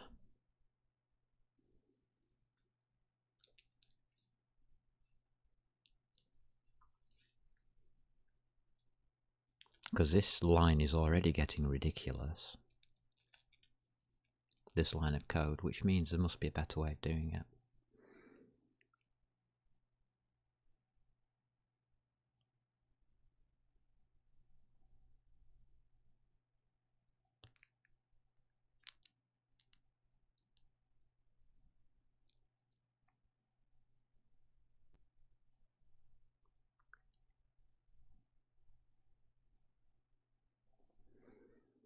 Okay.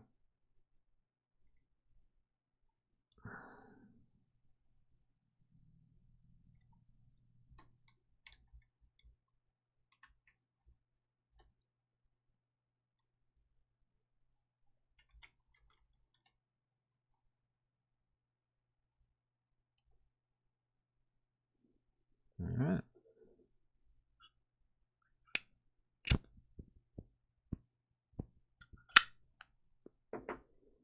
Alright, so you're not going to let us force, so are we allowed to query it as that? Basically. Are we allowed to do that next expression? No, we're not.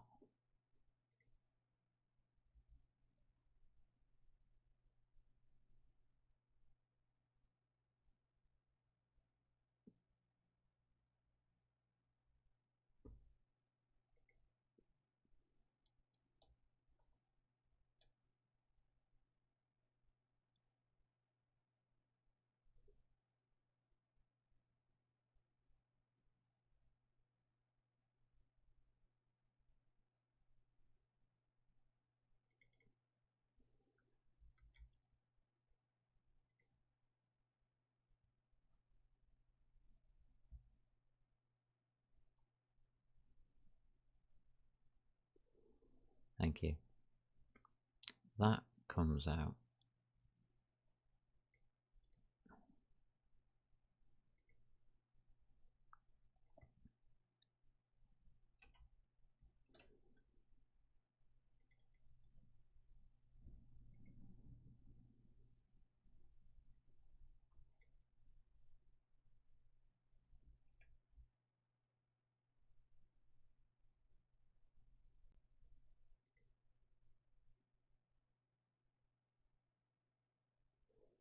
Always fails.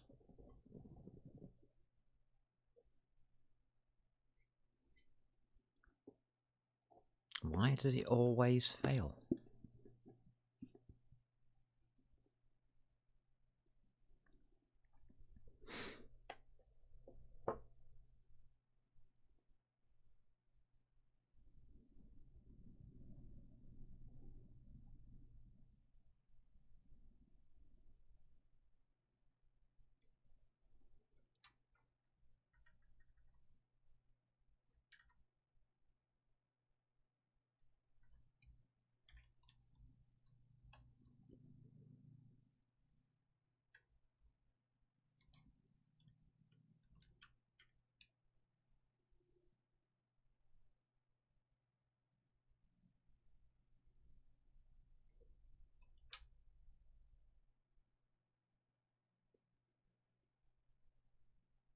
Interesting.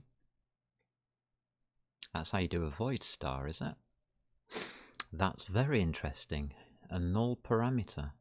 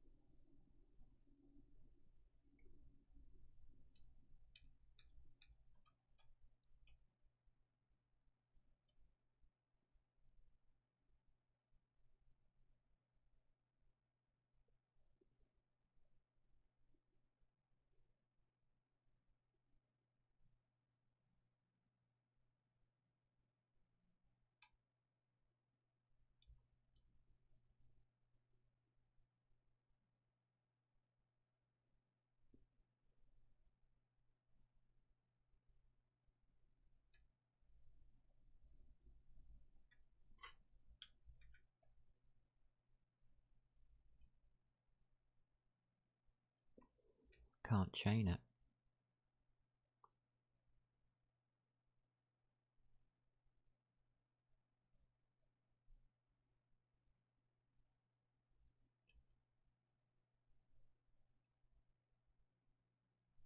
Why can't I get hold of the first bit of it? I just want the first bite.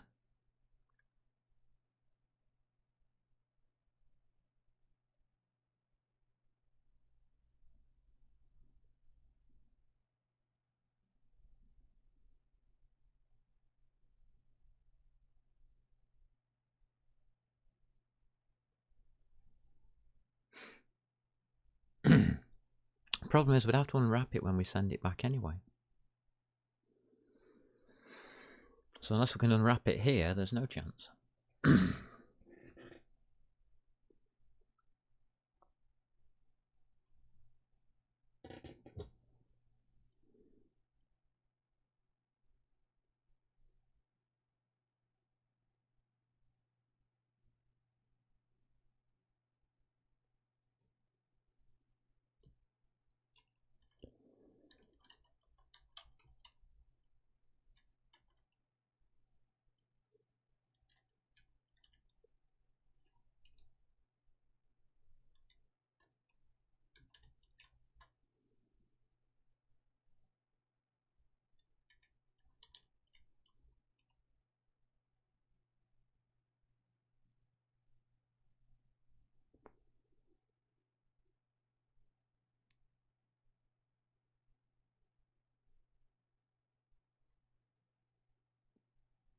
Interesting.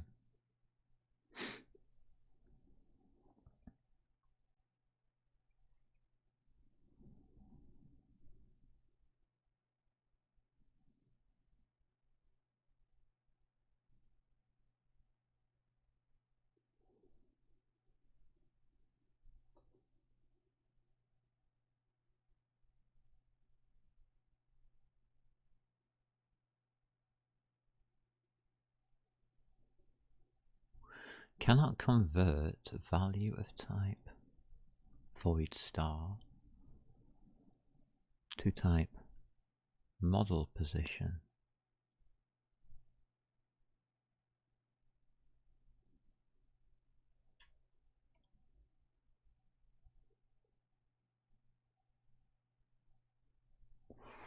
Interesting.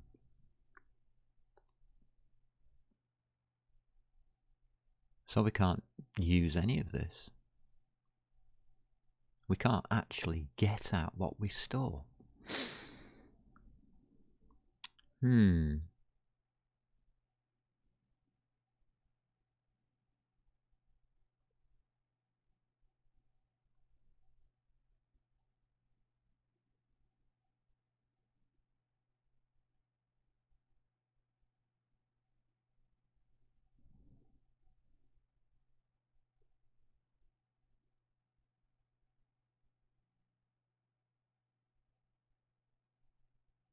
That's interesting.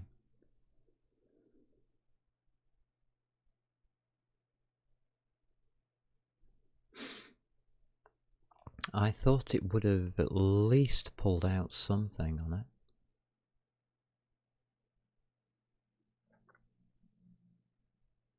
We've got to store them in the right order.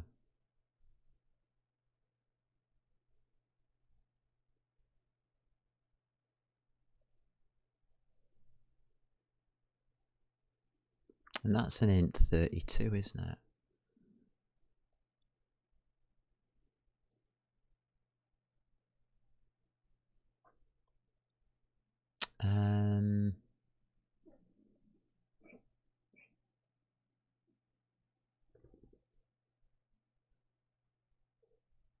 So we have to store that as a component. One as pointer. It's got to go into the correct place.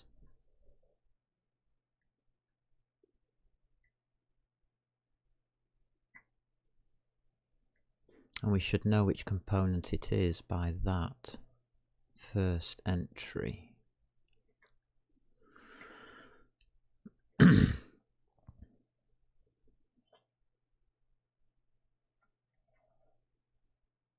So we should be just returning the component at 0.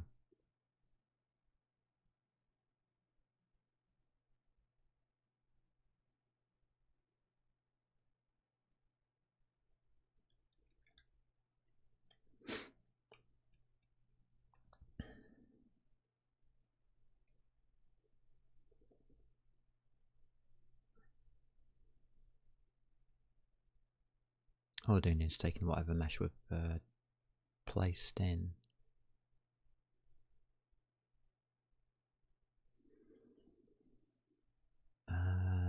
Ba-dum-bum.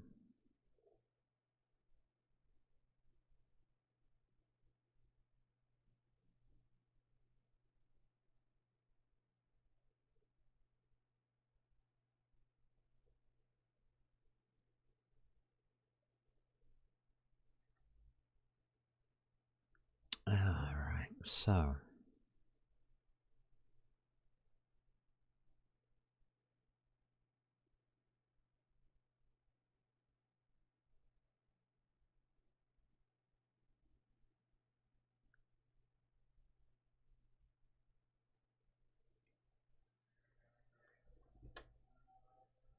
ECS main comes in as main entities, so main entities first. Main entities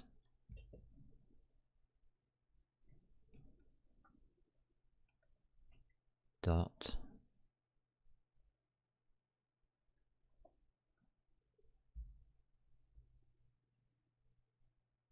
that's what we've got. So it's the GUI entities dot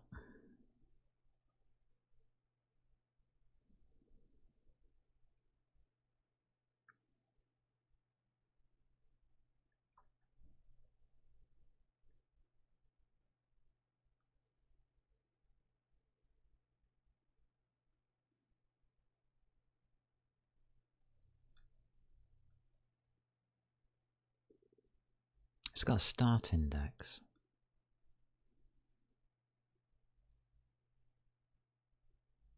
It's got remove at self start index.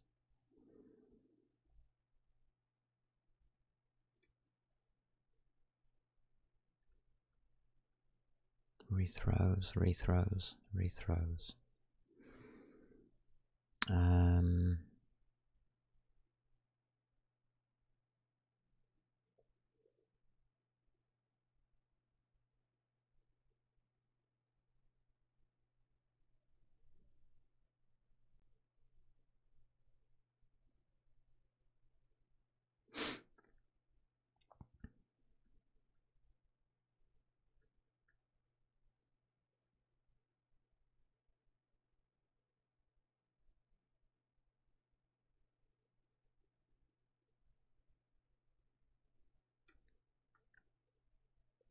predict returns a Boolean value indicating whether every element of a sequence satisfies a given predict.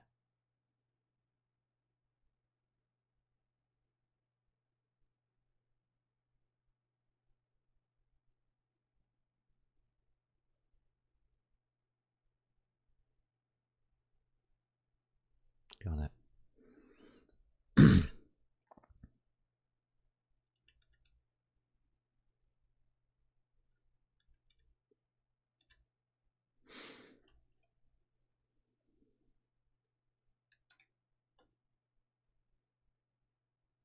Oh god, this is going backwards again, isn't it?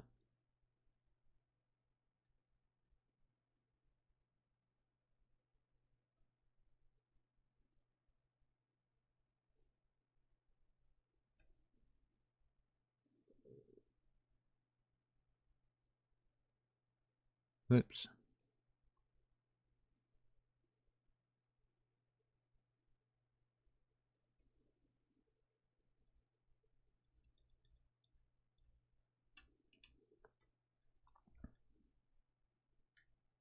If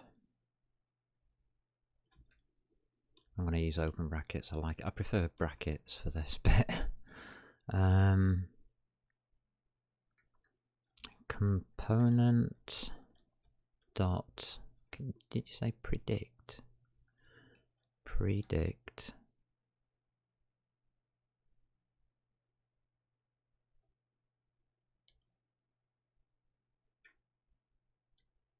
I'm not getting it now.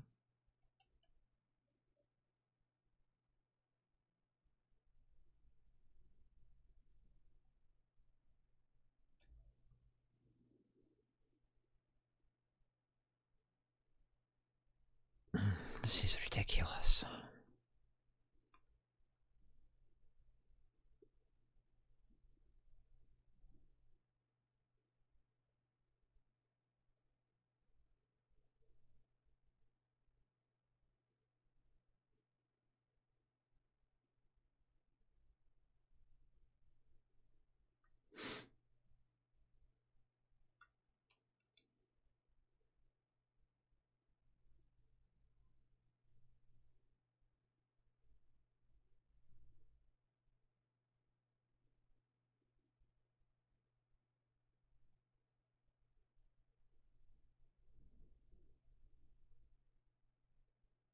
Oh my god.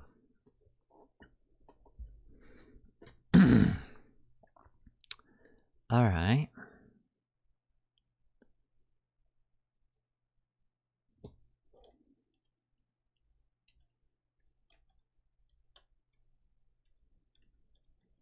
I want to predict it though.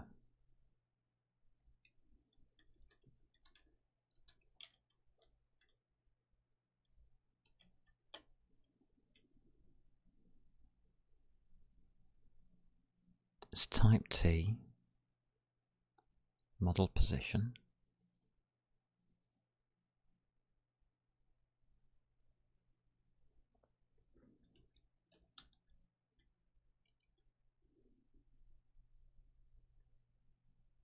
From unsafe mutable pointer.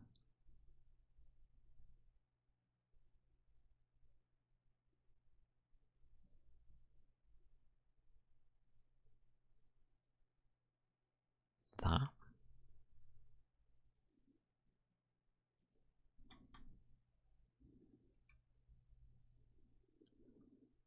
And now we get to that stupid count thing.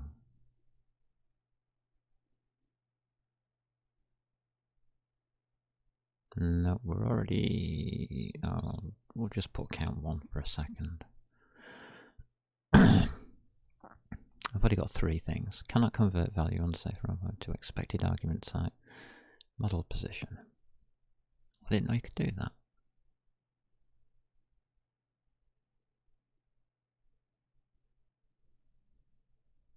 Brackets T.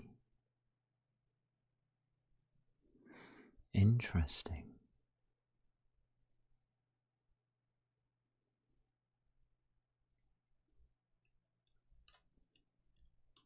Can I do that?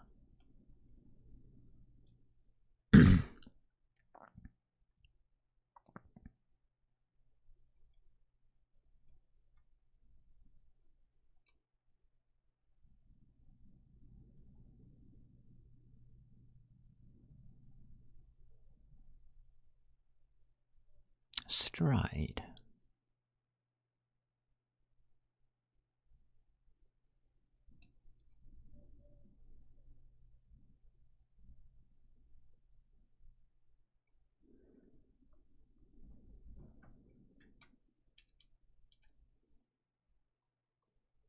Shouldn't that go in the brackets?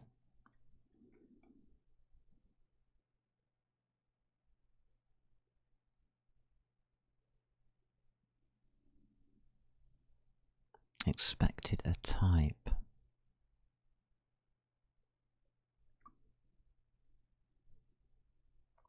That's where the problem is. They would all have to be floats.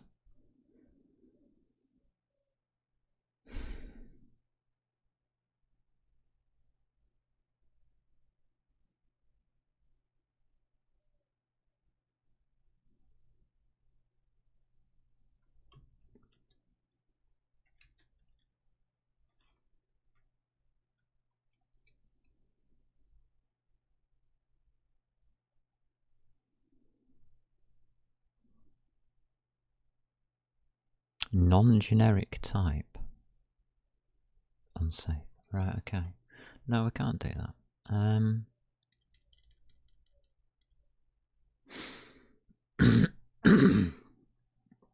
This is not going to work. You can't do it.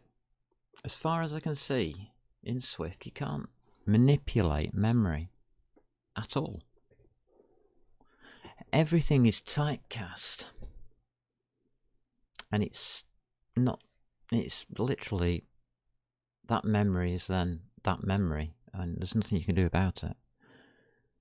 You can't reverse engineer memory back into a struct, or into a, well, you can do it into a type, but that means your structs have to be packed evenly, which means everything in here would have to be a float 32 or a float. And we can't do that because of the model matrix.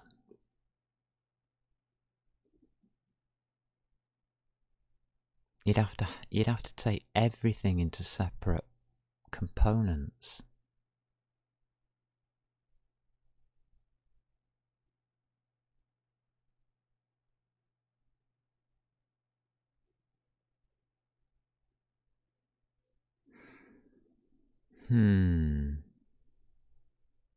So it's looking like my first stab at this was actually probably correct. That's awful. That's absolutely awful.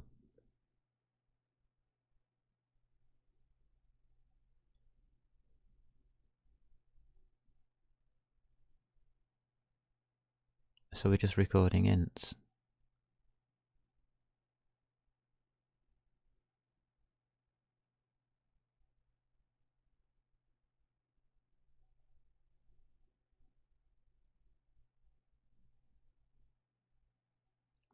You see, we're not even using models to render.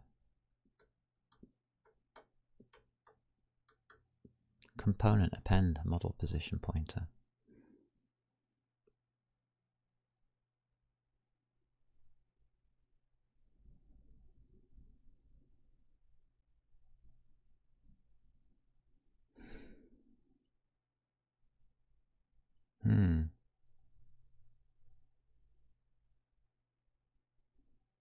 Alright, let's put my common back.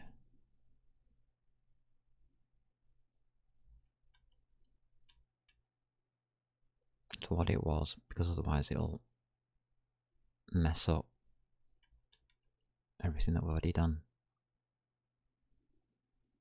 ECS main alike.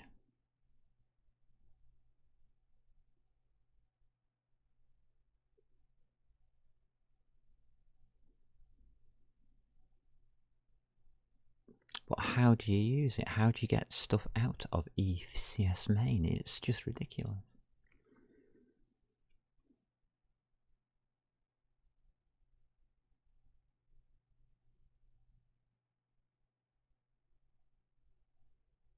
Unless I haven't understood how it's supposed to work, and I don't think I have.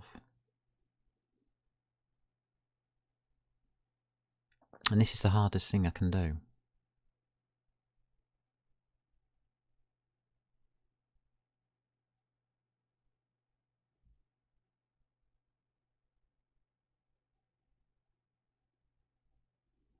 So for each entity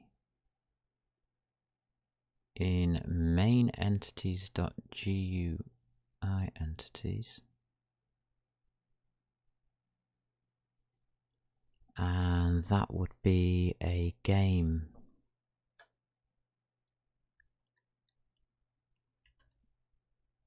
as a game entity.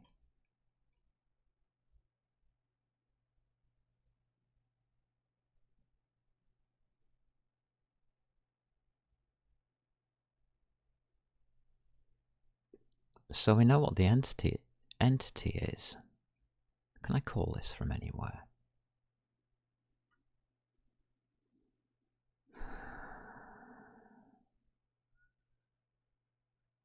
We just can't get inside the component without reconstructing the component. I remember.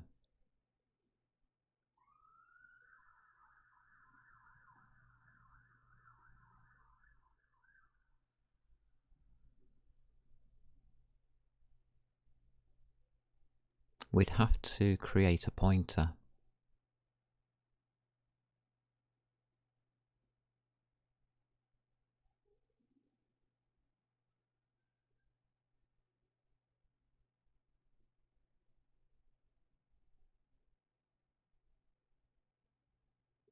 So we have to do that.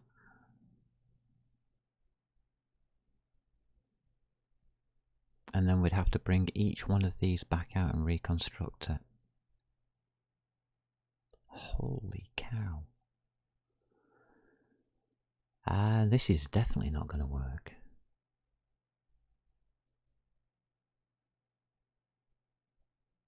This idea is definitely not going to work. I mean, the idea of getting a model mesh and just putting it out to the screen is fine.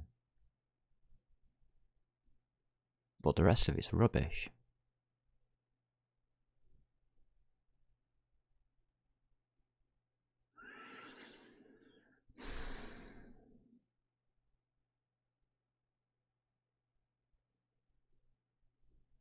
Nice idea.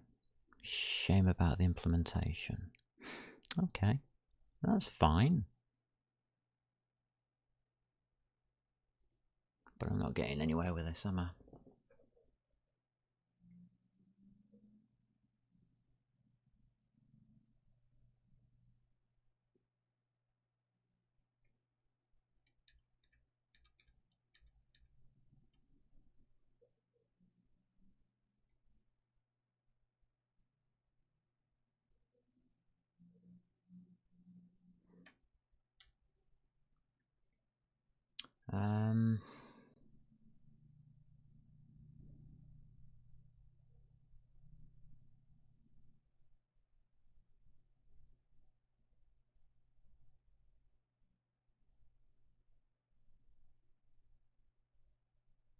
Code signing macOS executables is recommended. Go to hell, I don't know what you're talking about. I don't want any code signing. This code's rubbish. What are you talking about?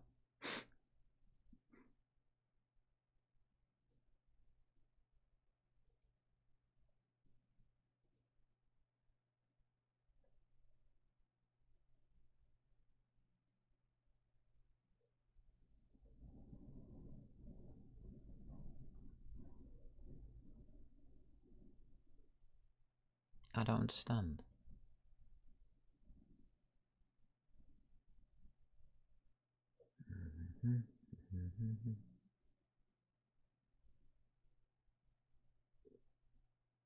Cancel. Okay, cancel.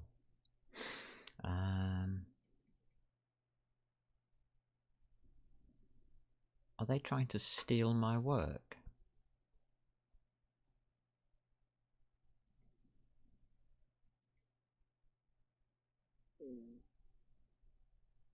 the Xcode project. I don't save that. That's nothing to do with me.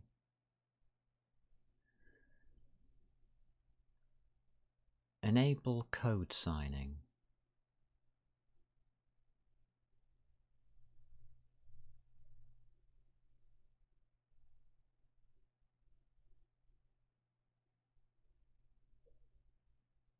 Okay.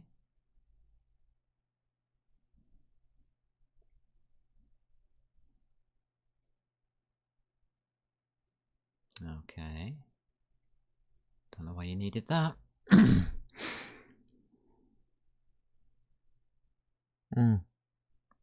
Xcode was updated, right. Alright, so we have to rethink how we're going to approach the ECS within Swift. And is there a way to do it, or has this project died? Does anybody know?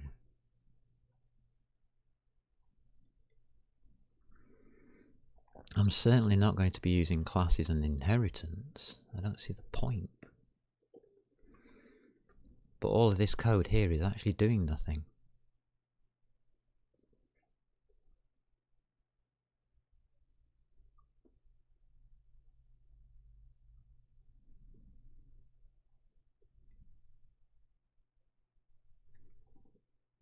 We're just using model mesh, which is out of here.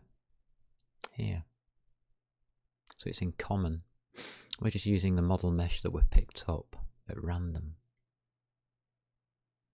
and plonking it on the screen.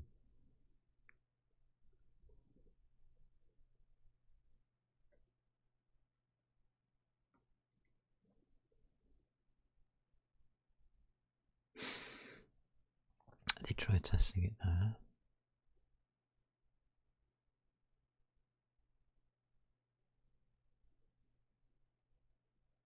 But we haven't used it there.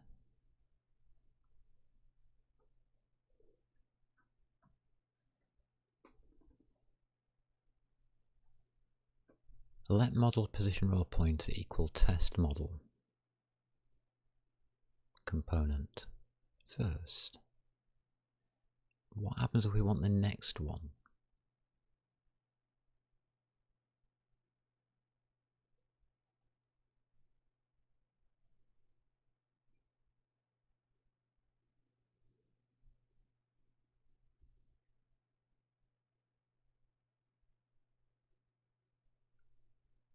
Did that work though?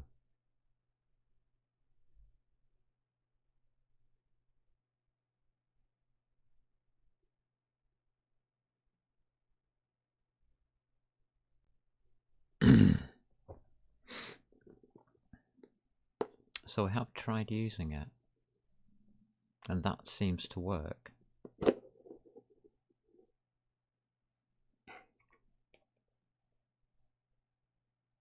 So is that our get component?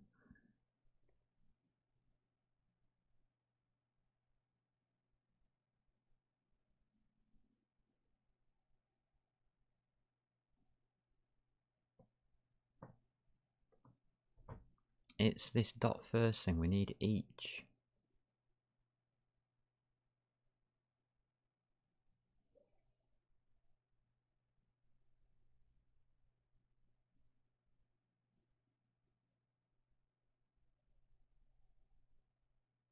We don't want the first one, we want the xth one.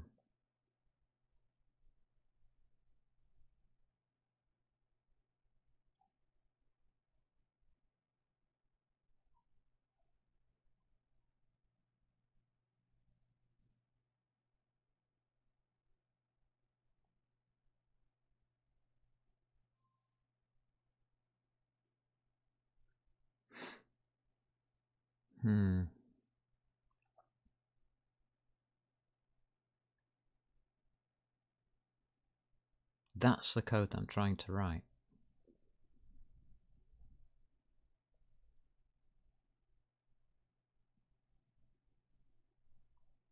And I'm not getting very far with it.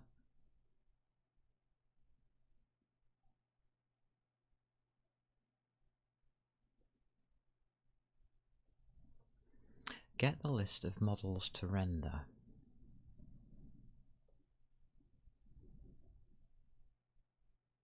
Because that is for model in models. And we've got to do one at a time. That's why I need this taking out.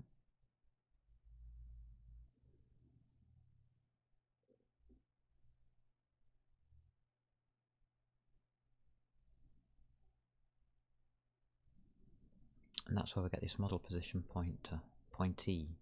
And that's how we moved it, yes. Fantastic.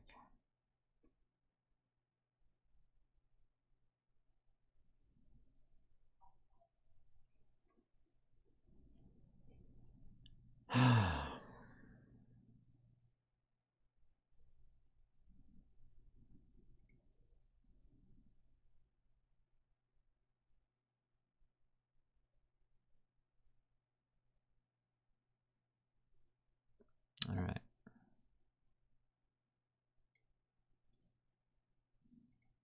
Let's use that then. This is ridiculous. Let's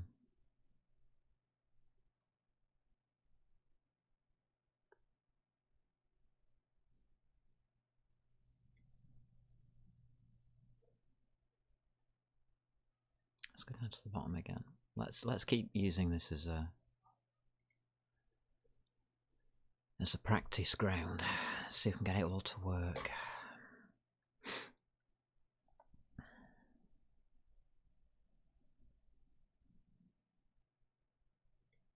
All right. Let's see if we can modify this instead, because this is what we're using at the moment.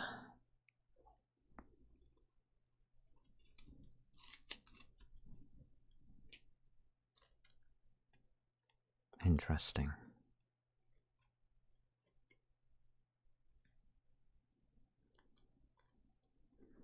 The whole objective of this is to be able to move a model whenever we want to by getting its component.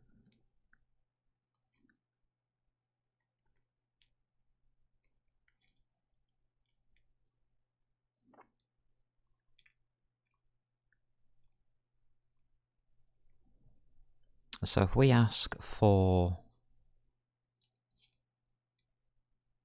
the model position,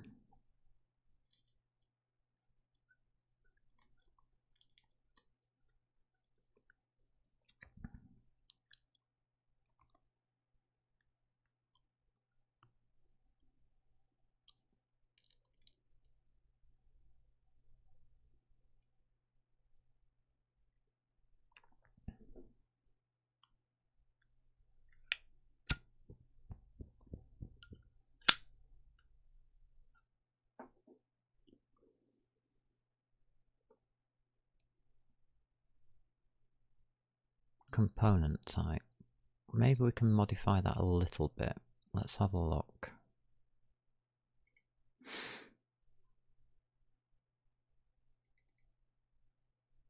There's component types.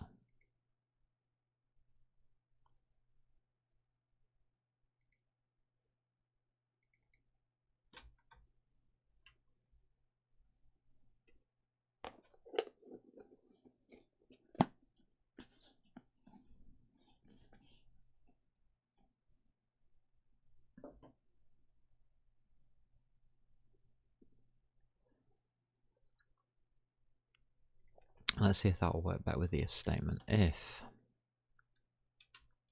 doesn't really matter, component type is equal to game component dot model position,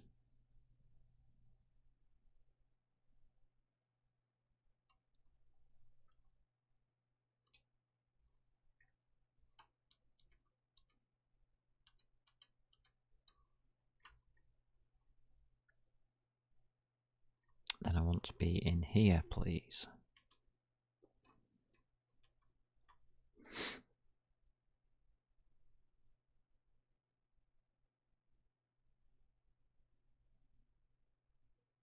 What?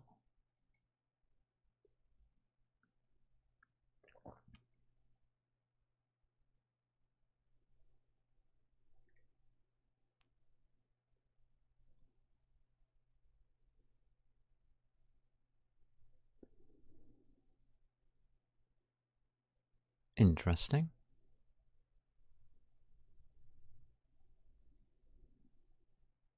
I can understand why, because of this bracket.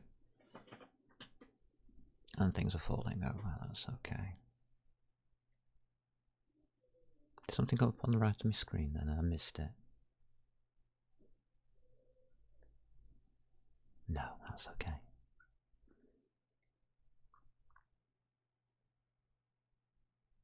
Oh, bless.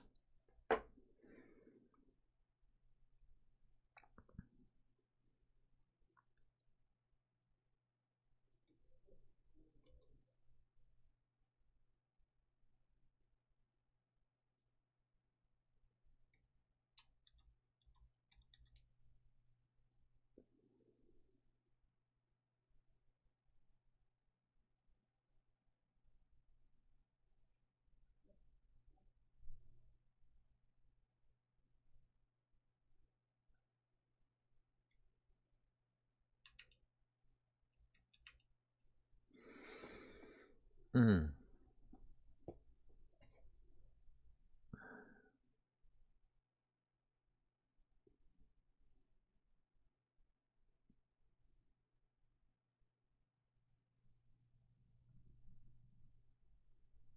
No, that's wrong. It should be defer. I don't care what it was saying. I think it was just, yeah. It was just plonking on me. Telling me that it knew better. I don't think it did. Because I want to continue after the defer statement. Yes, I know it happens first to make sure that it's a 0 initialized.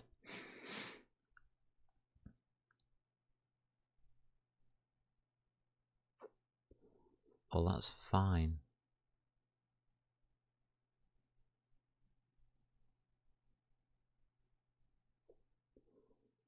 Right, so how are we going to use this model pointer?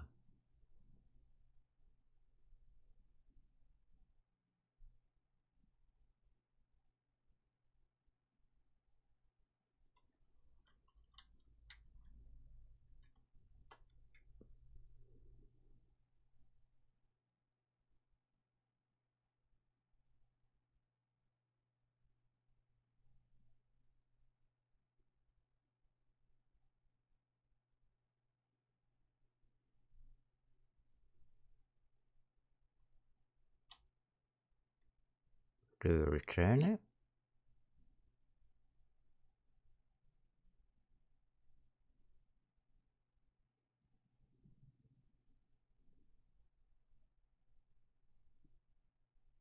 Component of first model position pointer equals model blah blah blah blah pointer my memory to all of that rubbish. Defer yet return.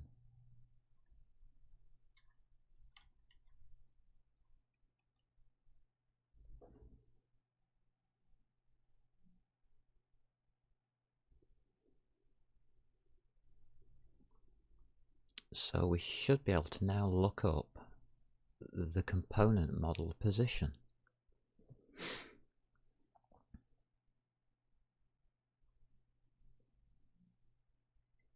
We need to test that here.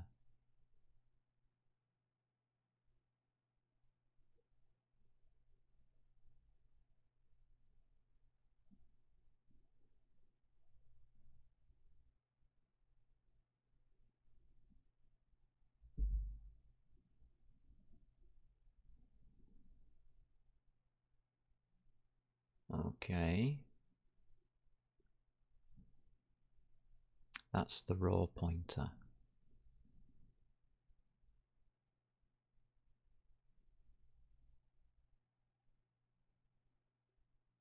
What have we done in here? We've taken that raw pointer, have we? Yeah. And we've made it into a position pointer, returning a position pointer.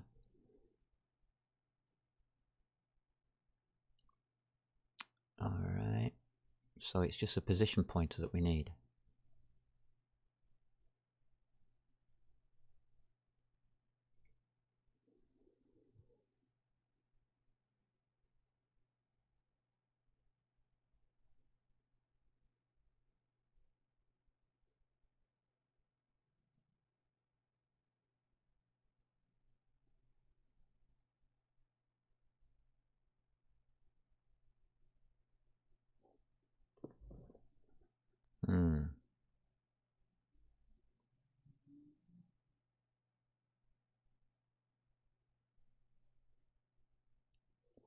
What does first mean?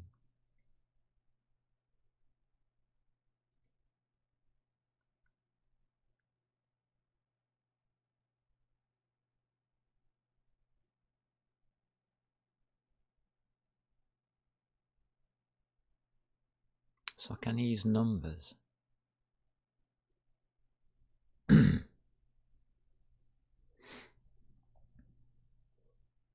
If the collection is empty, the value of this property is nil.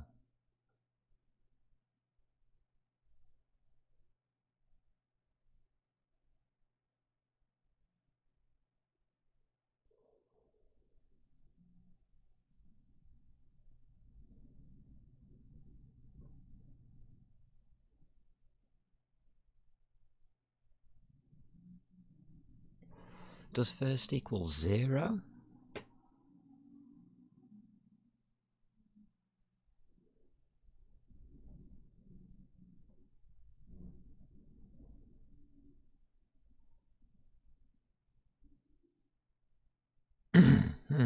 Right, we're going to have to work this one out. Because I know it's the first model component, but we're getting it from test model.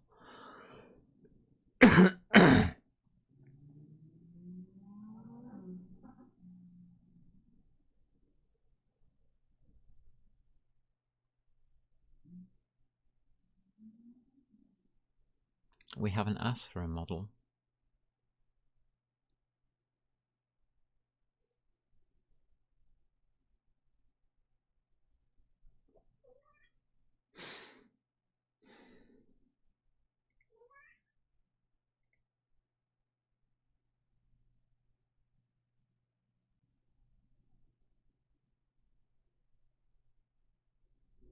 Model to render first. Okay. I can work with that.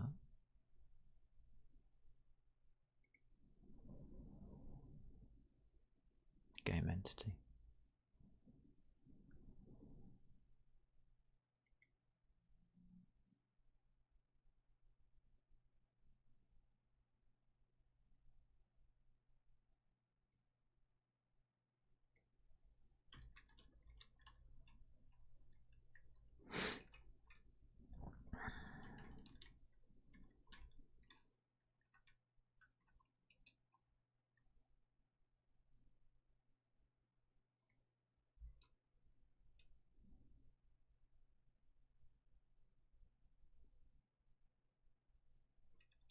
Right, get rid of that altogether.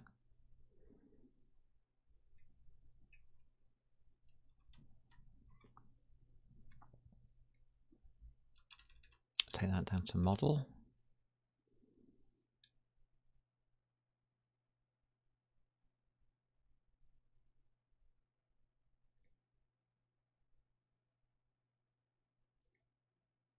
Okay.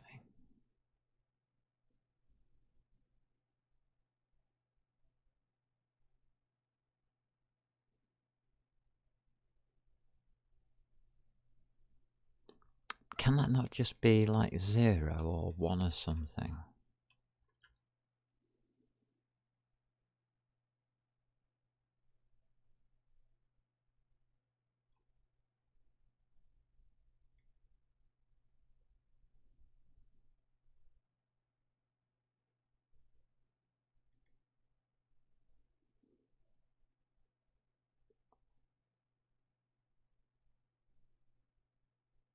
Where did it just put it?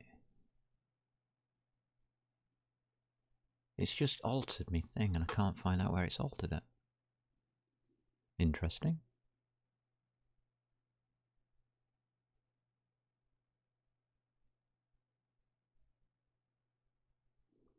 Model position row pointer to model position.self, capacity 1, yeah, defer, right, return the model position pointer. That will give us a pointer to everything that we need.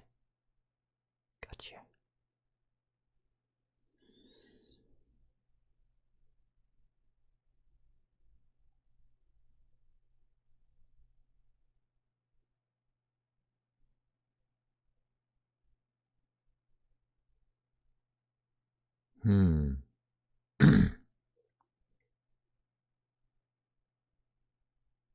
Is it component 0?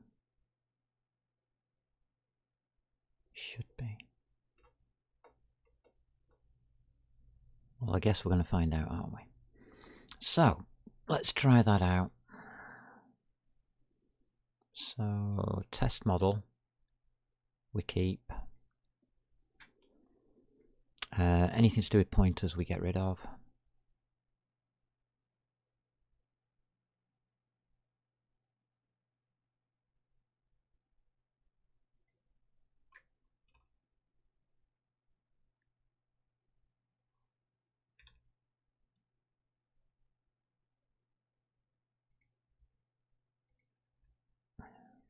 Rid of this lot.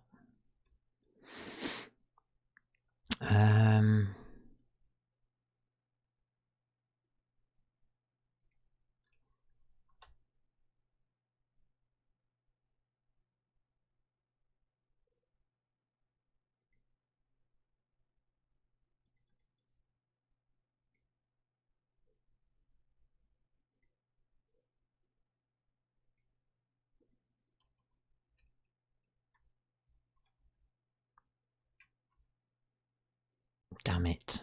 Wrong key.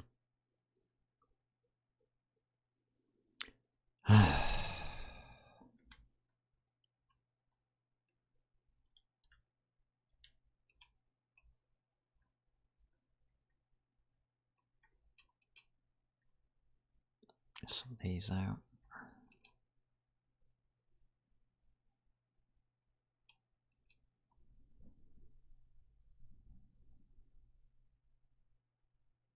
I don't know if we need the object ID or not. Are we using object ID at all?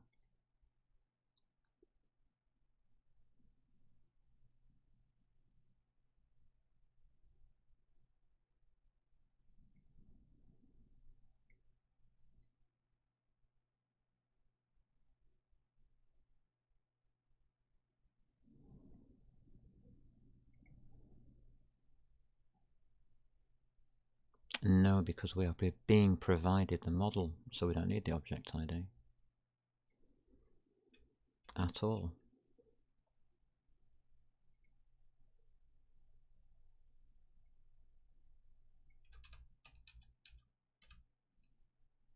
We just need to know the model, which is that.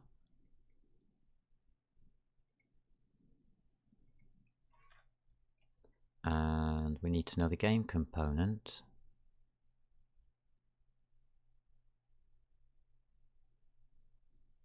That is game entities.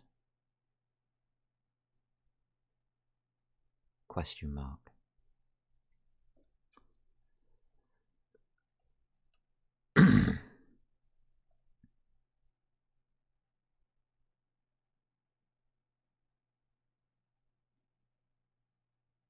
What?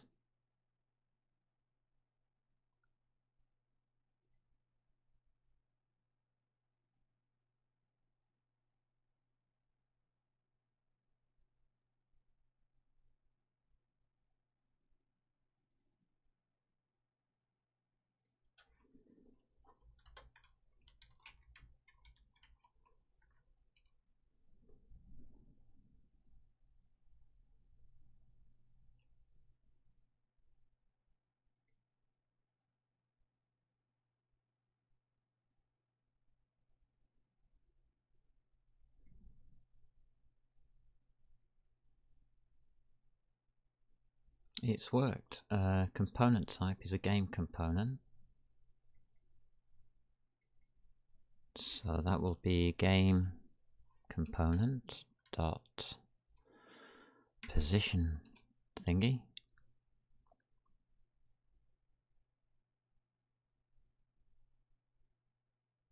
Oh, we've still got the deferring. Whoops. Don't defer that. Thank you. Okay, come down here. Now appointee doesn't seem to like us anymore. Value type any has no member appointee. As.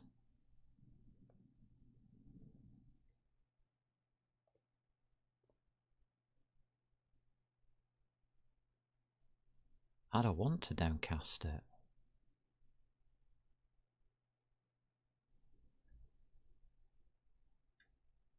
I want to upcast our position pointer.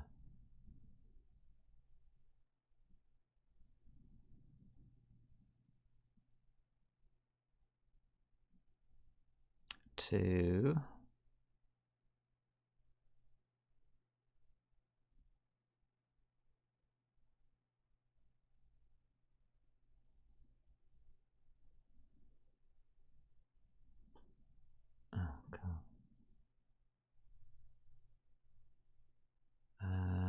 memory layout model position align.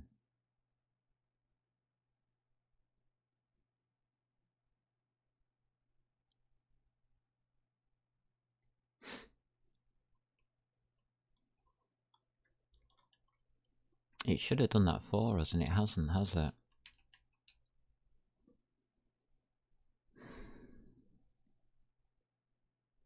It's just given us a copy of the pointer.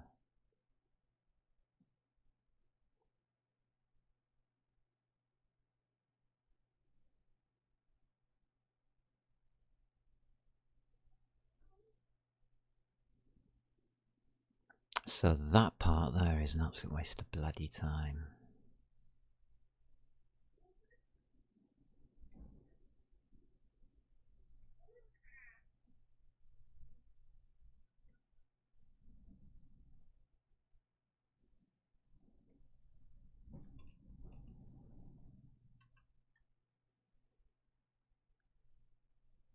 And we can't do it.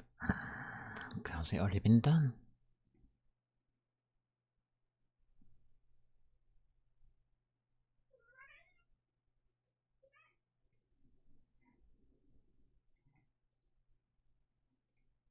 Can you do it to yourself, maybe?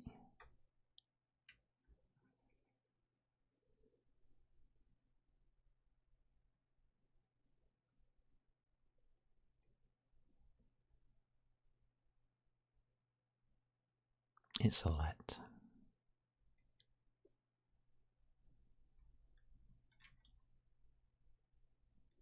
No, it's a var.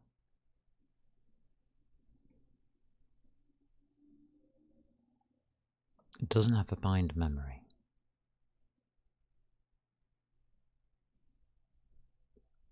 I use as.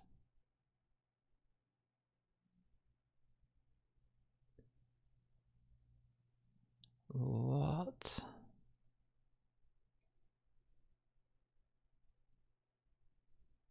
What are you on about? Why did you do it then?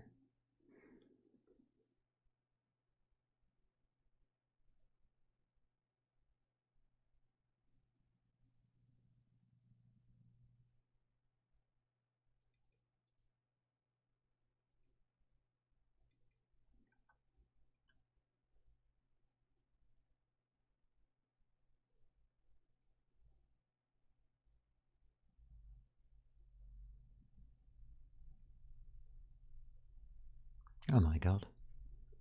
This is getting worse. So I have to cast it backwards to get it back to what it should be.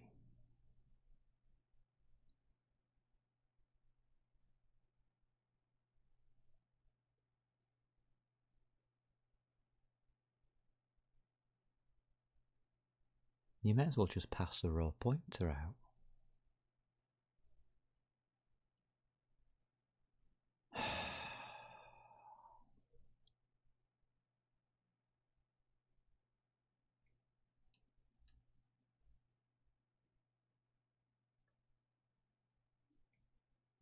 So now it has to be fully tested. Yes, it does have a pointee because I've just made one. It's not value any anymore.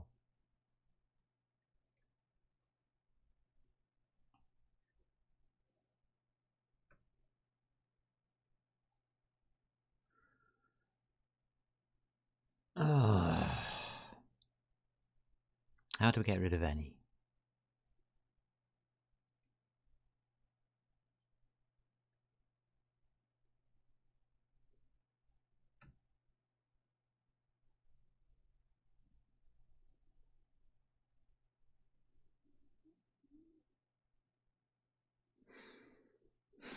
It really doesn't work, this, doesn't it?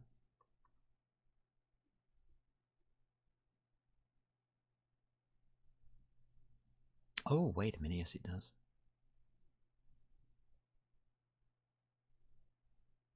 I've got the return time wrong. Ah.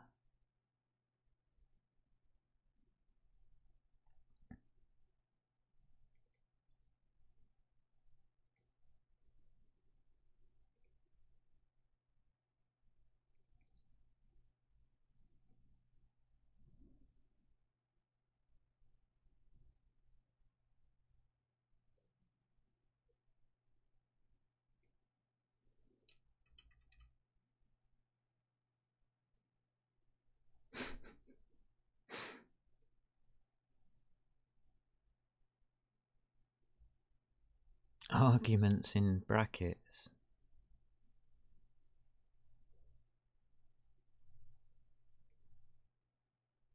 Oh my god.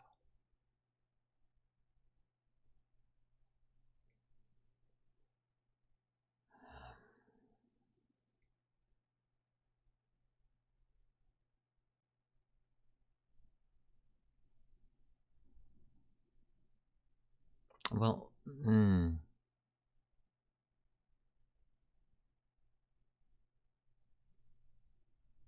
Alright, so we're going to take that out totally because it's not doing anything.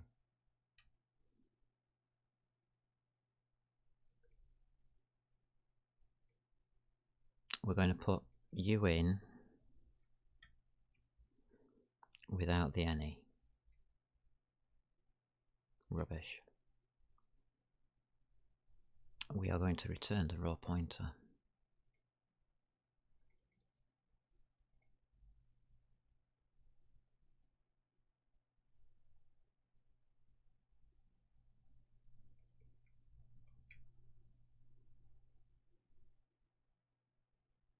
We're not going to defer nothing. We're going to use it.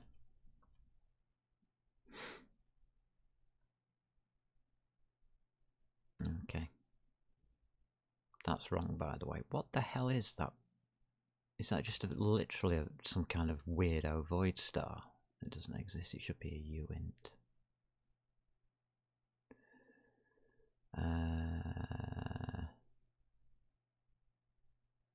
We now have an unsafe thingy.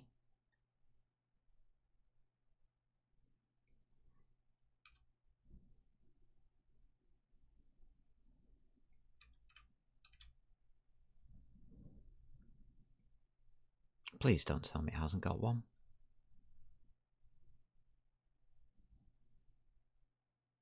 Thank you. Build failed.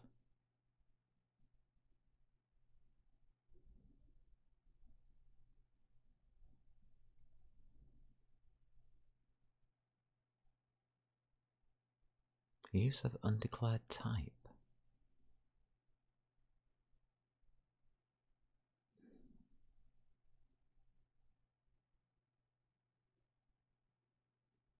That's a new one.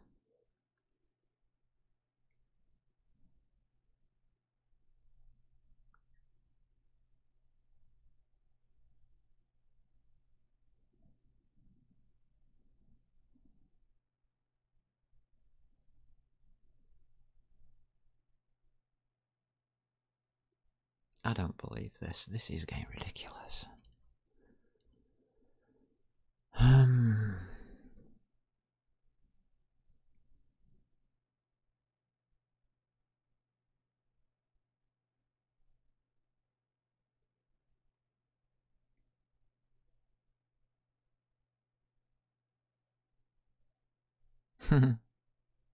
Before it was being helpful, now it's just saying it's an undeclared type. Okay.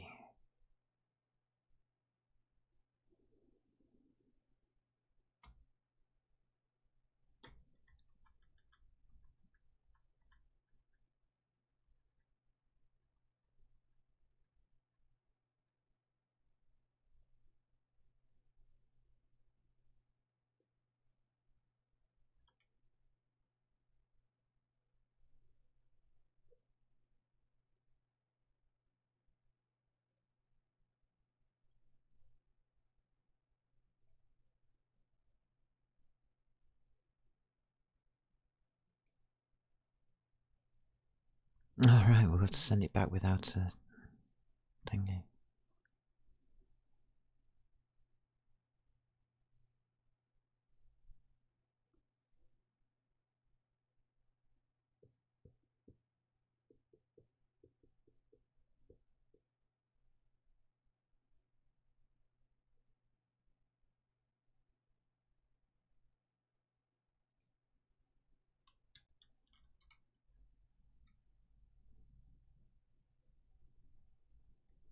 I think it was me that got it typed wrong.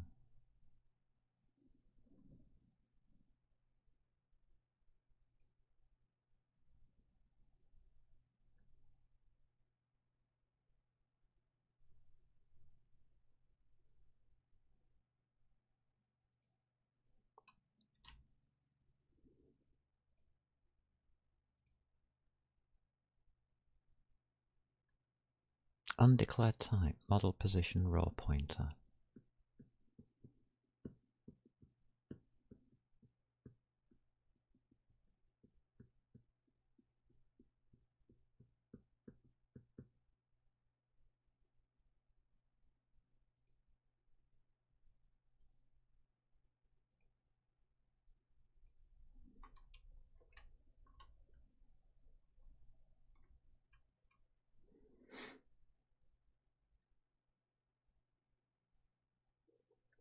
Cannot convert return expression.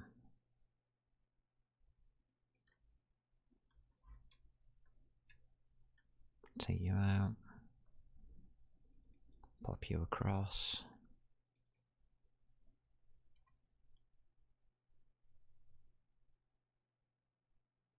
Now what's wrong with it? I don't believe this.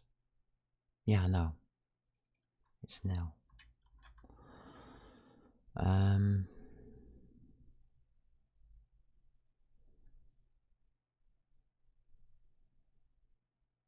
Use of undeclared type.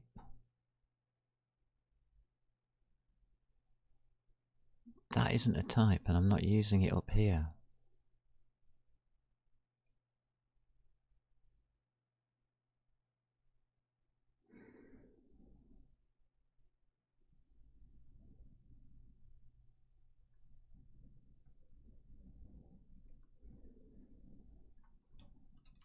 Come back to stop first then.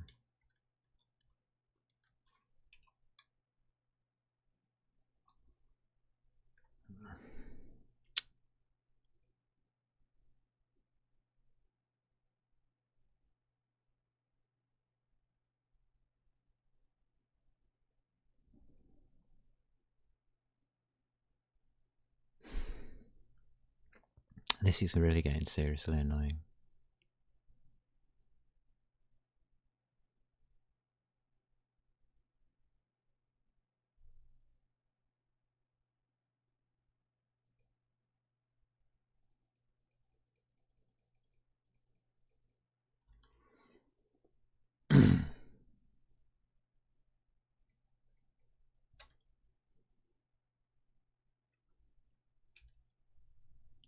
Return what you like.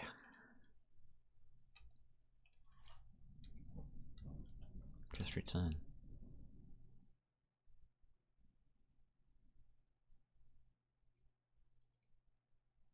Should return a value. What value should we give it?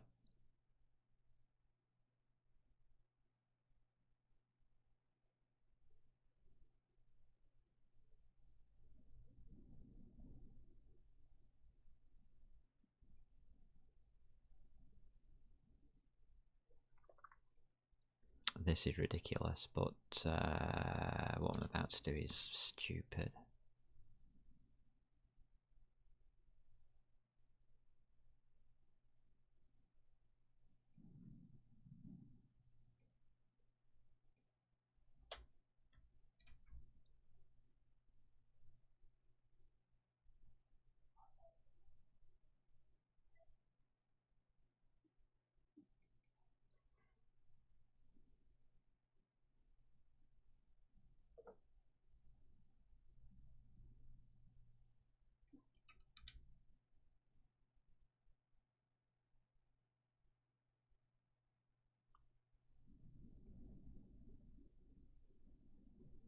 Used before being initialized.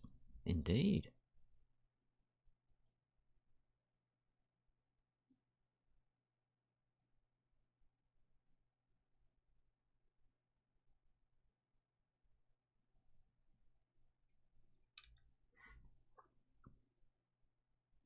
Now it isn't. What we're going to have to do though is just possibly just leave off with that if statement for a sec till I can work out a different way of doing it.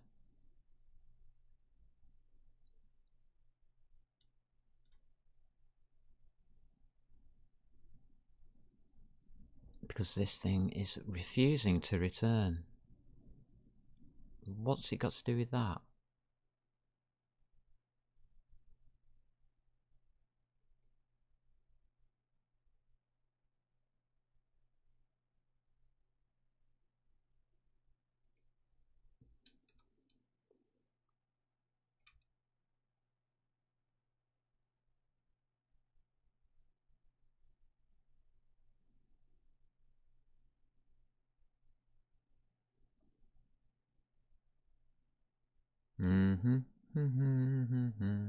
It won't let me declare it.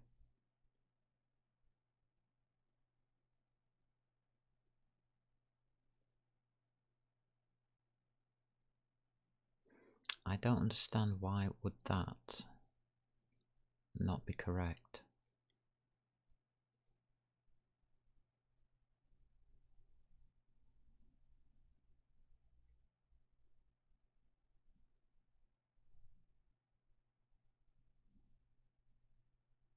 Oh, we're back to this bind memory thing, are we?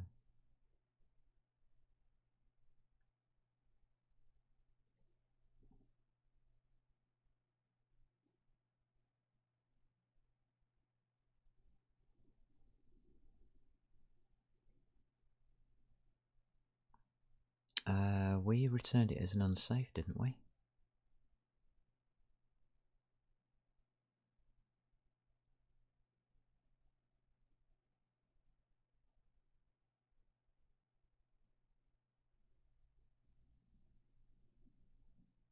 I see, we change it, we?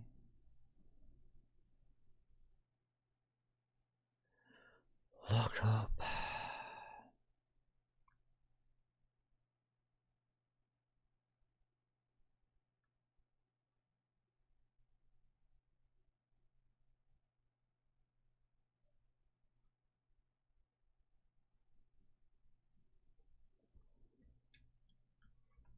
This is getting silly.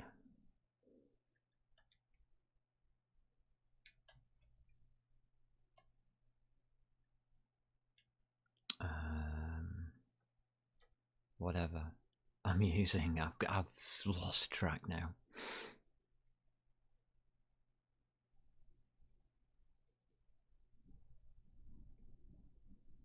This is what I mean, it puts errors up which I don't even understand because they're not errors.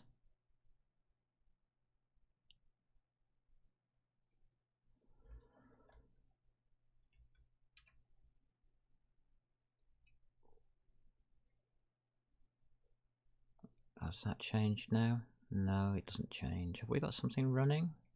No.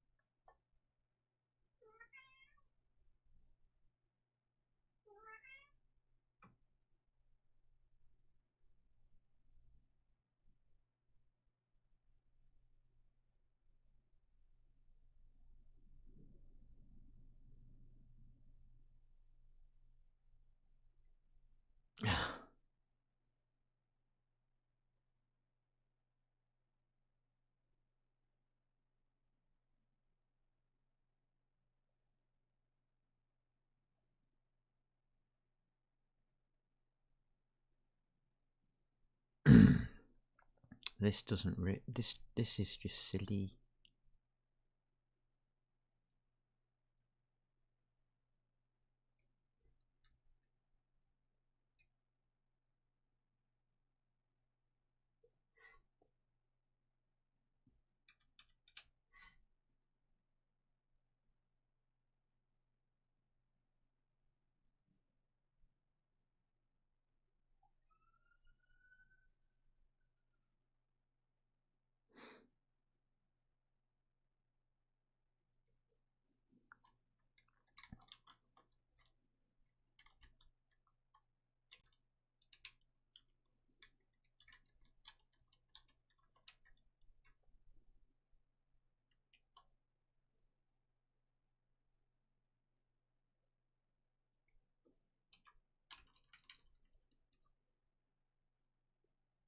Oh, it worked.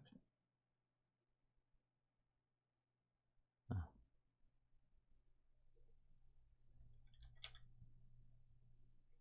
Sorry. That's ridiculous if it works.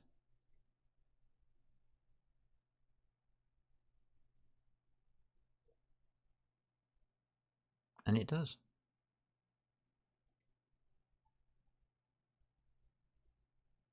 Holy moly, it works. That is ridiculous.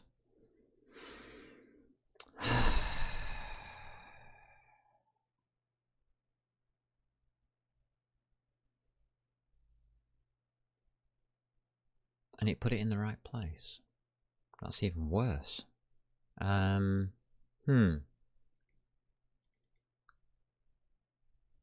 don't set anything in here. No, I don't. Do I set anything in here? We must do.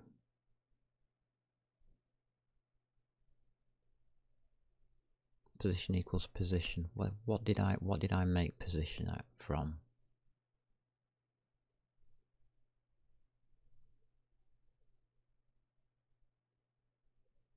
Position, anybody? Translation. Ah. I did it from a 0. Ah, no.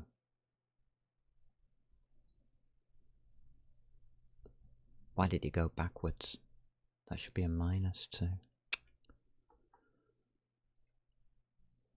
But you can't see it now. Nope. Why not? Because we've got the wrong maths. Oh no. Right. This is what I've been doing for the last 3 days, and why I haven't been on air is because of that one simple minus sign. As we all know, OpenGL, the Z-axis comes out of the screen towards you. So if you want something to go further into the screen, you need a minus, not a plus. I'll show you why.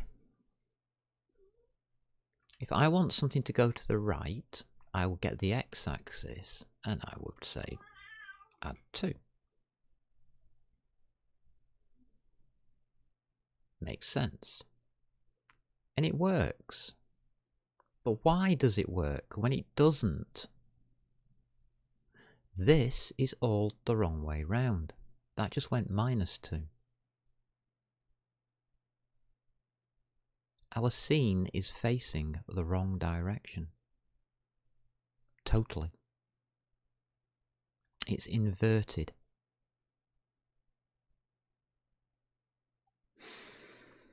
So that and that should be opposites. No, the 2 should go to the right, but if you go and turn everything and flip it around, it's actually going the other way. It currently went -2. And same here, it went -2 if you leave it on the pluses. It's going in the opposite directions. And this is all to do with something that went completely wrong in maths. And what went wrong was this. Matrix. It looks like it's very clever code, and I looked at it and I went through it, and it is very clever code, but it's not my code, and it's not the way I do it. Because you need to be bloody sure of what you're going to get back, and not have queries in the middle of it like this. Left-hand side or right-hand side, basically that's saying. For this, you need the left-hand side to be set, and it goes to true. Do you use unit tests? Yes. Simple answer. Yeah, I would advise you do as well. Not when I'm prototyping, I don't know. I don't use any tests when I'm prototyping because everything is a prototype. There aren't any tests you can run. It's not final code. When you're doing prototyping, the actual structure of your prototyping is changing so much you can't use unit tests or anything like that. So you are in fact doing a unit test by prototyping. Think about that one very carefully. All a unit test does is set up an instance of your program and then tests that construct to see if it gives the right values. That's what a unit test does. It tests a construct of your program, not your program. So prototyping is probably better, is a better unit test, which is what I'm actually doing at the moment inside of a prototype. So what I'm, instead of using a static unit test, I am using a variable and fluid unit test, and I call it prototyping. It's just words. Same thing. That's where unit tests came from, because they needed to standardize the way prototyping was done to help people who were prototyping. What they forgot to do was assign one person to prototype. They wanted, if somebody was off sick, somebody else could just jump in. That was the problem they had, and they solved it by something called unit tests. So I don't disagree with them. I just do it the old way. Because I'm one person, not a company. A company would use unit tests, yes, totally agree. As you develop your software, you construct a unit, an end-to-end test, and then you break it down into units so that you can test each piece of the software and make sure that none of it breaks or does anything unexpected. Which is what I've just done. I've just run a unit test and said, I can see it. I can see that it's wrong. I can see that the whole damn thing's reflected. And if you have a look at the code that's doing it, it's correct. This is correct. But it doesn't work. Correct code does not necessarily work. Incorrect code or hacking will work, but only under certain situations. What you need to do is correct your correct code, which is what I did in the last 3 days. In fact, I went through every single formula on the page in Matrix Math.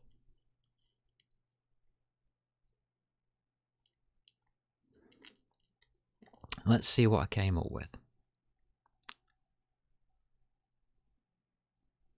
The first thing is Oh, so it's not the lookout, it's the one above. Sorry, my bad. The first thing that is a problem with that is the field of view. It says it's a float.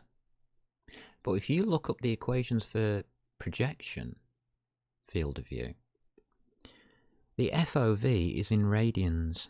It's in radians every single time, and yet I've been through and I've tested sine, cosine, tan, anti-tan, anti-sine, anti-cosine, and they're all not in radians. Every single one is in degrees. So what we are doing there is a tan FOV times 0.5 in the wrong units.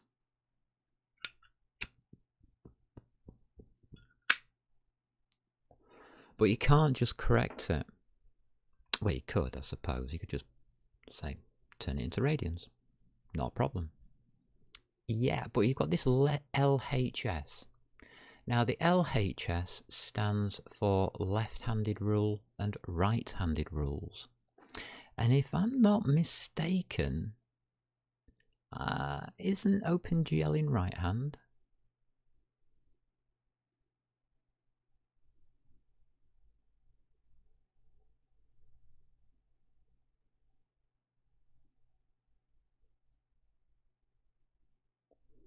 Yes, it is.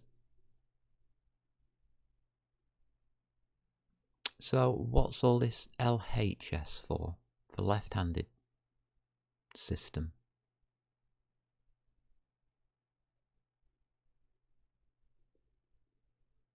It's unnecessary. You don't need it, is the answer. What you need to do is you need to calculate your projection accurately.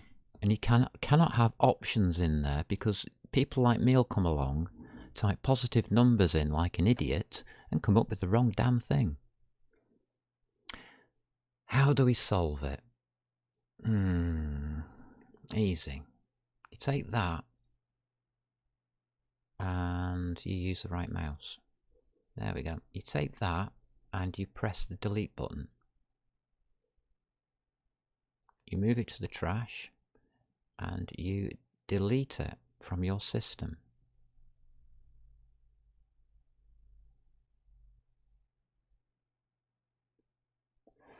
Because whatever's in there ain't right by, I'd say, a country mile.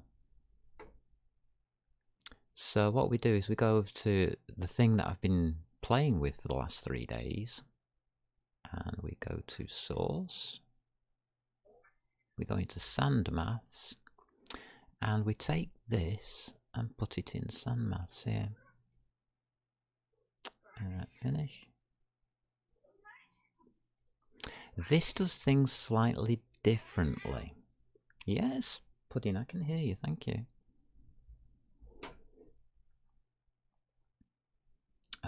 For starters, let's start at the top. As you can see, it's a bit of a bigger file now. I actually put the function radians in properly, which was in the previous one incorrect.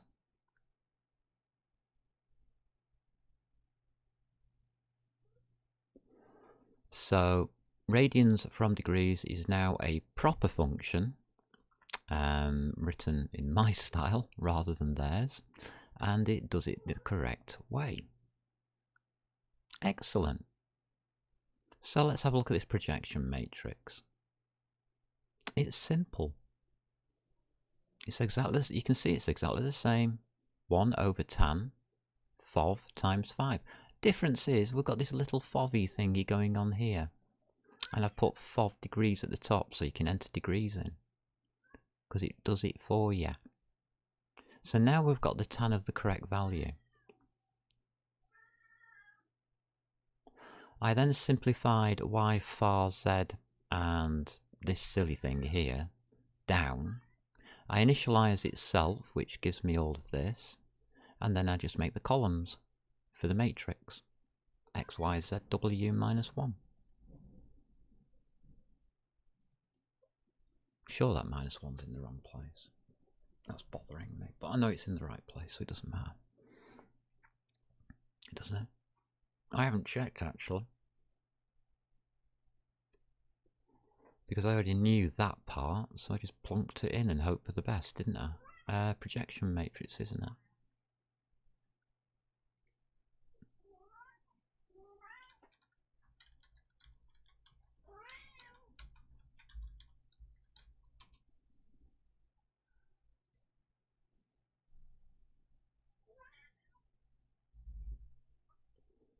Yep, -1 goes there.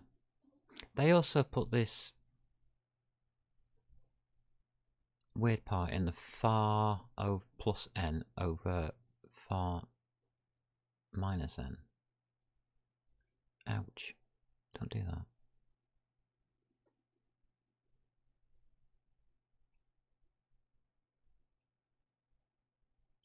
Which is z times near z.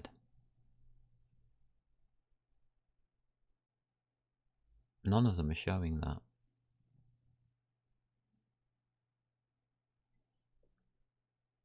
A test framer whose test scripts, that would be a complete and utter fantastic, ingenious idea. Maybe that's what they should do, because their test scripts are usually wrong.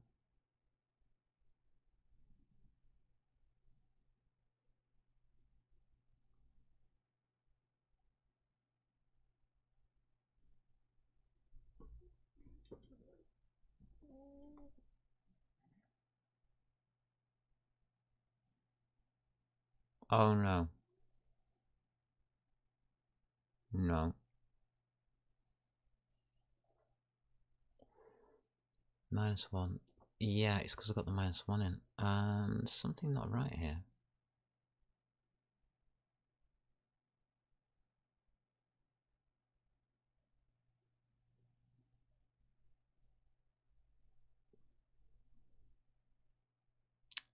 Fars. Yeah, right, okay. We'll test this one out and see if it works.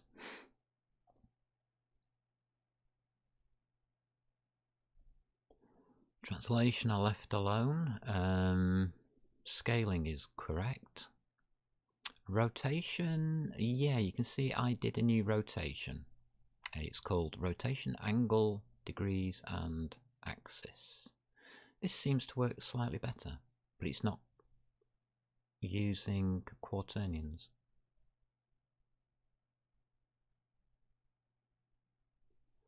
So I'm still a bit bothered about that. I've left in the crap, which you can use if you wish. Identity is still the same. In fact, I don't even know why it has that. I don't even use it. I use that. So that's completely useless. Projection I took out. Orthographic I took out. What I think I'll do as well is I'll take all of those other things out as well. That I'm never going to use in a lifetime. So I'm never going to use that.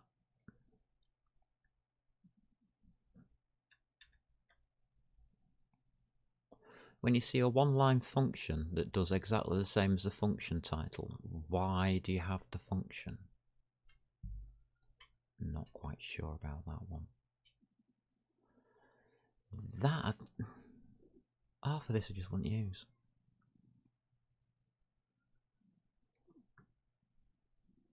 So I disagree with that lot, really. Makes this into a very nice file if you take it all out.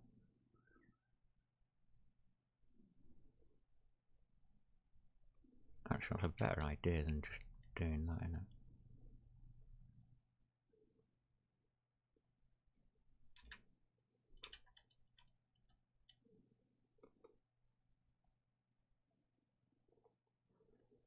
I haven't really looked at this a lot, because I don't use look at either. So everything is just being pulled out of here and just treated as rubbish until proven. So that's all rubbish until proven. Rubbish until proven. I'll take that as my rotation. fits on one screen, yeah, that's okay. It's a nasty rotation way of doing it, but it does work nicely. Because you can see the formula.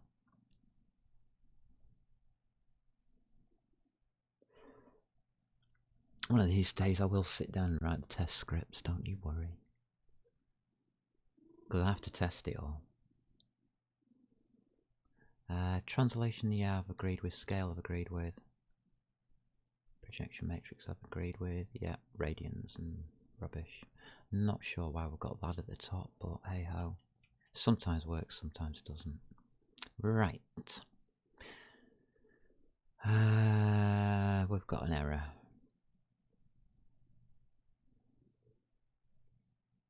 Here we go.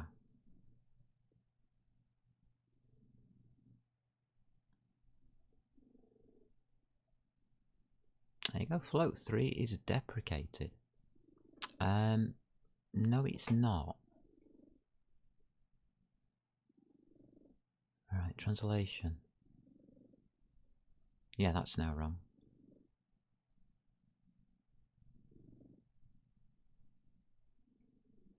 So, what should we have for translation? Translation float 3. Solve matrix, yep, that's right. X, Y, Z, yep, absolutely right. Where we just come from.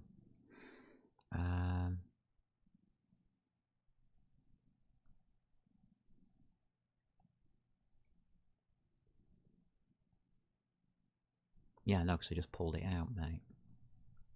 Product, clean, get rid of your errors. Stop being stupid, because we do have an error and you're not telling me the right one.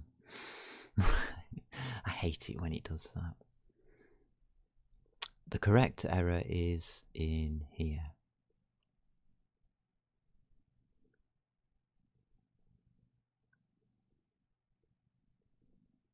Near and far, aspect ratio, self aspect ratio.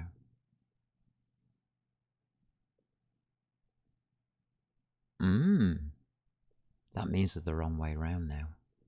How did I put them in? FOV aspect ratio, near and far. Told you I got one wrong.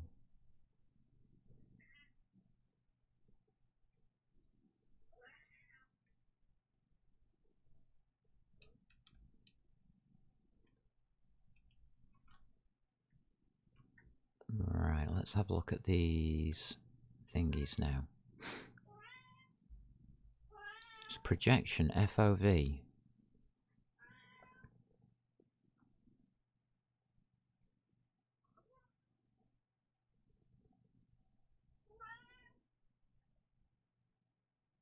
Projection, FOV. So change that one. Aspect. You can tell when I change things because I always leave a marker. So you can tell what's mine. That's your aspect ratio.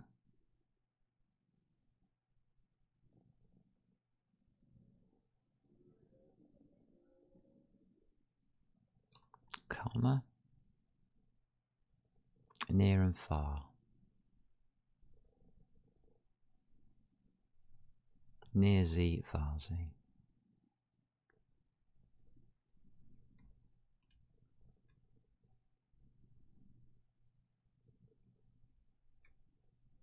Yeah, should be happy with that.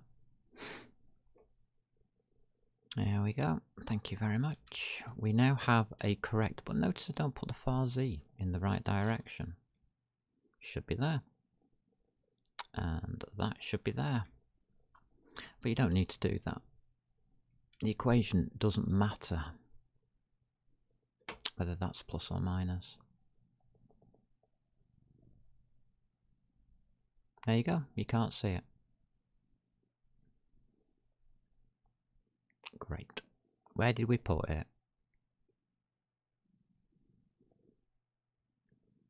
I didn't clean it, did I? User input, blah, blah, blah. 2 minus 2. Okay, just put it to 0.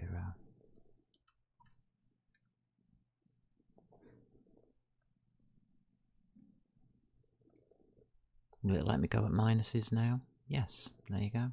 It's there. Which way is to the right? Should be 1.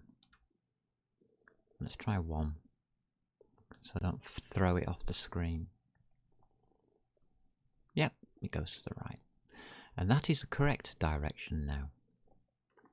We are looking down at the negative z. That's OpenGL. It should never have been messed around with in the first place. I don't know what the other person who wrote all that stuff from Apple was on about. But I'm not overly sure about that. My near and far values. Maybe that should change. Imagine they're using 1 over. And I'm not.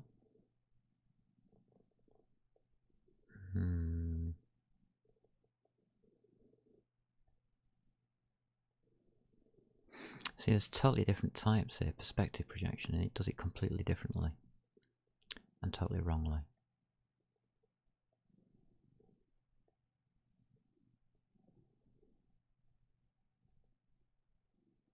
Yeah, it's looking like every single one's going to be using it.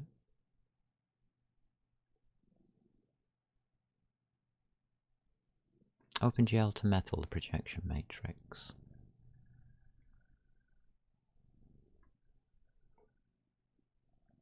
N over R, N over T, bar bar bar minus 1. Minus 2 times. Yeah, I think that's for a different screen.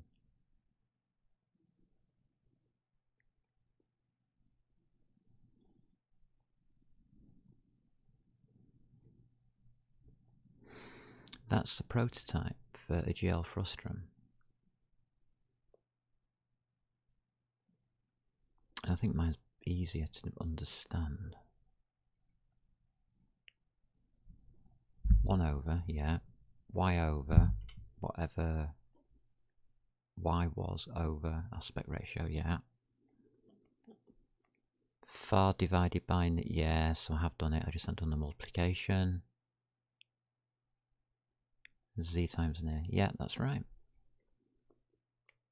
So that should be 45 degrees. Does it look right? And yeah, it does for what I've done. That's about half a meter tall. Bring that towards us, about a meter away, and it should be half the screen. Theoretically. That is a meter away. No, it's not. So bring it closer.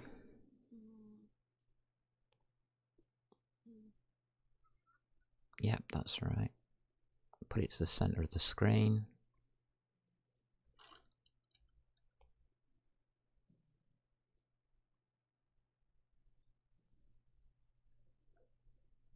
Yeah, that's right. That's the right distances. I think that's the way I designed it. I can't do left and right because left and right does adjustments for aspect ratio. It adjusts from there. So it's got a minimal stretch. If you have to look where your square is. That's 1, 2, 3, 4. Yeah, it's the right size. So it's the correct perspective.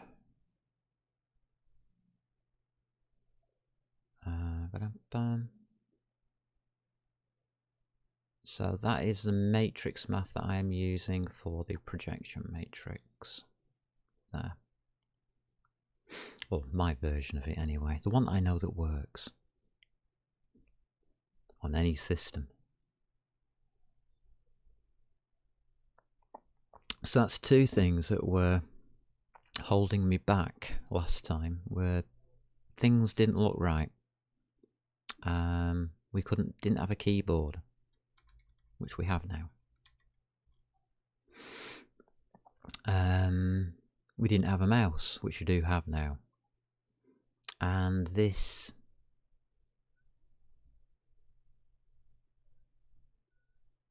information was looking all dodgy all over the place in the rendering, which is still huge, which is fine.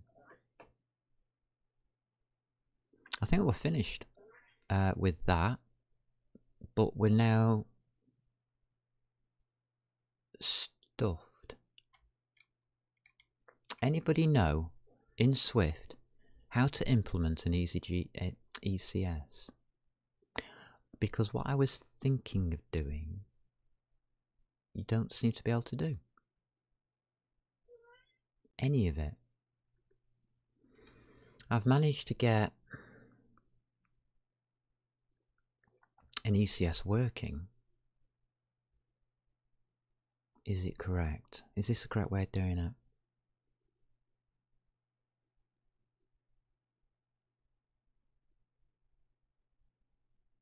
What happens when we have more models?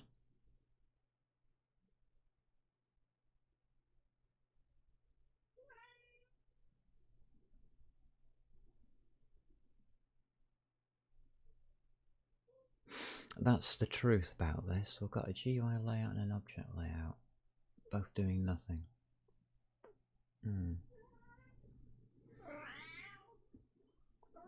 We can load models, that's not a problem.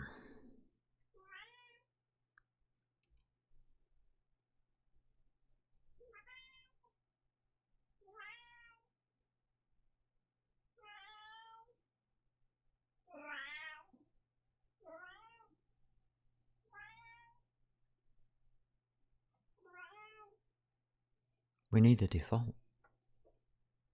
This really needs something that isn't obvious. Yes, I can hear you, love. It looks like we're taking a break, everybody, for the cat. Cat has needs, I have no coffee. So we're into break time because I've got to think of something. Unless anybody else can think of something, that'd be nice. So I'm just going to go and make a cup of coffee. Yes, I am. I'm going to make a cup of coffee. Little ones. So I will be right back. Sorry I can't do music, because if I try and do music, even though it's NCS 24/7 music that I use, Twitch doesn't comply to that and says, oh, it may be commissioned, so we'll have to mute you. So I'm not going to be doing that. No music. Twitch said no to it. So I'll be back in 3 minutes.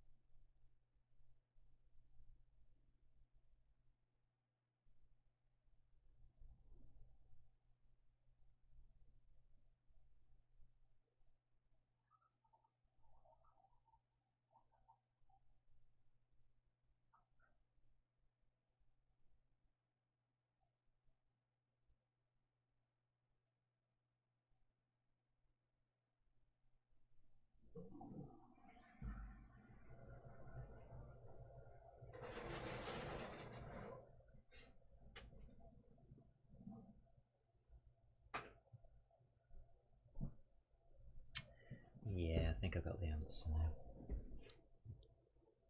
took a bit of thought, didn't it? Took a whole cup of coffee. Fantastic. So we were stuck. You'll love this. With the fact that we couldn't use pointers. So the answer is don't use pointers.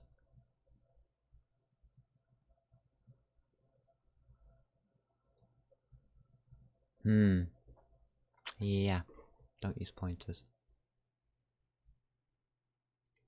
Did I actually do any input? No, I didn't. Alright, so back down to the bottom. Down here. Lookup component, don't need.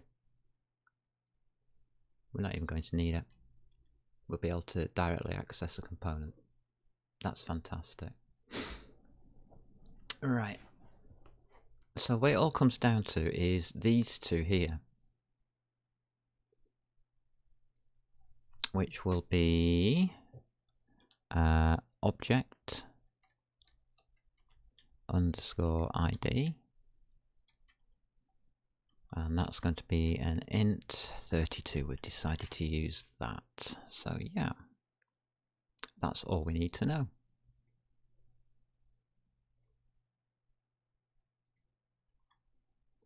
All we have to do is set the arrays up correctly, because arrays are pointers. Trust me. Don't care what Swift says. So what we now need is two arrays. One called model position, one called element. Model position component, element component. Okay. What have we got up here? God knows. I'm going to ignore you a lot. What have I got in common?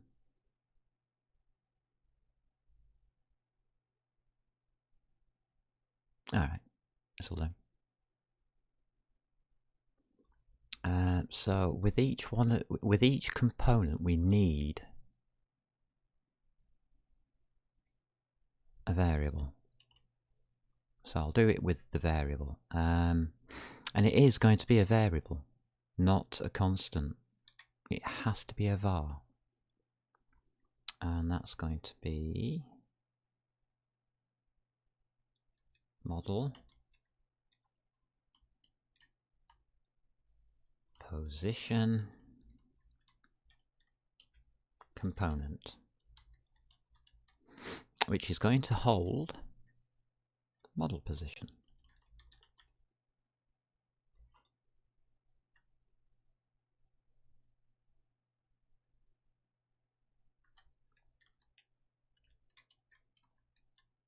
Which it can't come up with.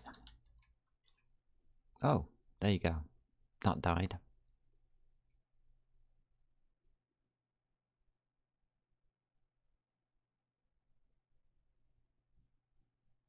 Okay. It didn't like what I was doing. For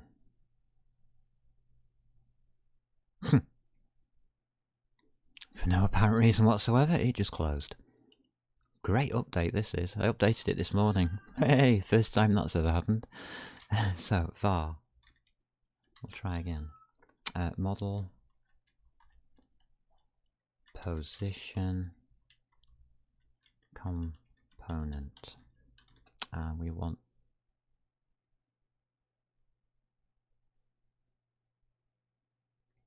whatever.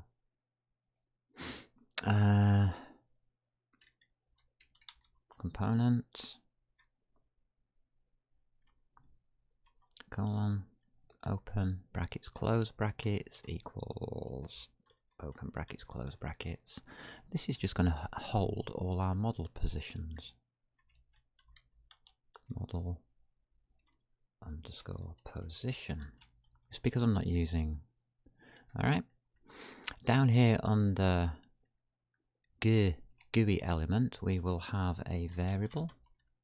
It's going to be called element and component. You can see where this is going now. Go on. Equals that, and this is going to hold GUI elements.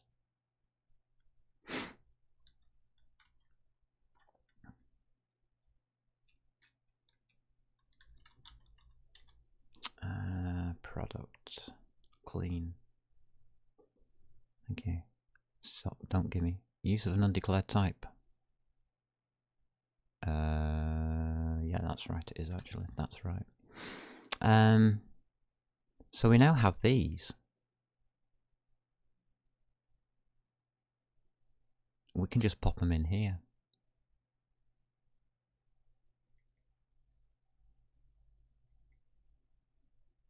So let's try the first one. What we want to do is add.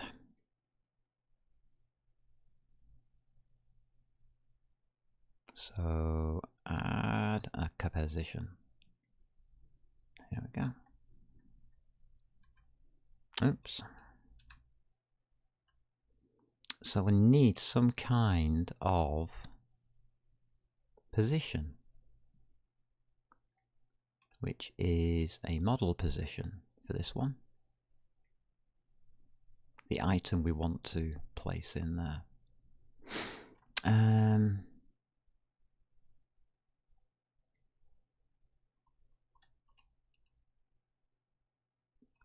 Okay, don't do that.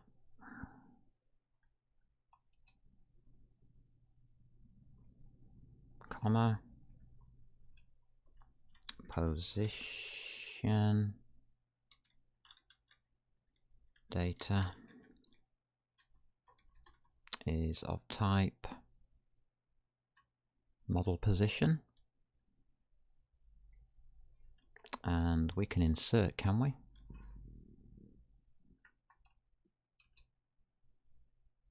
At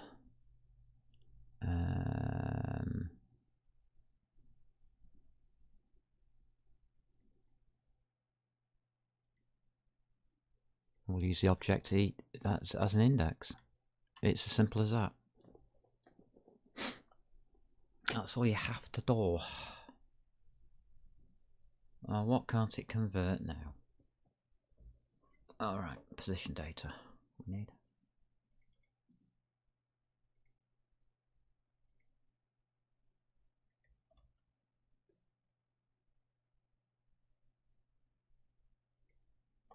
Can I convert value of int to expected type? Int. Okay. Int it shall be. How's about that? I can do anything. So all our object IDs have to be ints. Because Swift tells us that. Anything that says 32 on it, get rid.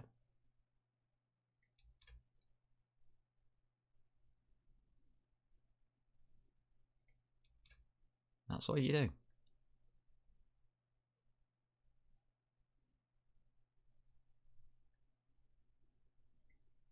Yeah, we'll take you down to an int.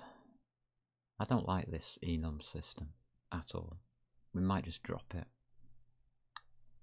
But it's that has to match what we're using. Anything else that's stupid up here? Nope. Looking good. We haven't actually done too much, thank God. So we haven't got too much to correct. Okay. Now the last thing that we need to do here is to fill these in.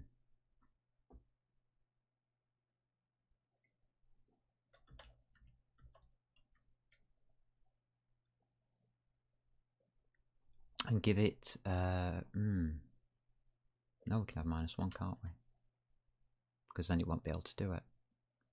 -1 will cause an error. Yes, it will. Good. The mesh.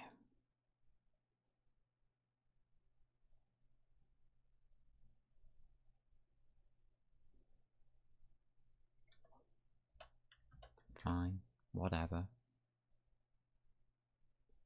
Position. We can just pop you to a float 3, 0. Actually, it's float 3, comma 0, comma 0. And as it's a float, I'll splash out on the decimal places, even though we don't need to. I just like to splash out. Rotation X. Float 32. Okay, we're going to have to bring you down to a float. This system doesn't work on 32 bits, as I found out. It likes floats. Equals 0.0, for instance. Equals 0.0. Why not? Scale equals 1.0, obviously. Alrighty, that was easy. ID int equals -1. What I'm doing is I'm getting around all of this. Please don't initialize me kind of stuff. Oh, we've got a Dubry here. What was that? Have you a degree or are you a self-made cobra? Ah, yes, I'm a cobra, not a coder. Am I a self-made coder? Do I have a degree? I don't have a degree. I've just spent years and years and years doing this. I did take A-level computer science in, I don't know what that is in America, but in England we have A-levels, which are advanced levels. So yes, I have taken a full course. Did I pass it? No, I never sat it. Never sat the exam. And it wasn't because of the computer side, it was because of the physics side. I was doing physics A-levels at the time and I disagreed with the teacher. I told him, "You're from Germany?" "Yes, so am I. That's where I was born." Yeah, you need 3 A-levels to attend university in England. You have an it's on a point system, so optionally 4.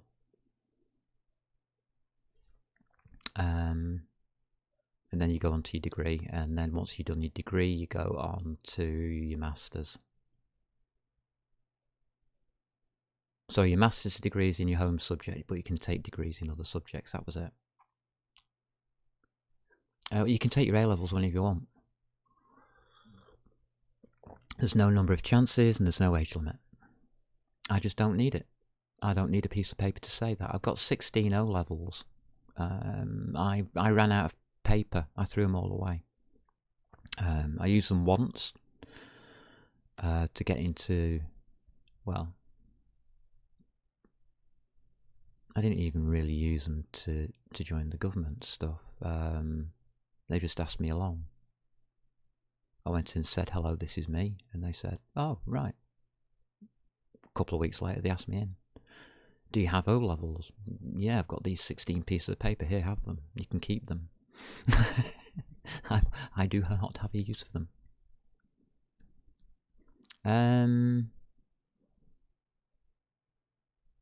Getting a job in the UK isn't dependent upon your education. Your education will give you advantages over other people. I got a job because of my education, but not because of the fact that I had O-levels, but because of the name of the school. It was a public school, not a private. Yes, in England, public schools are private and private schools aren't. Never mind, they're called state schools instead. You have public and state schools. Public schools are private. But because of the school I went to, my family paid for my education. Not the state. So, as soon as I drop the name of where I went to school, I get a job. They don't give a dingoes about the pieces of paper.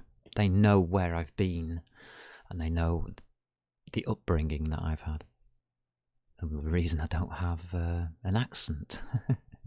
Yeah, I don't have one. I have many, but not one.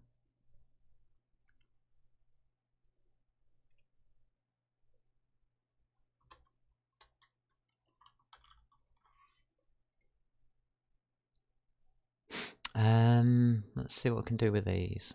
Nothing. Right, I'm a bit happier with this ECS system now.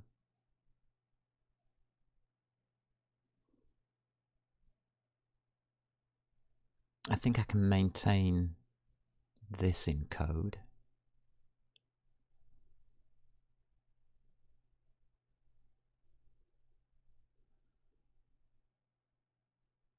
So to create an entity, this depends on choices, right? The creation of the entity is not what you think it is. The creation of an entity is just the object ID, which we decided we're not using in the int32s, we're using ints. So that create entity goes with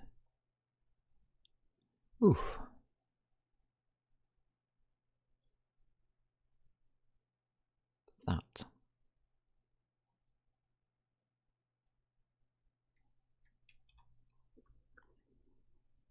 Is the word combination continental Europe known? You mean a combined school? Or do you mean combination as in two things joined together? Like a combined maths and English course. Yes, you can do those. Move. Come on, Muppet, you can't sit on the computers. I know they're nice and warm to your backside, but get off. Get off the computers and go and sit on a chair or something. Go on. Come on, love. Come on. Come on, move. Yeah, we have. Well, it changes. It's actually not UK. Yeah, well, I know what continental Europe you mean. I have continental coffee every morning. No, you mean, yeah. Yeah, I was born in a little town. I can't tell you. Damn. I'm not allowed to say. Never mind. Doesn't matter. But yes, I was born in Germany. I can say that.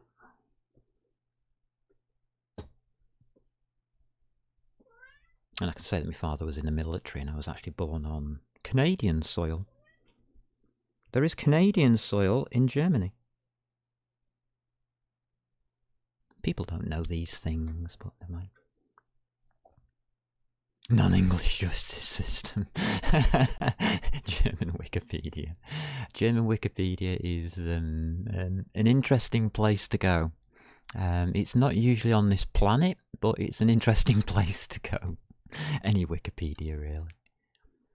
Most Wikipedias are out of date, so don't worry about it. How's will we do the next bit? So our game entity is now just an object ID, which is perfect.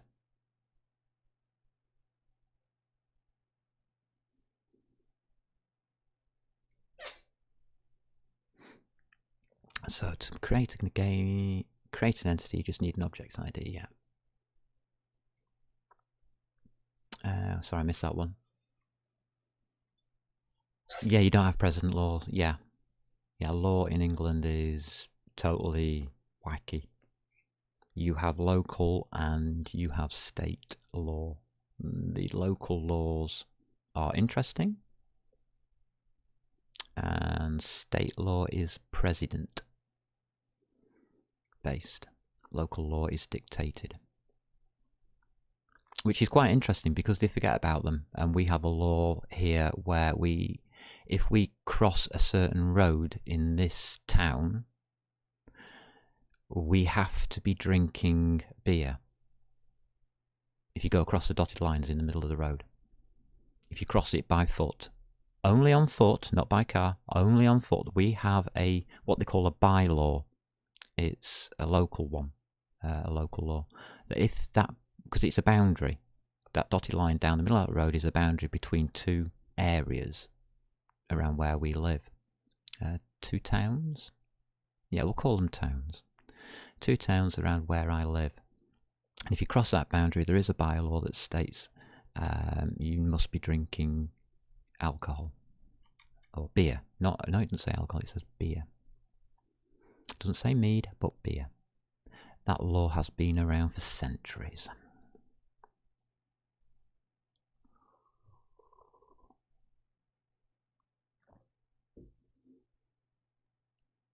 No, college is where you go to take A-levels. So we have a primary school, which is for the babes.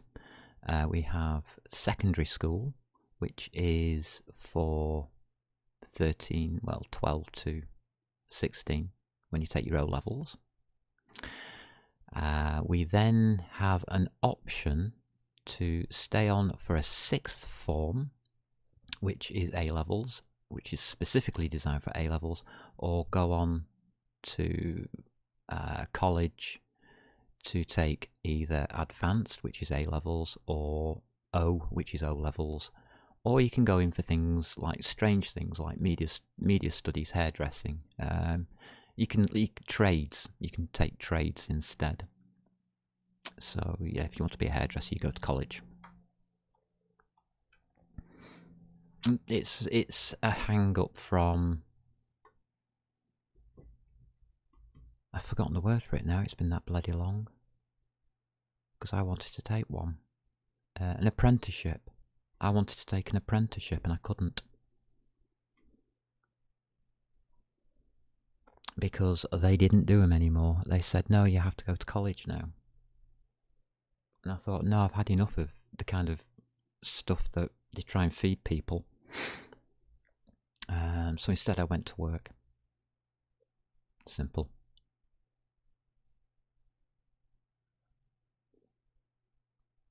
Right, what we got here that's not working now? Excellent. This is starting to grief our stuff we have done.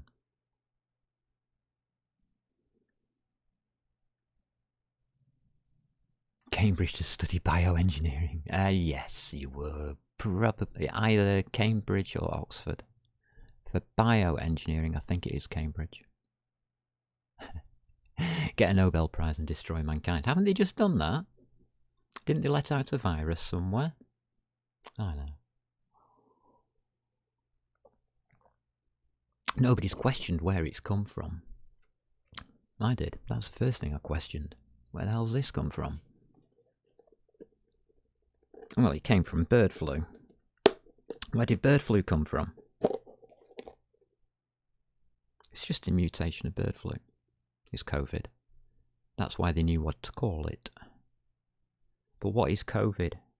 It's an identification. Does anybody know what it stands for? I think you can get the VID.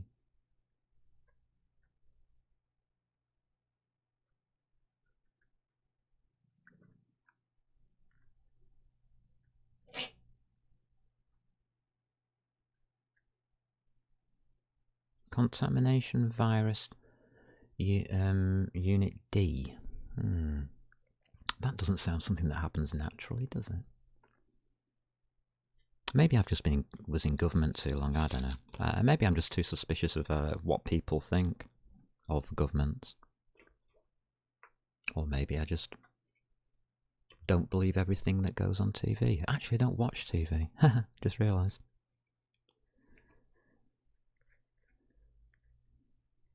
I only know things that people tell me. Oh, we're not supposed to mention that, are we? Oh, we get struck off Twitch and YouTube probably now. Oops.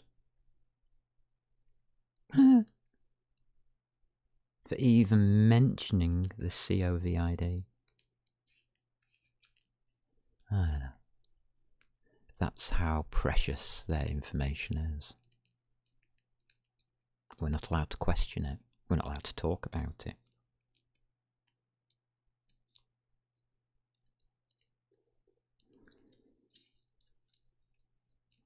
And there's no point in asking me where COVID came from, because it didn't come from England. So unfortunately, I don't know. I don't know. Well, actually, I know who produced it. I just don't know where it came from.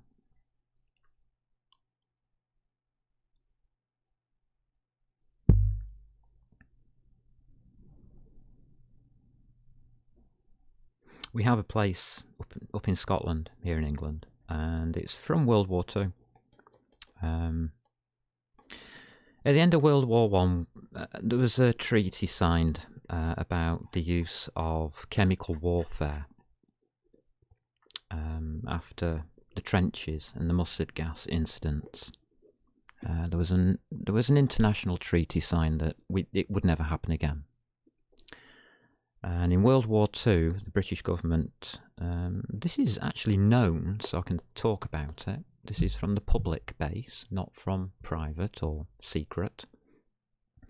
We're testing out on an island up near the Isle of Skye, up in the Outer Hebrides. There's an island up there that was full of rabbits.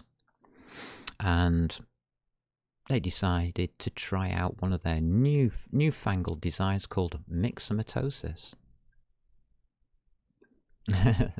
Yeah, me fail English, that's impossible. Yeah, the British government really naffed up there because they infected the island, and yes, it killed all the rabbits in a very, very horrible and nasty way. And then it transferred to the mainland because they didn't realise that things, when let into the wild like that, don't necessarily stick with the animal it's intended for. And when the mainland caught it, most of Scotland lost rabbits.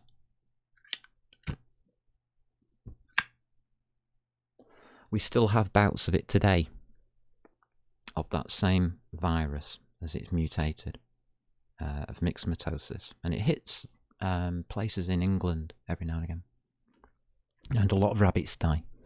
It's a big shame. Yeah, they always put a sign up saying that. What am I doing here? Creating an entity. Let's create an entity then.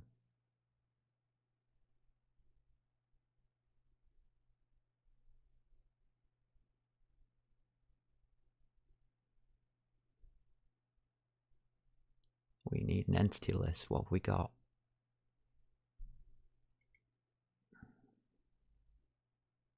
Nothing. Nothing. Alright.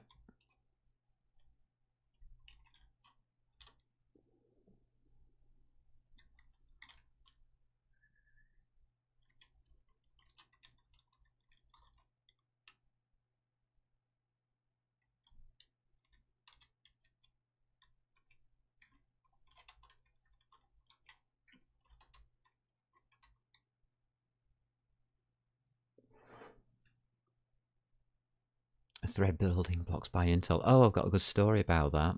Just watch this. I can't bloody run it now, can I? Because I'm just breaking it on purpose. 1 second. I've got something to show you that you will laugh at. This isn't just Intel. This is Apple using Intel, by the way. Close project.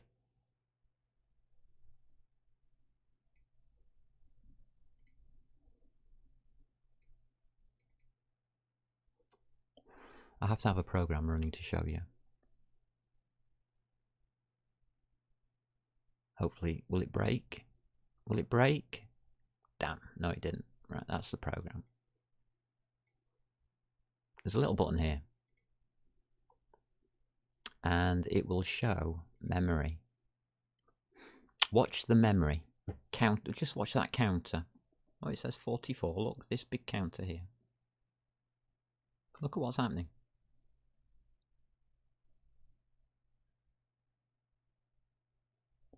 It takes 22 threads to do that. 22 threads to do 0.54% memory use. And if we want to have a look at the FPS, 24 threads, keeping the CPU active for 16.7 milliseconds. The GPU is hardly doing a damn thing. That's around a 1 millisecond. That the program to do that takes 16 times longer, because it's running on enormous amount of threads, and I haven't put a thread in it.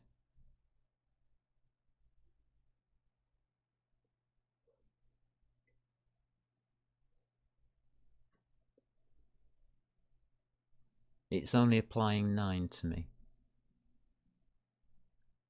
There you go, there's all the threads.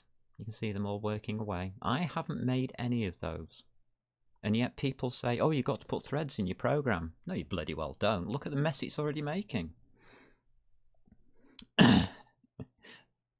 Yeah, people and their threads.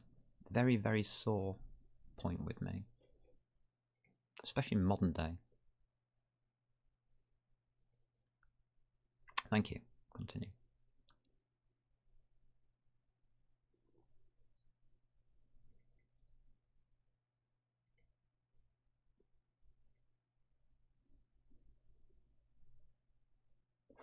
I think we can see how this is starting to develop now. So I want to put something in there.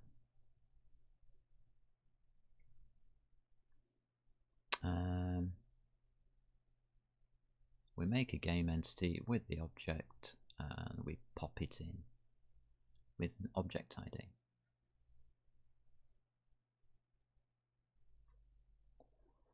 Which we can do.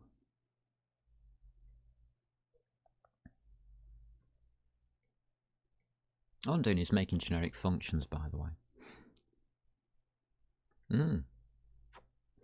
I have thought about it, but I wanted to go American Western.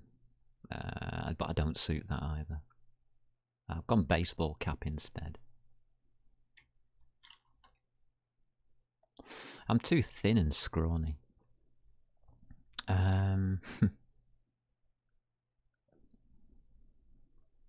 Let's data.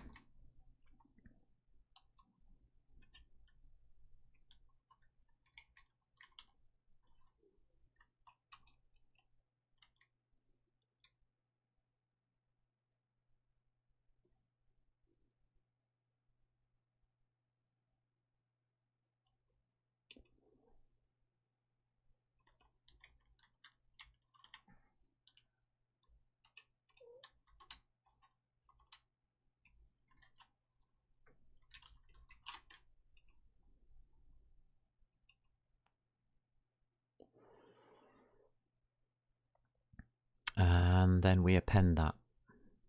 We do exactly the same as what we've been doing here. But notice I'm using insert, not append.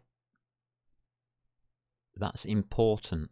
These are not arrays that I am using. These are vectors.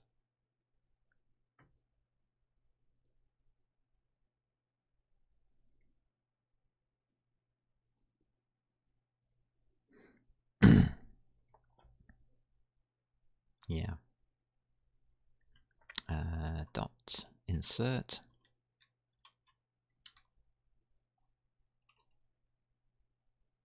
A new element data.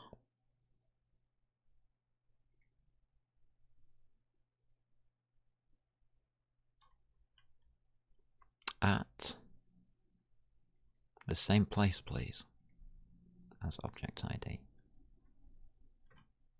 There we go. So everything in each one of these, oh, I haven't done elements.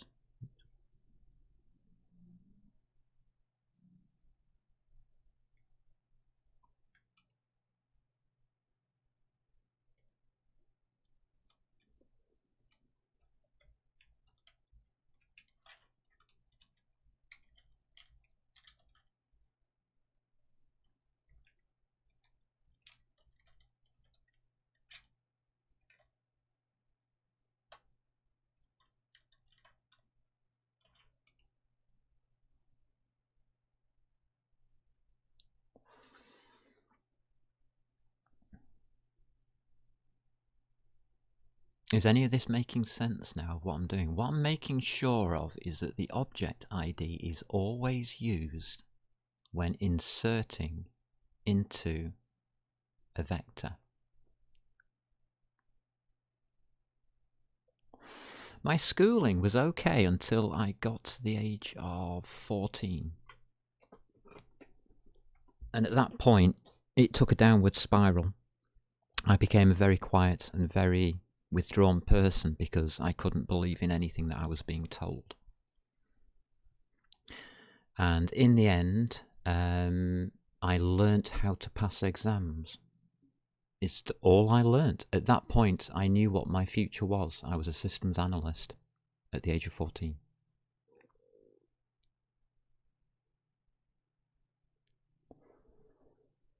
Every single exam I have ever taken, I have passed. Because I know how to pass exams. I know what the system is. I knew how to... One of the teachers gave me one piece of advice that year. And he was my best friend for the rest of my life. He said, if you want to beat the system, the only way to do it is to become the system. There you go. And that is the truth. And that's why I became a systems analyst, I guess.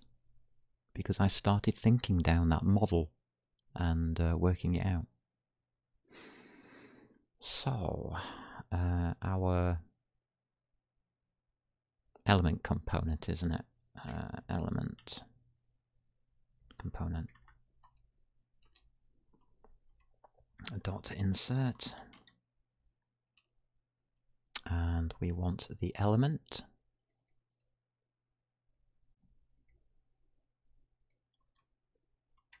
And we want it at our object.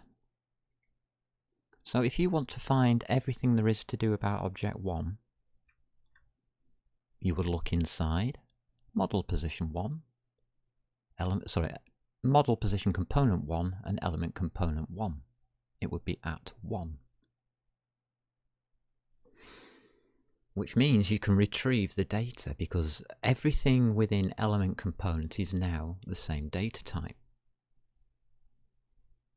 You can now retrieve a component quite easily by just referencing it. This now means, I don't think we've got any init. I'm still trying to work out this init, aren't I? Right, so it's easy. I can take, to initialize, I can take that. We can load a model.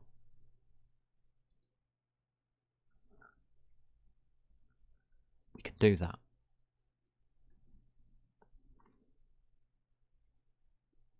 But that's all I want to do. After that, every model in this GUI has to have a position.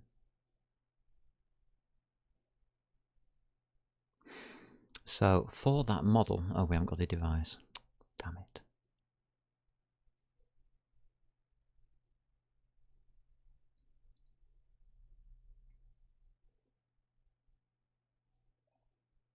Yes, I am rewriting the init. Because I knew I'd have to anyway. So we get our device. We can stop looking at the useful, helpful help screens. They're too useful. Now we can take a model. We need to give it an ID. How do we know? We don't. Alright, model. We're going to have a nil model in it. I've got to be careful now. 0 in Swift means nil. Tough. We'll cross that bridge as we get to it.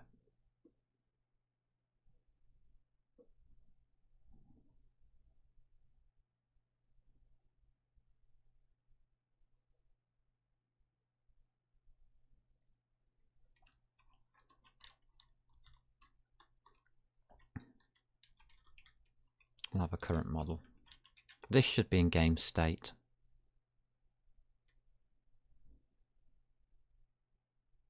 Doesn't matter for now.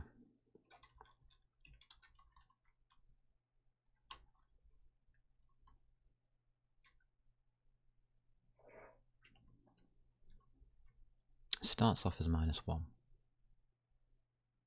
Because the first thing we're going to do is add to it. So current model.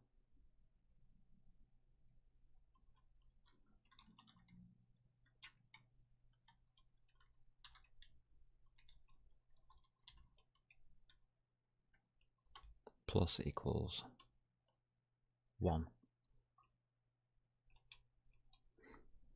That is our ID.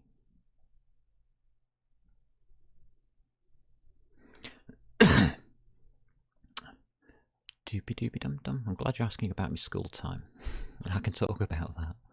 It's the rest of my life that's blank. Current life. Blech. So what we need to do now is create an entity. So GUI underscore create entity current model.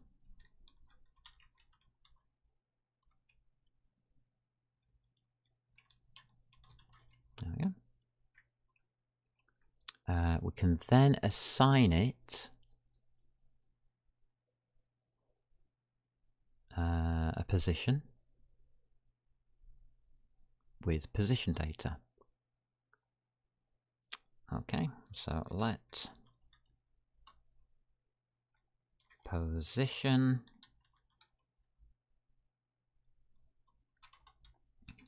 game model. Is it? No, it's model position. Model position, like that. Position dot object ID. We have to give it an object ID equals current model. Is this starting to sound strange? No. Do we need anything else? At this point, nope.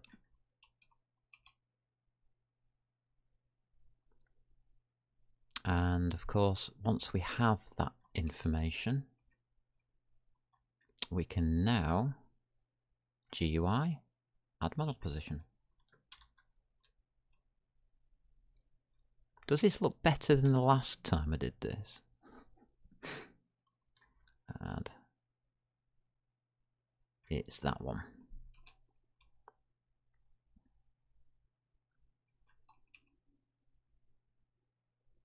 I think this looks a bit cleaner than the last one I did. So the position data is that. The only data that we care about to begin with is the model ID,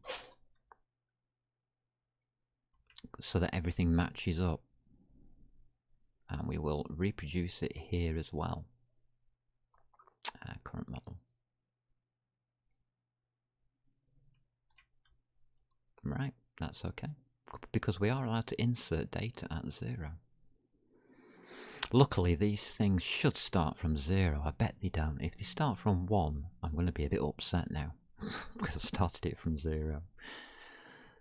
So now we could, there you go, we've got a model position. To add our element, which we haven't fleshed out yet, all we do is that. Element data. Yes, we do need element data. Damn it.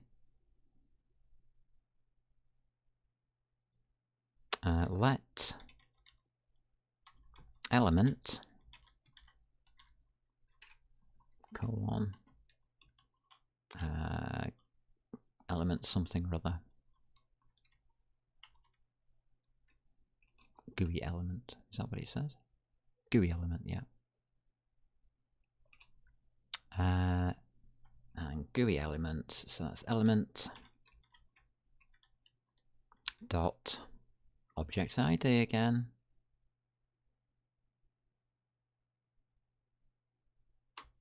equals current model.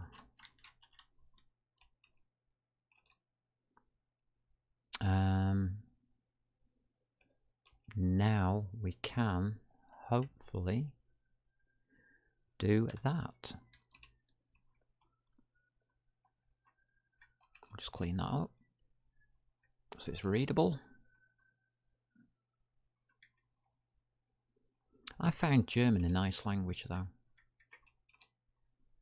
By the age of 13, 14 was it? Bloody hell no it wasn't, it was when I was 15. By the age of 15 I could speak German. By the age of 20 I couldn't.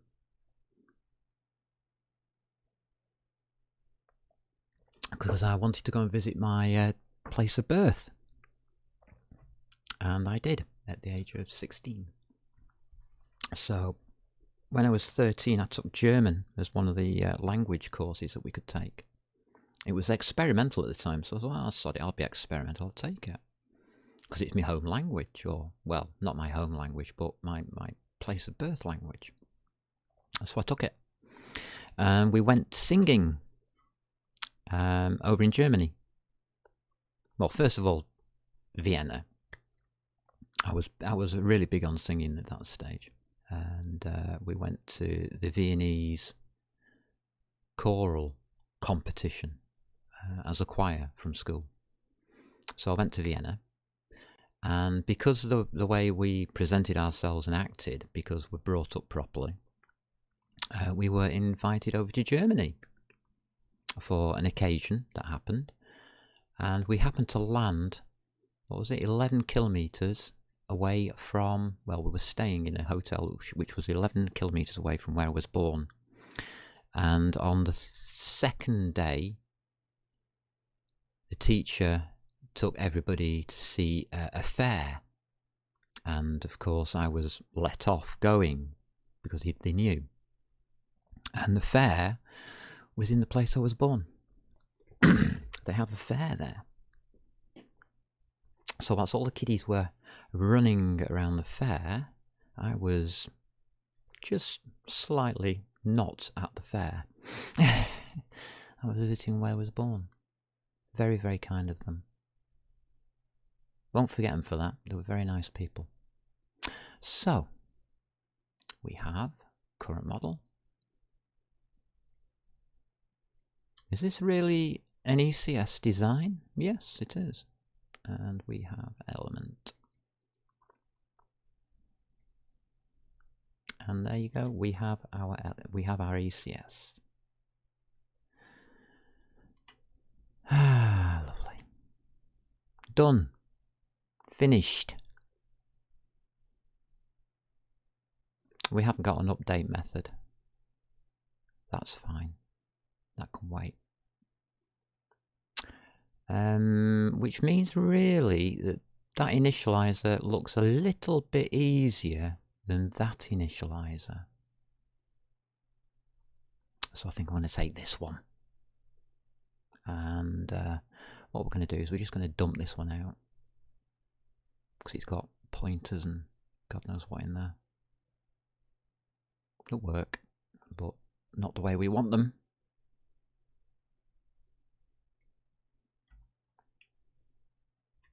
Alright, that'll tell me where to look. Whoa, 3.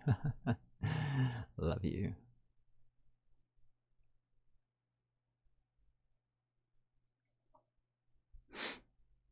Alright, what have we got? Initialization of immutable value load model was never used. Consider what? Yeah, what?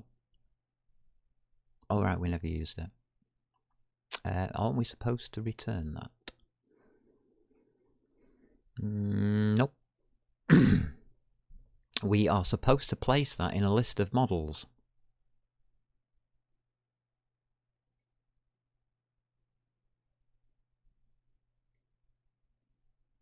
So when we load a model, we get a model mesh.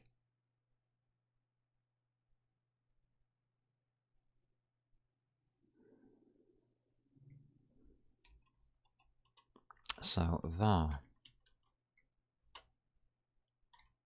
models underscore loaded. No, GUI models loaded. Whoa, whoa, whoa, whoa, whoa, whoa, whoa. We're doing the GUI here. I have to leave space for other things. It's going to be... what have we put here? It's going to be... oh, God. It's going to be a Dubry of MTK meshes. Yeah, it's going to be a double Dubry. We're going to have an inner Dubry and an outer Dubry. Oops, don't do that. That's going to confuse everybody.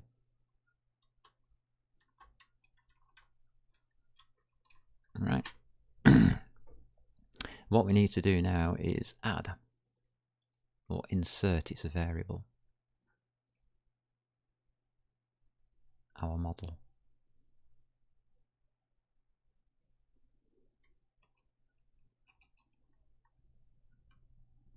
And I always get the wrong key there. Oh, he doesn't know what to do.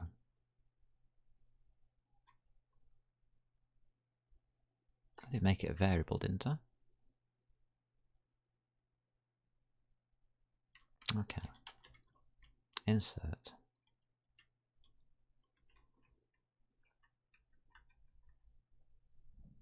Loaded model.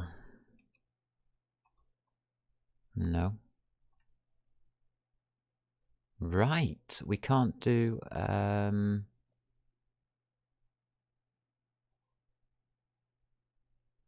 right, we can.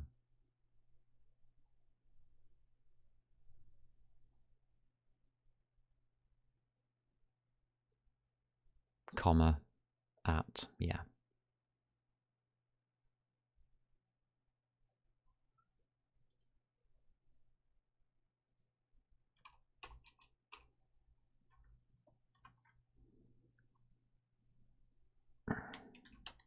At current model. There we go. Yep, that'll work. Go for that. Right, struct position must be completely initialized before member is stored to blah blah blah. It is completely initialized if you have a quick look at whatever. So what hasn't been initialized? Let's have a look. Position. We have to satisfy our position. Well, we don't need that anymore. We're not storing it.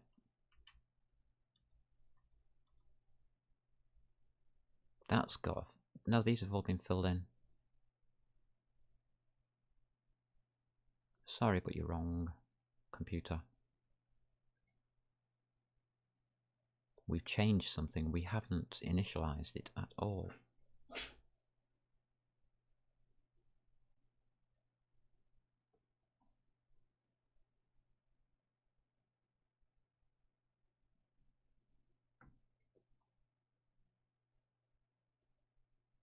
Before a member is stored to.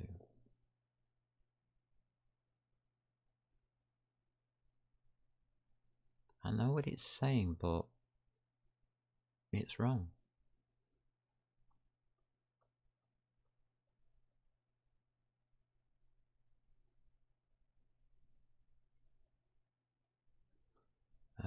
Equals model position, whatever.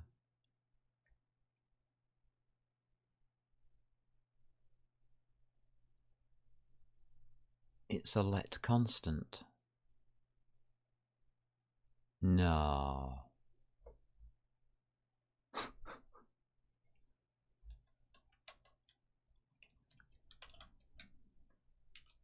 Really?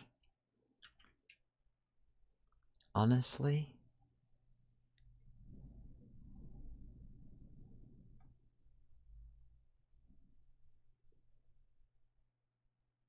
Okay.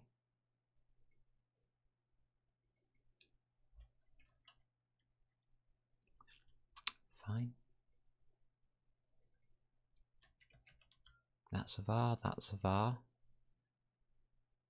Thank you. It's looking good.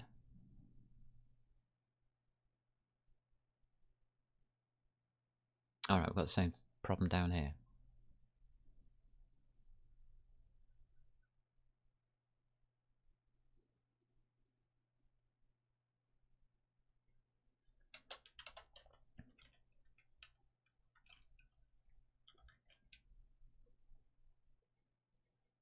Okay, fine. Just change it around so that it's happy. Anybody else?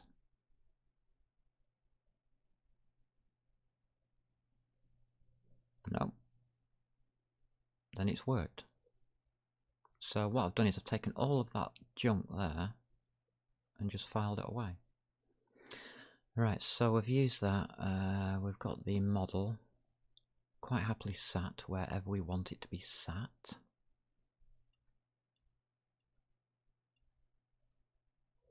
What I'm going to do is run a test. As you asked about the unit tests earlier, we're now going to run a test of this code. So we're going to init the GUI with a model.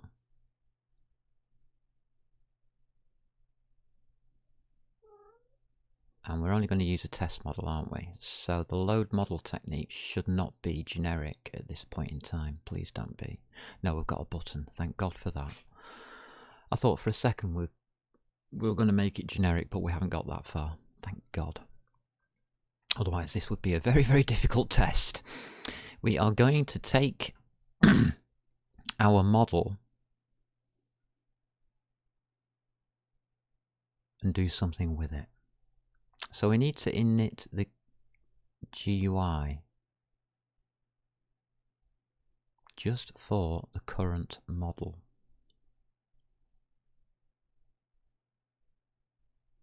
We can do that any way we want, but I prefer it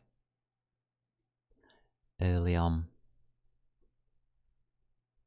Yeah, I know that I've taken all that stuff out, don't you worry about it.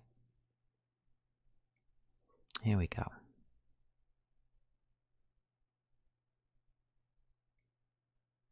So I'll do that initialization.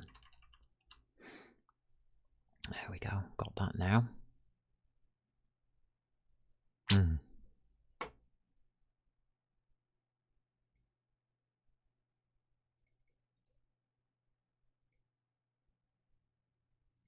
Renderer, you drunk, you drunk. Thank you. Do we need to keep anything up here? Well, really we should.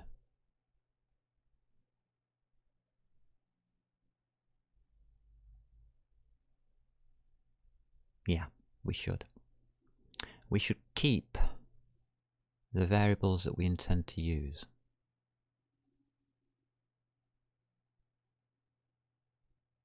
And we can full. Let's try this out. Let's try an ECS out. What variables do we want to use? We would like to use that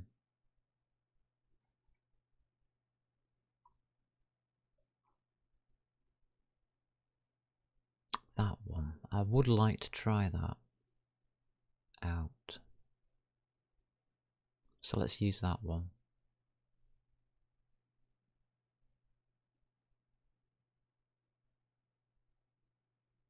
So GUI models equals that.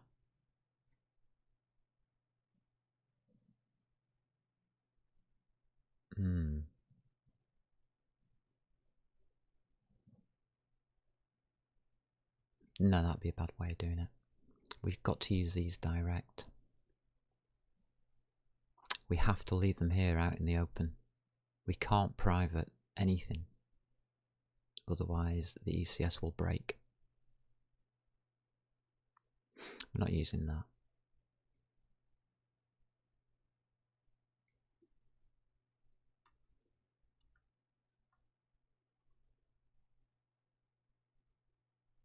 I'm not even liking the enum system. So I'm going to take you out as well.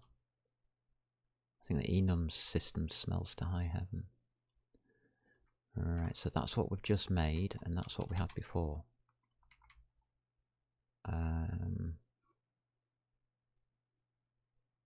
Okay.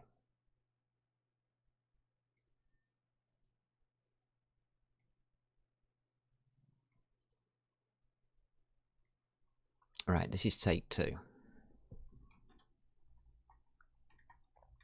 Get rid of. Take 2, ECS. The simpler method, I hope.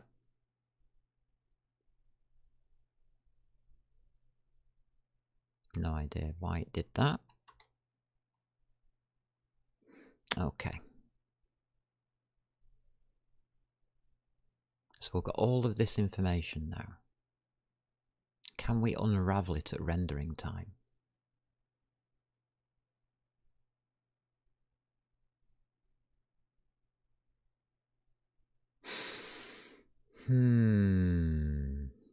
I think I can. Except we will be using var models to render in the final version.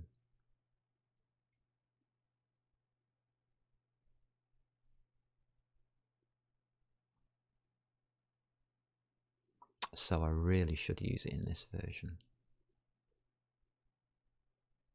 Go on then. You can come and play.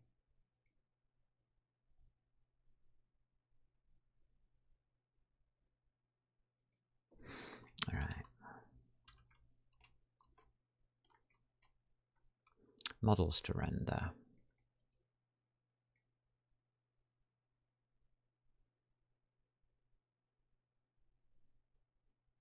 It should be full of game entities, like game entities here. These two should mirror at this point.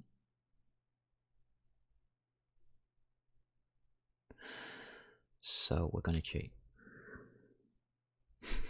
Why not? Just for now. Wherever we are adding that, we've got a lot less to work with. So I may as well cheat.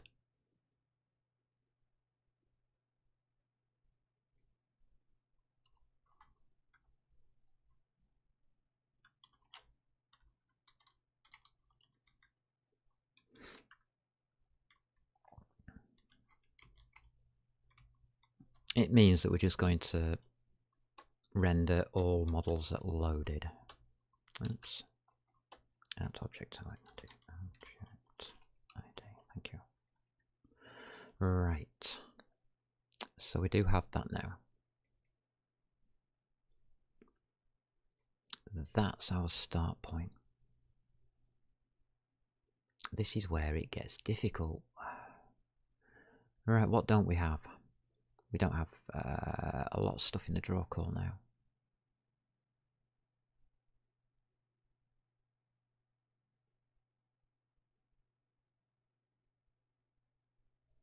We've already got a list of models to render, so we don't need to get it. We have it.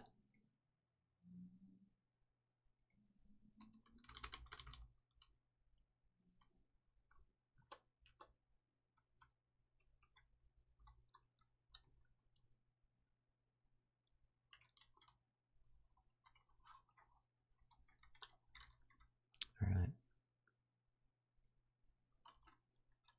Just put in the information here, so I'll never remember this. If I don't at least put... I know we're not going to use game entities at this point. Well, GUI models loaded game. No, GUI models loaded we're not going to be using. Yes, we will. It's got the meshing. Ooh. Well, there we go. Let's see how many cheats we have to do to get it to work. There's a biggie.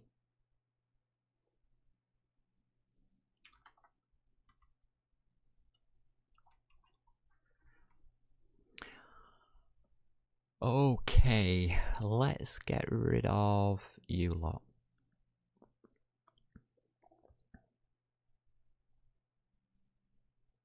We do need to get the model constant somehow.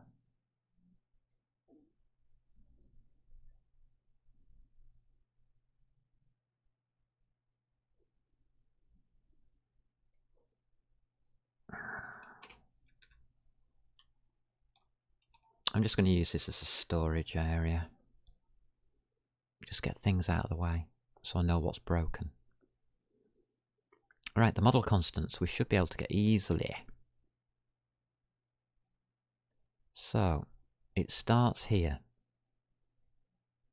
Each model will have its own model matrix. So, for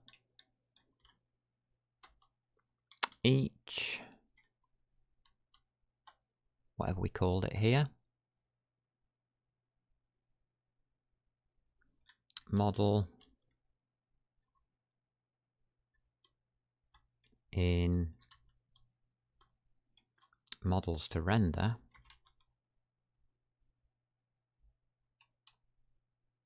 we would like to do the following. I don't know where the end one's going to go.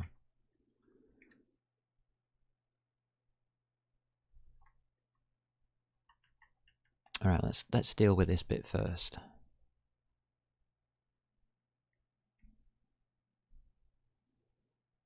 We'll have to do that update outside the loop. That can't stay inside the loop.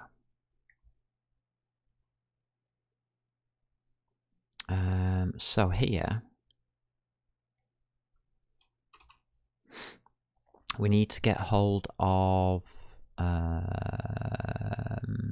model position. So we want the model position component dot, I just want at.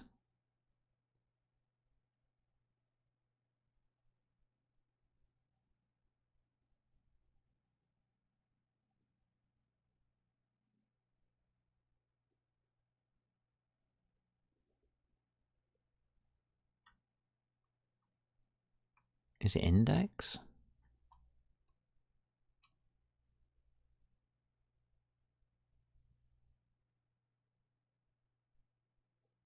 It's asking for an int.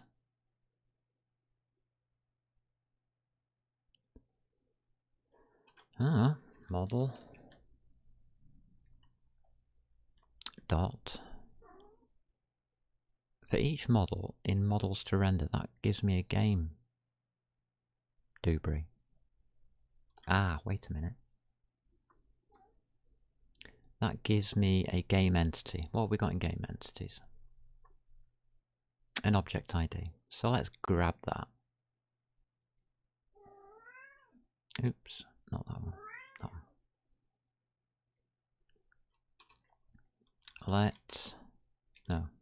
Let model underscore ID equal model dot, come on, dot,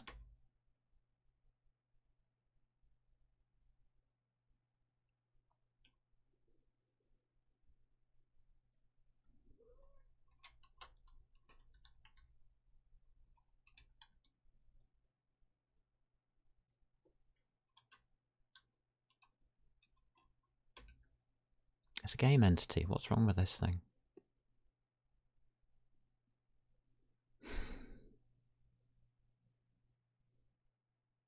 Found an unexpected second identifier in constant declaration. Is there an accidental break? Join the identifiers together.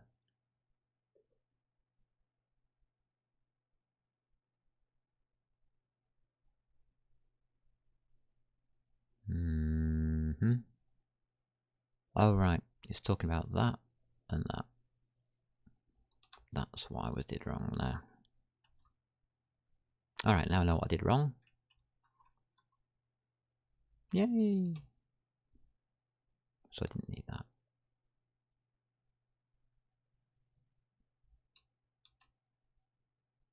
Right.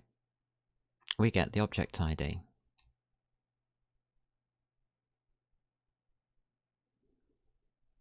So the model matrix comes out of a component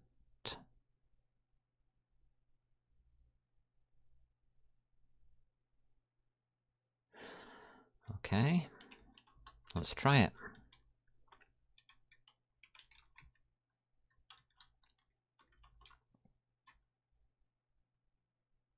Or do we get the component first? No, the component's already there. Alright.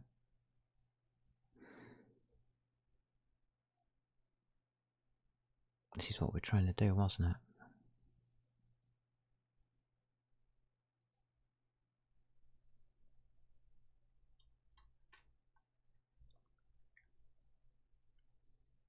Is there no at?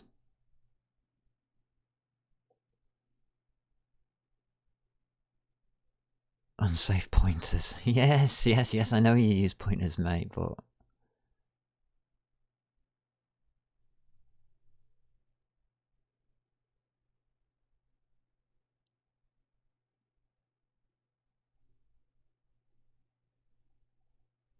What is it on about?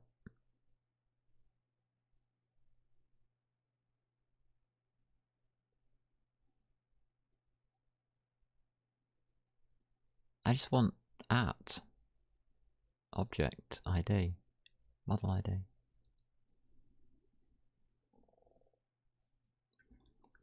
That's what I want. Can you not accept that?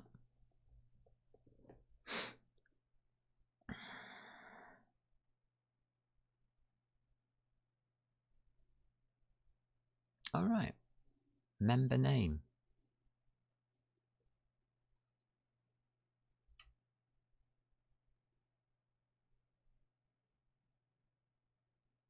So member name for model position component.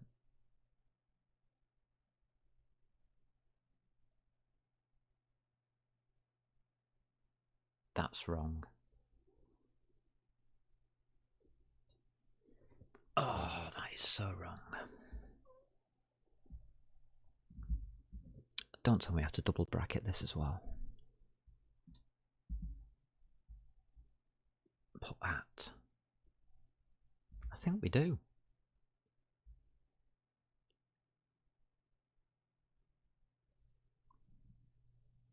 So, model component.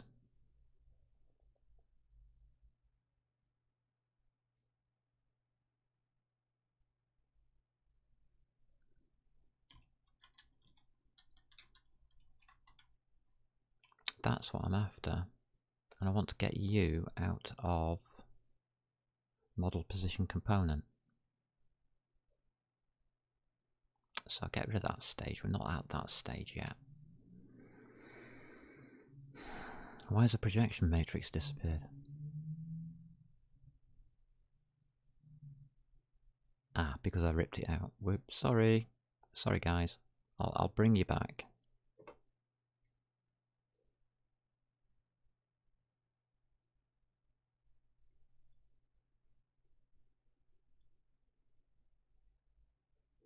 We'll bring you back.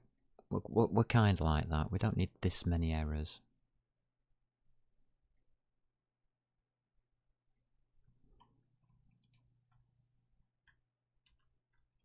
Work on the top one, thank you. So what do you dot to? Capacity count.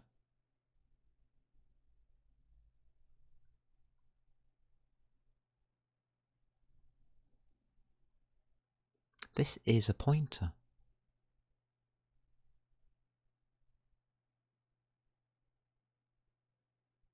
I need it at model ID, model object ID.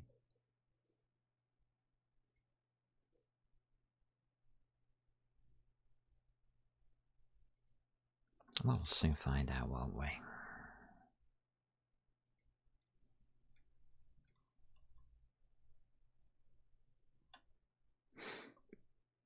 That should break GUI objects.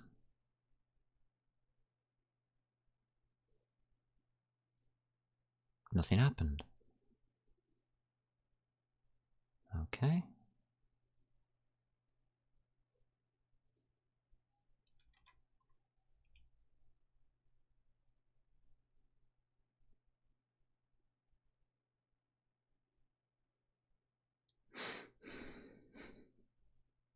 After and before.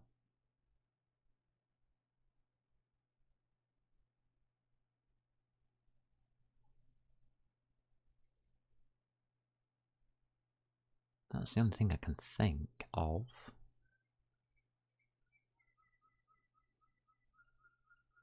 You're looking for an int. I've got one here.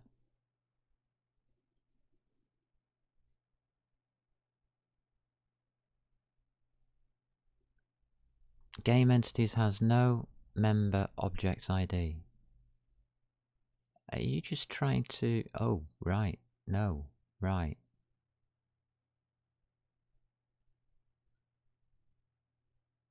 Brackets game. Ah.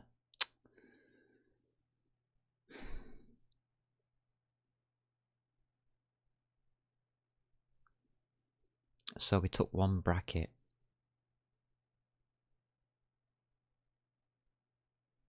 We need to unwrap it.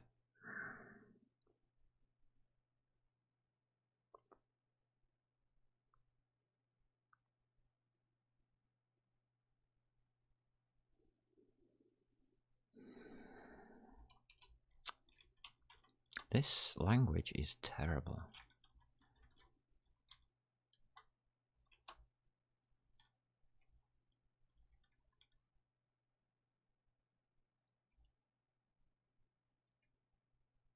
Model.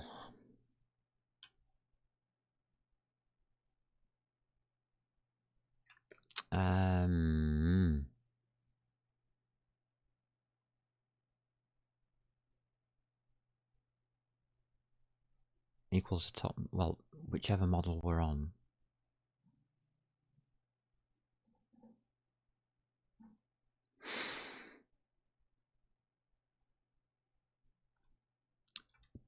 Dot. I'm going to use this index after thingy. Well, I don't know what count I'm on now, do I?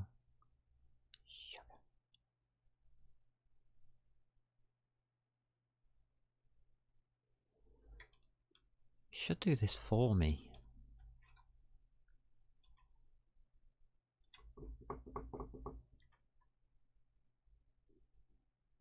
Do I actually have to set up my own index or counter? Or is this int count something?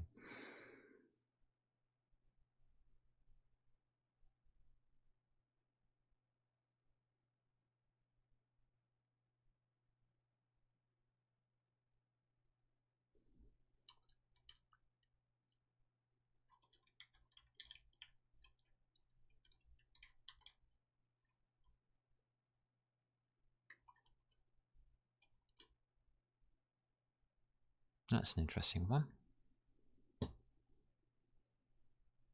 Use that to replace...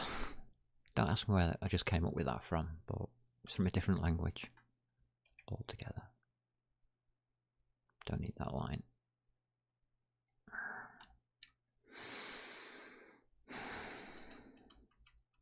Yeah, I'm using any language except the one I'm writing in at the moment. Model position equals model position component dot index after model ID.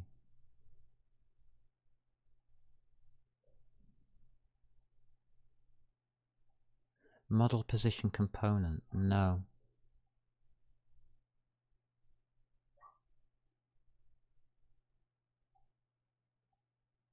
Again, I think we're on model count.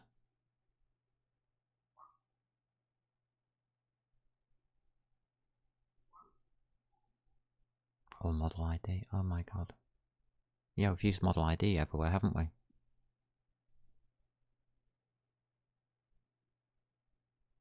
Ah.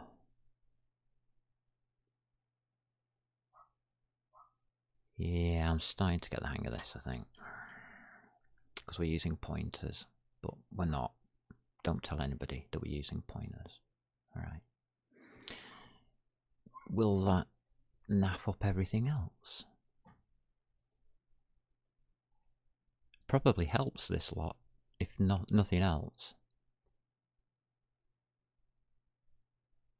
Yeah, because we're doing it at object ID. It actually makes more sense.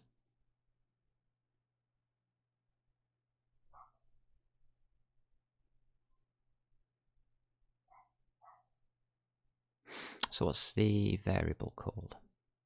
Model position component. Yeah, that's it.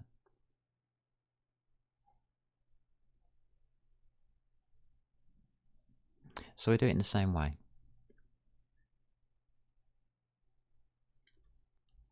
We're not going to use that. We are going to use model ID.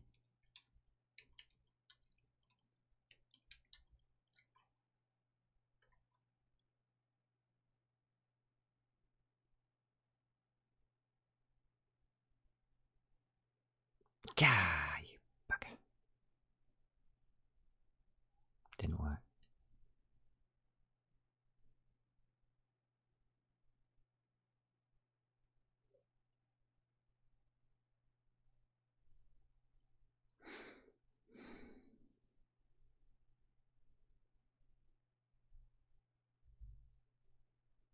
Okay.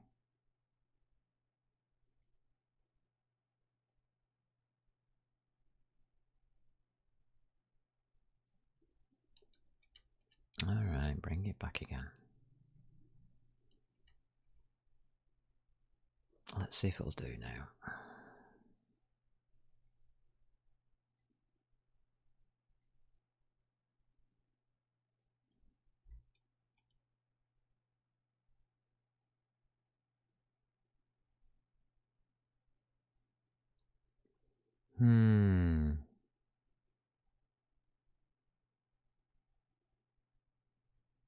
Oh, we're back to that one, are we? We can't just take a component out of it. I want to take the component out.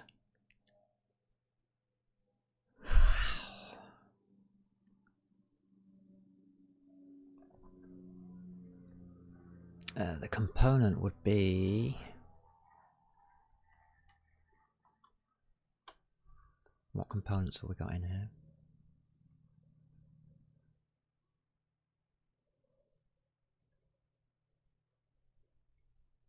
Right, let me see if that will guide me in.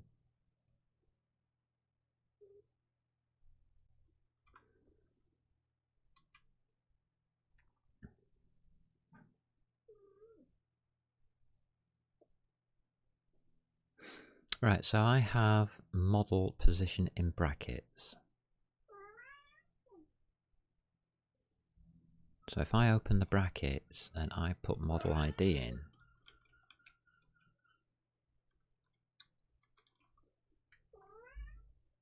then it should satisfy.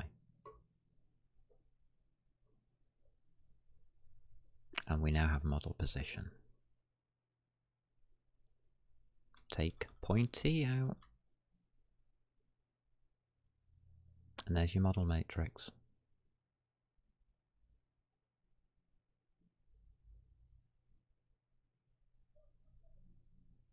Wow. We have to move it though. So let's go and get some movement code. I left some lying around in here somewhere. Oh, it's all the way up here, isn't it?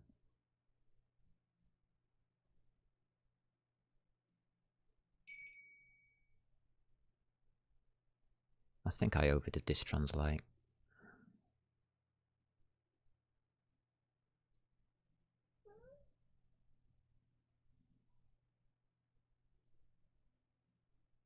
Actually, no, I'll just take it from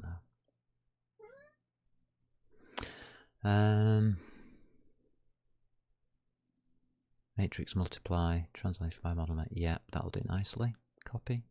Everything's set to identity, so I've been very, very careful about that. This is only for test purposes. This should be done somewhere else.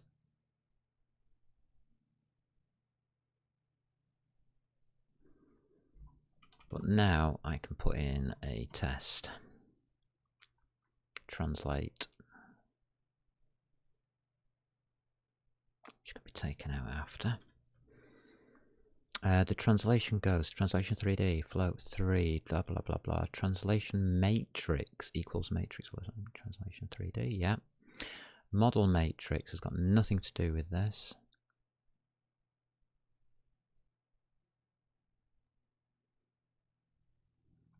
equals matrix multiply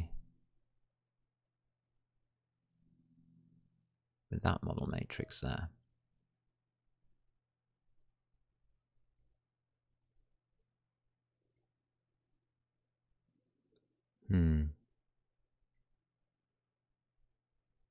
I'm just wondering whether to keep these all the same. Yes, we shall. Less changes of variable names the better, I think. Right. Can assign model position is a let constant.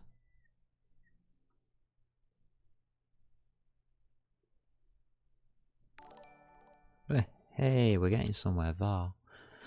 Oh, 0 to hero dev is now for. Oh, well. 0 to hero, I know you from somewhere.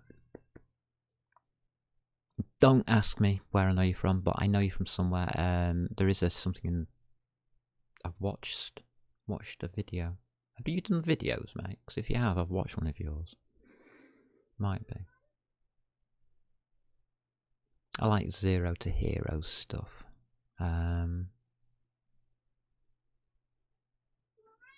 Because they do tend to throw the rulebook out like me. That looks okay.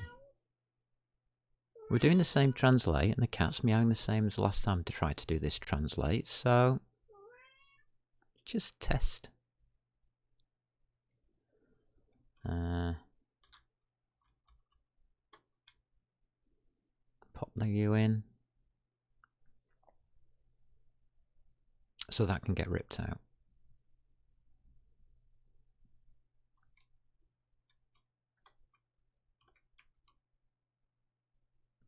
And a test marker.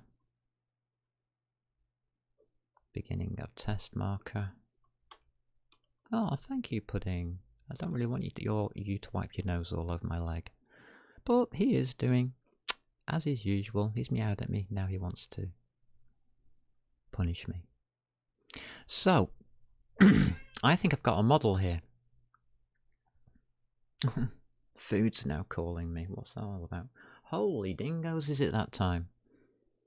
I've been chatting with Seppi too long today, I think, that I haven't got to the final complete. We're going to have to final complete this now, aren't we?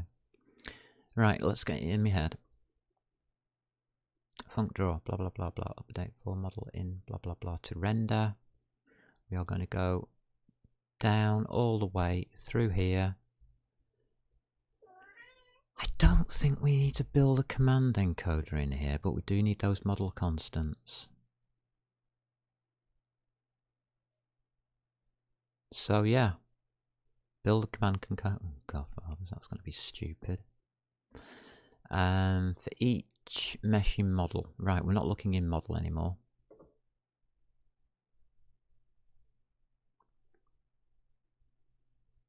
We are looking in models loaded, models to render. So I'm not using the other one. Hold on a minute, what's model to render going to give me? That gives me the game entity. So I'll look in models loaded for the mesh. Yeah. That's our little baby there. Now I know which mesh it is because we've got the ID.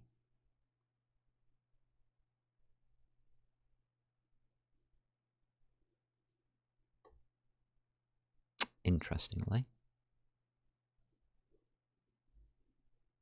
So this ID is going to come in doubly useful here.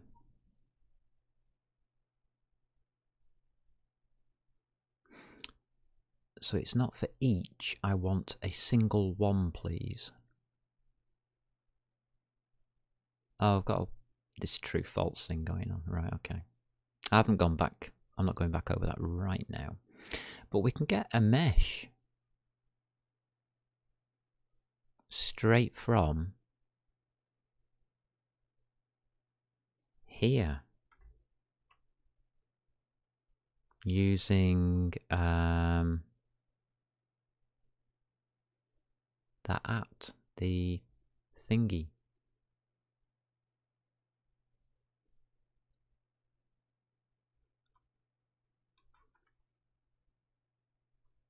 This is mesh. Mesh is going to be equal to that. Throw us in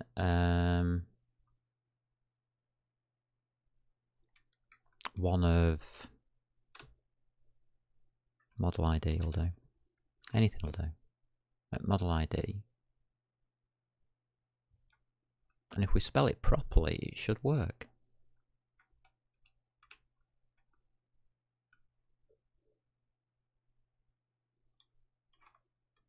Take you out. Take you out. We still need the submeshes.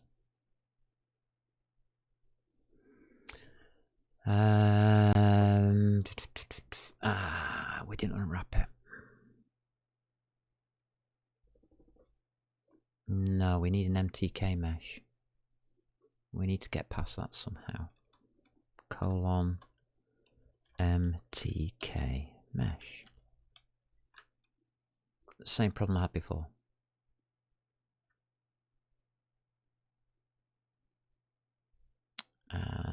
Dot. So we're in the right place.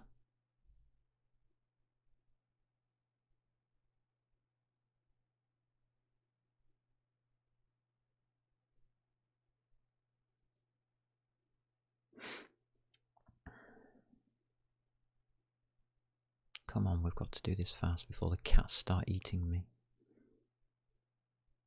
They don't, by the way. They just get a bit naughty.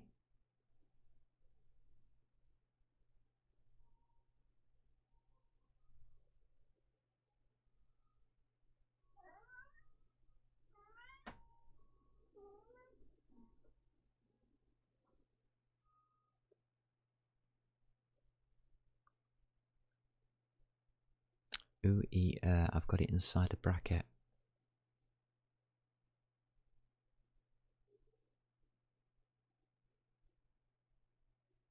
Which means it's a full thing. For each submeshes. It's the thing I use for the submeshes, but it's already got it.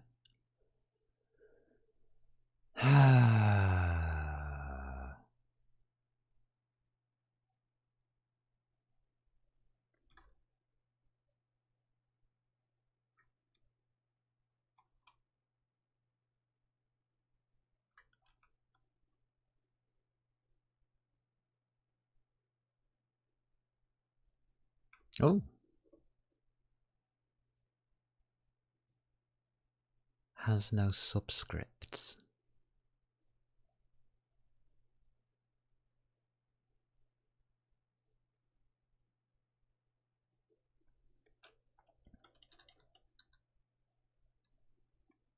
Oh, I bet this hasn't even got first. What has it got? Model ID dot.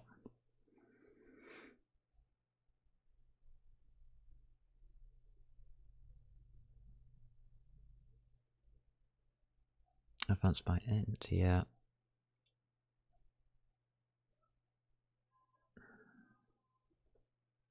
Will it be the same here?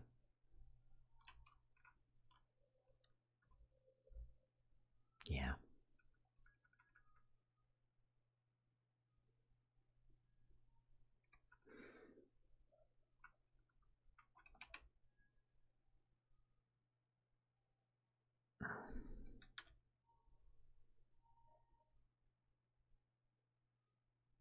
Cannot convert it. Yeah, I know you can't.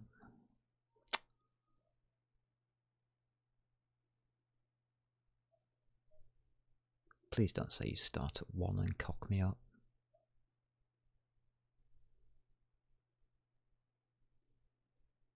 That might work.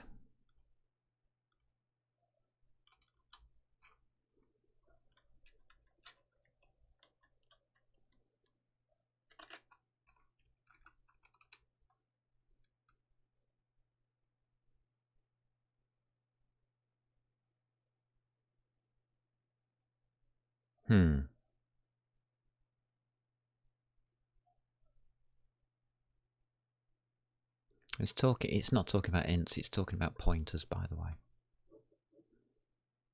Don't let it fool you. That would give us an MTK bracketed mesh.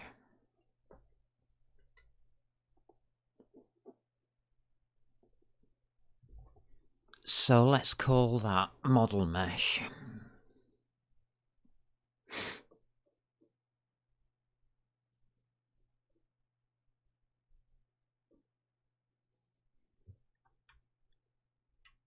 Like that.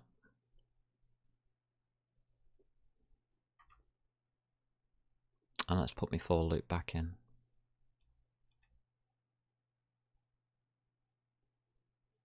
Get rid of all of this lot.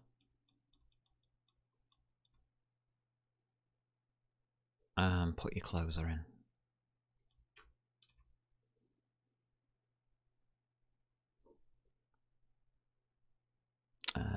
We don't need to type, thanks. Just out of information. Right, that's clear. And it'll take each mesh from there to the screen. Okay. We've still got a closing brace missing. Oh, fantastic. This game, where do you belong? Yeah. So if we take that with that, we're going to take that and then out. I've got one trailing. Oh yes, I've got one trailing. I have a trailing one there. Because I've just implemented it with at the beginning of the draw call. I told you I didn't know where to put it. And that'll go through once.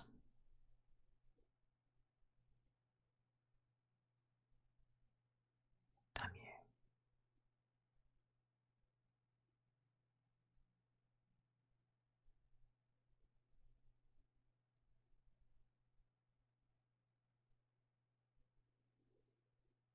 Create an entity. Okay, data object.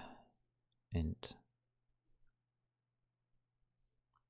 Can I convert game entities to expected argument type of game entities? Okay.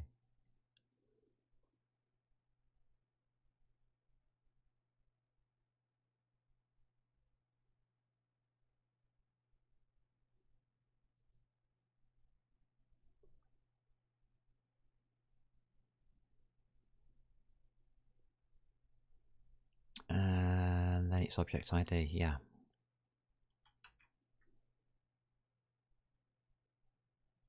Insert data, no.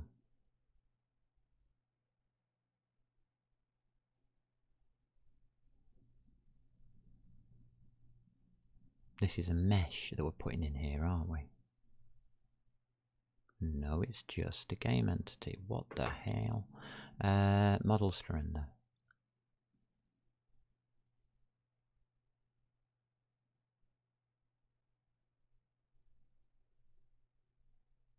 That should be an MTK mesh.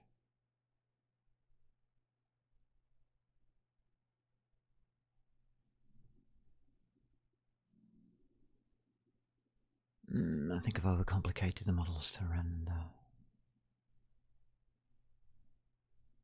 I have, you know.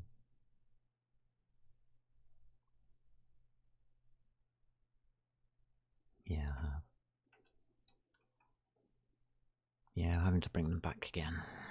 Damn it. That keeps that side happy, but the rendering side will now go nuts. Should do.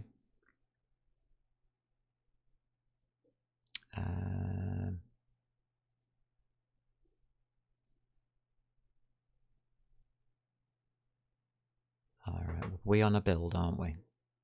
Yes, damn you, I hate it when it does that as well.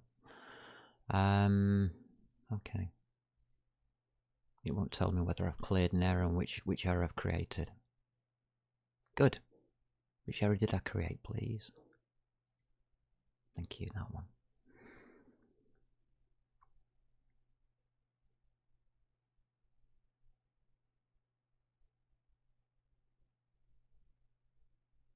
Alright, all I've taken is that model count out. Alright.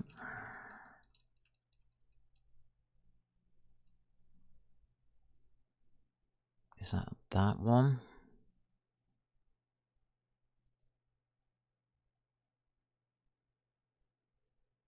Oh, bugger, it succeeded. That's no way. No way can that be correct. Come on, crash and burn.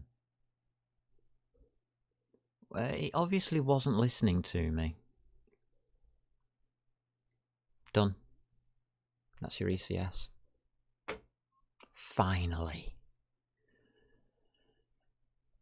3 days of work, and that's what I come up with. Ouch. I hate my life sometimes. I really do. I think that's a little bit tighter than the one we had before.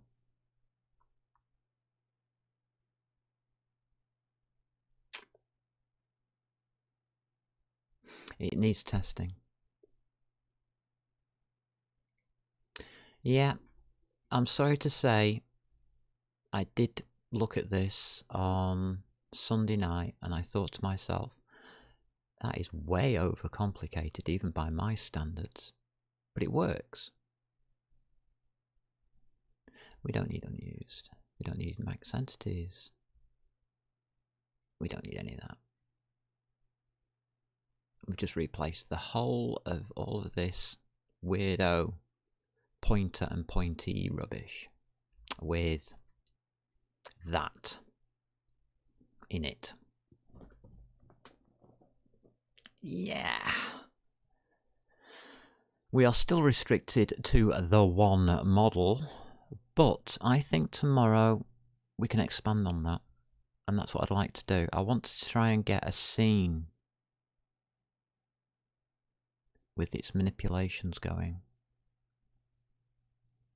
That's easy to do now. A lot easier than it was to do before. Oh my god. I'm glad I came up with that because I can convert that back into C.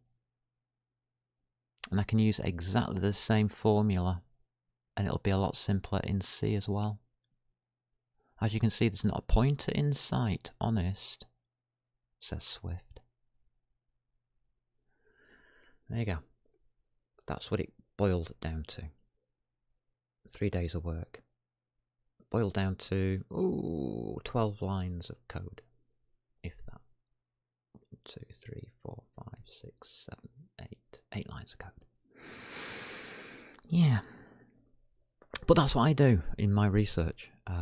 That came from doing the sandbox where I have worked out how this stupid system works with inheritance. And the fact that I'm not using classes. I'm just using a straight function. Well, with classes, you need 6 classes to do that piece of code. Yeah, exactly. Don't use it. Don't go there. Just don't do it. Quality of flats in my area, absolutely amazingly fantastic, depending on how much you pay. From what, 40? No, it's changed now. It'll be a few years now. 80, about £80 now. It'll double by now.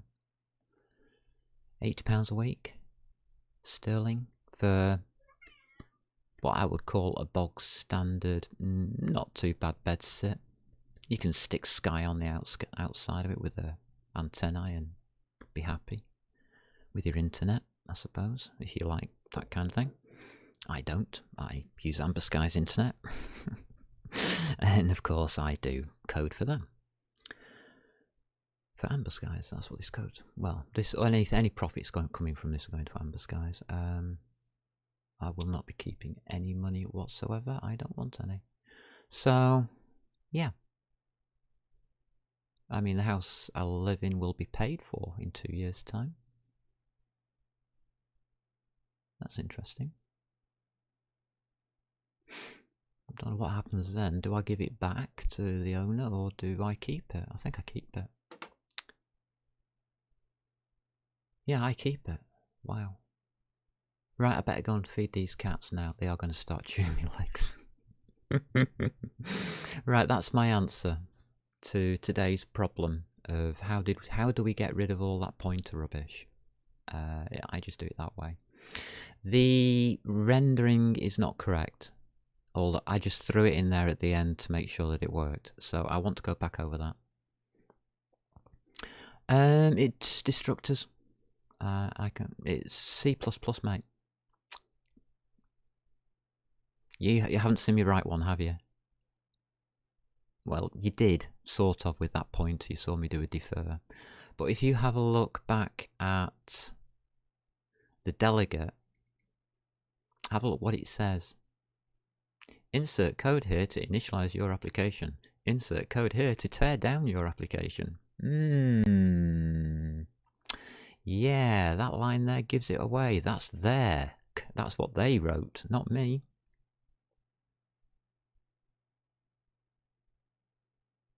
On application will terminate. Now, everybody knows in C++ and C that when the application terminates, the operating system is responsible for resolving any assets and any memory that you used and should return it to the operating system. You shouldn't need this. There's nothing to put in here ever. So what that is for, I don't know. But that says as destructors. So every time I type something in here, Xcode is typing something somewhere else to destroy whatever I'm putting in. I'm not typing it. Xcode's doing it, not me. I can't prove it yet. Unless it will show it under source control. But I doubt it will. History. No. Yeah. I haven't got one. I can't get to the history. If I can get to the history, then I'll show you. Might be in here somewhere.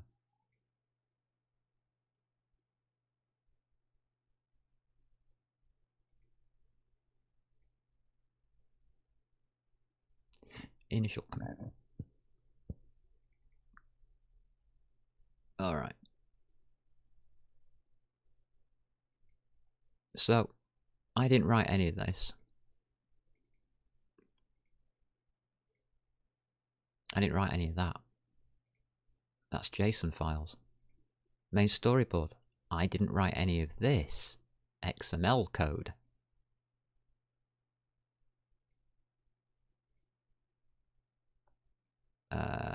Document types. Alright, that was the original. I deleted half of that. I haven't touched any of this. Or this. So there's a lot going on that I'm not doing. It's got an underscore, I did that. That's me. Just for testing. Oh no, it isn't. Oh yes it is, it's my testing thing. I've actually got a testing area set up. So yeah, there's a lot more than this. But it's not showing it. I didn't think it would.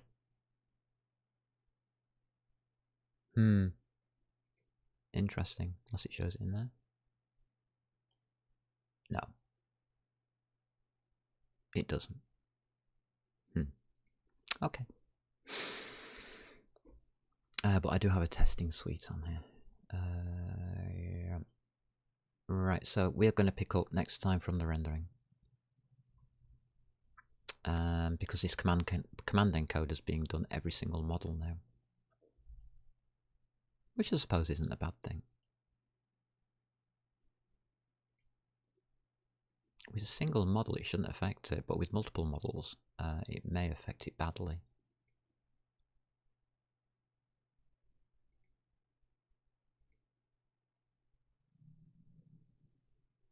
Those are tests, which we're not doing.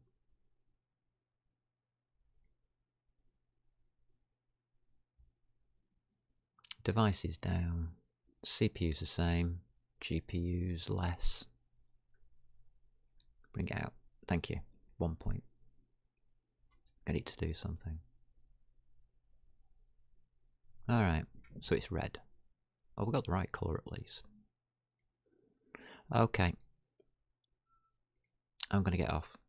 Take care, everybody. Oh, should really change the screen, shouldn't I? Take care, everybody. Thanks, Seppi. Thanks for the chat. It's good stuff. I want to chat more with people.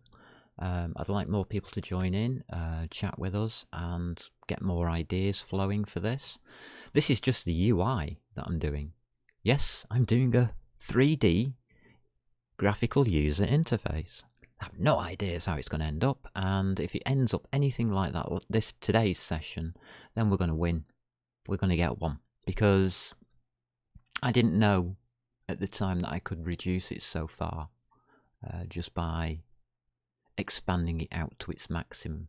You've got to expand it out to its maximum in Swift to then have a look at it and say, none of this is needed, throw it away, and just write down the actual code that's needed to do the job. And that's what I've done today. So that might be a lesson in why I don't use classes and inheritance. I don't know, could be. But did you need one? No. Will we need one eventually? No. Right, take care, and I'll be back tomorrow, as long as I'm well enough to broadcast. I haven't been well yesterday or the day before that. That's why I really wasn't online. But yeah, take care, enjoy, and above all, have fun.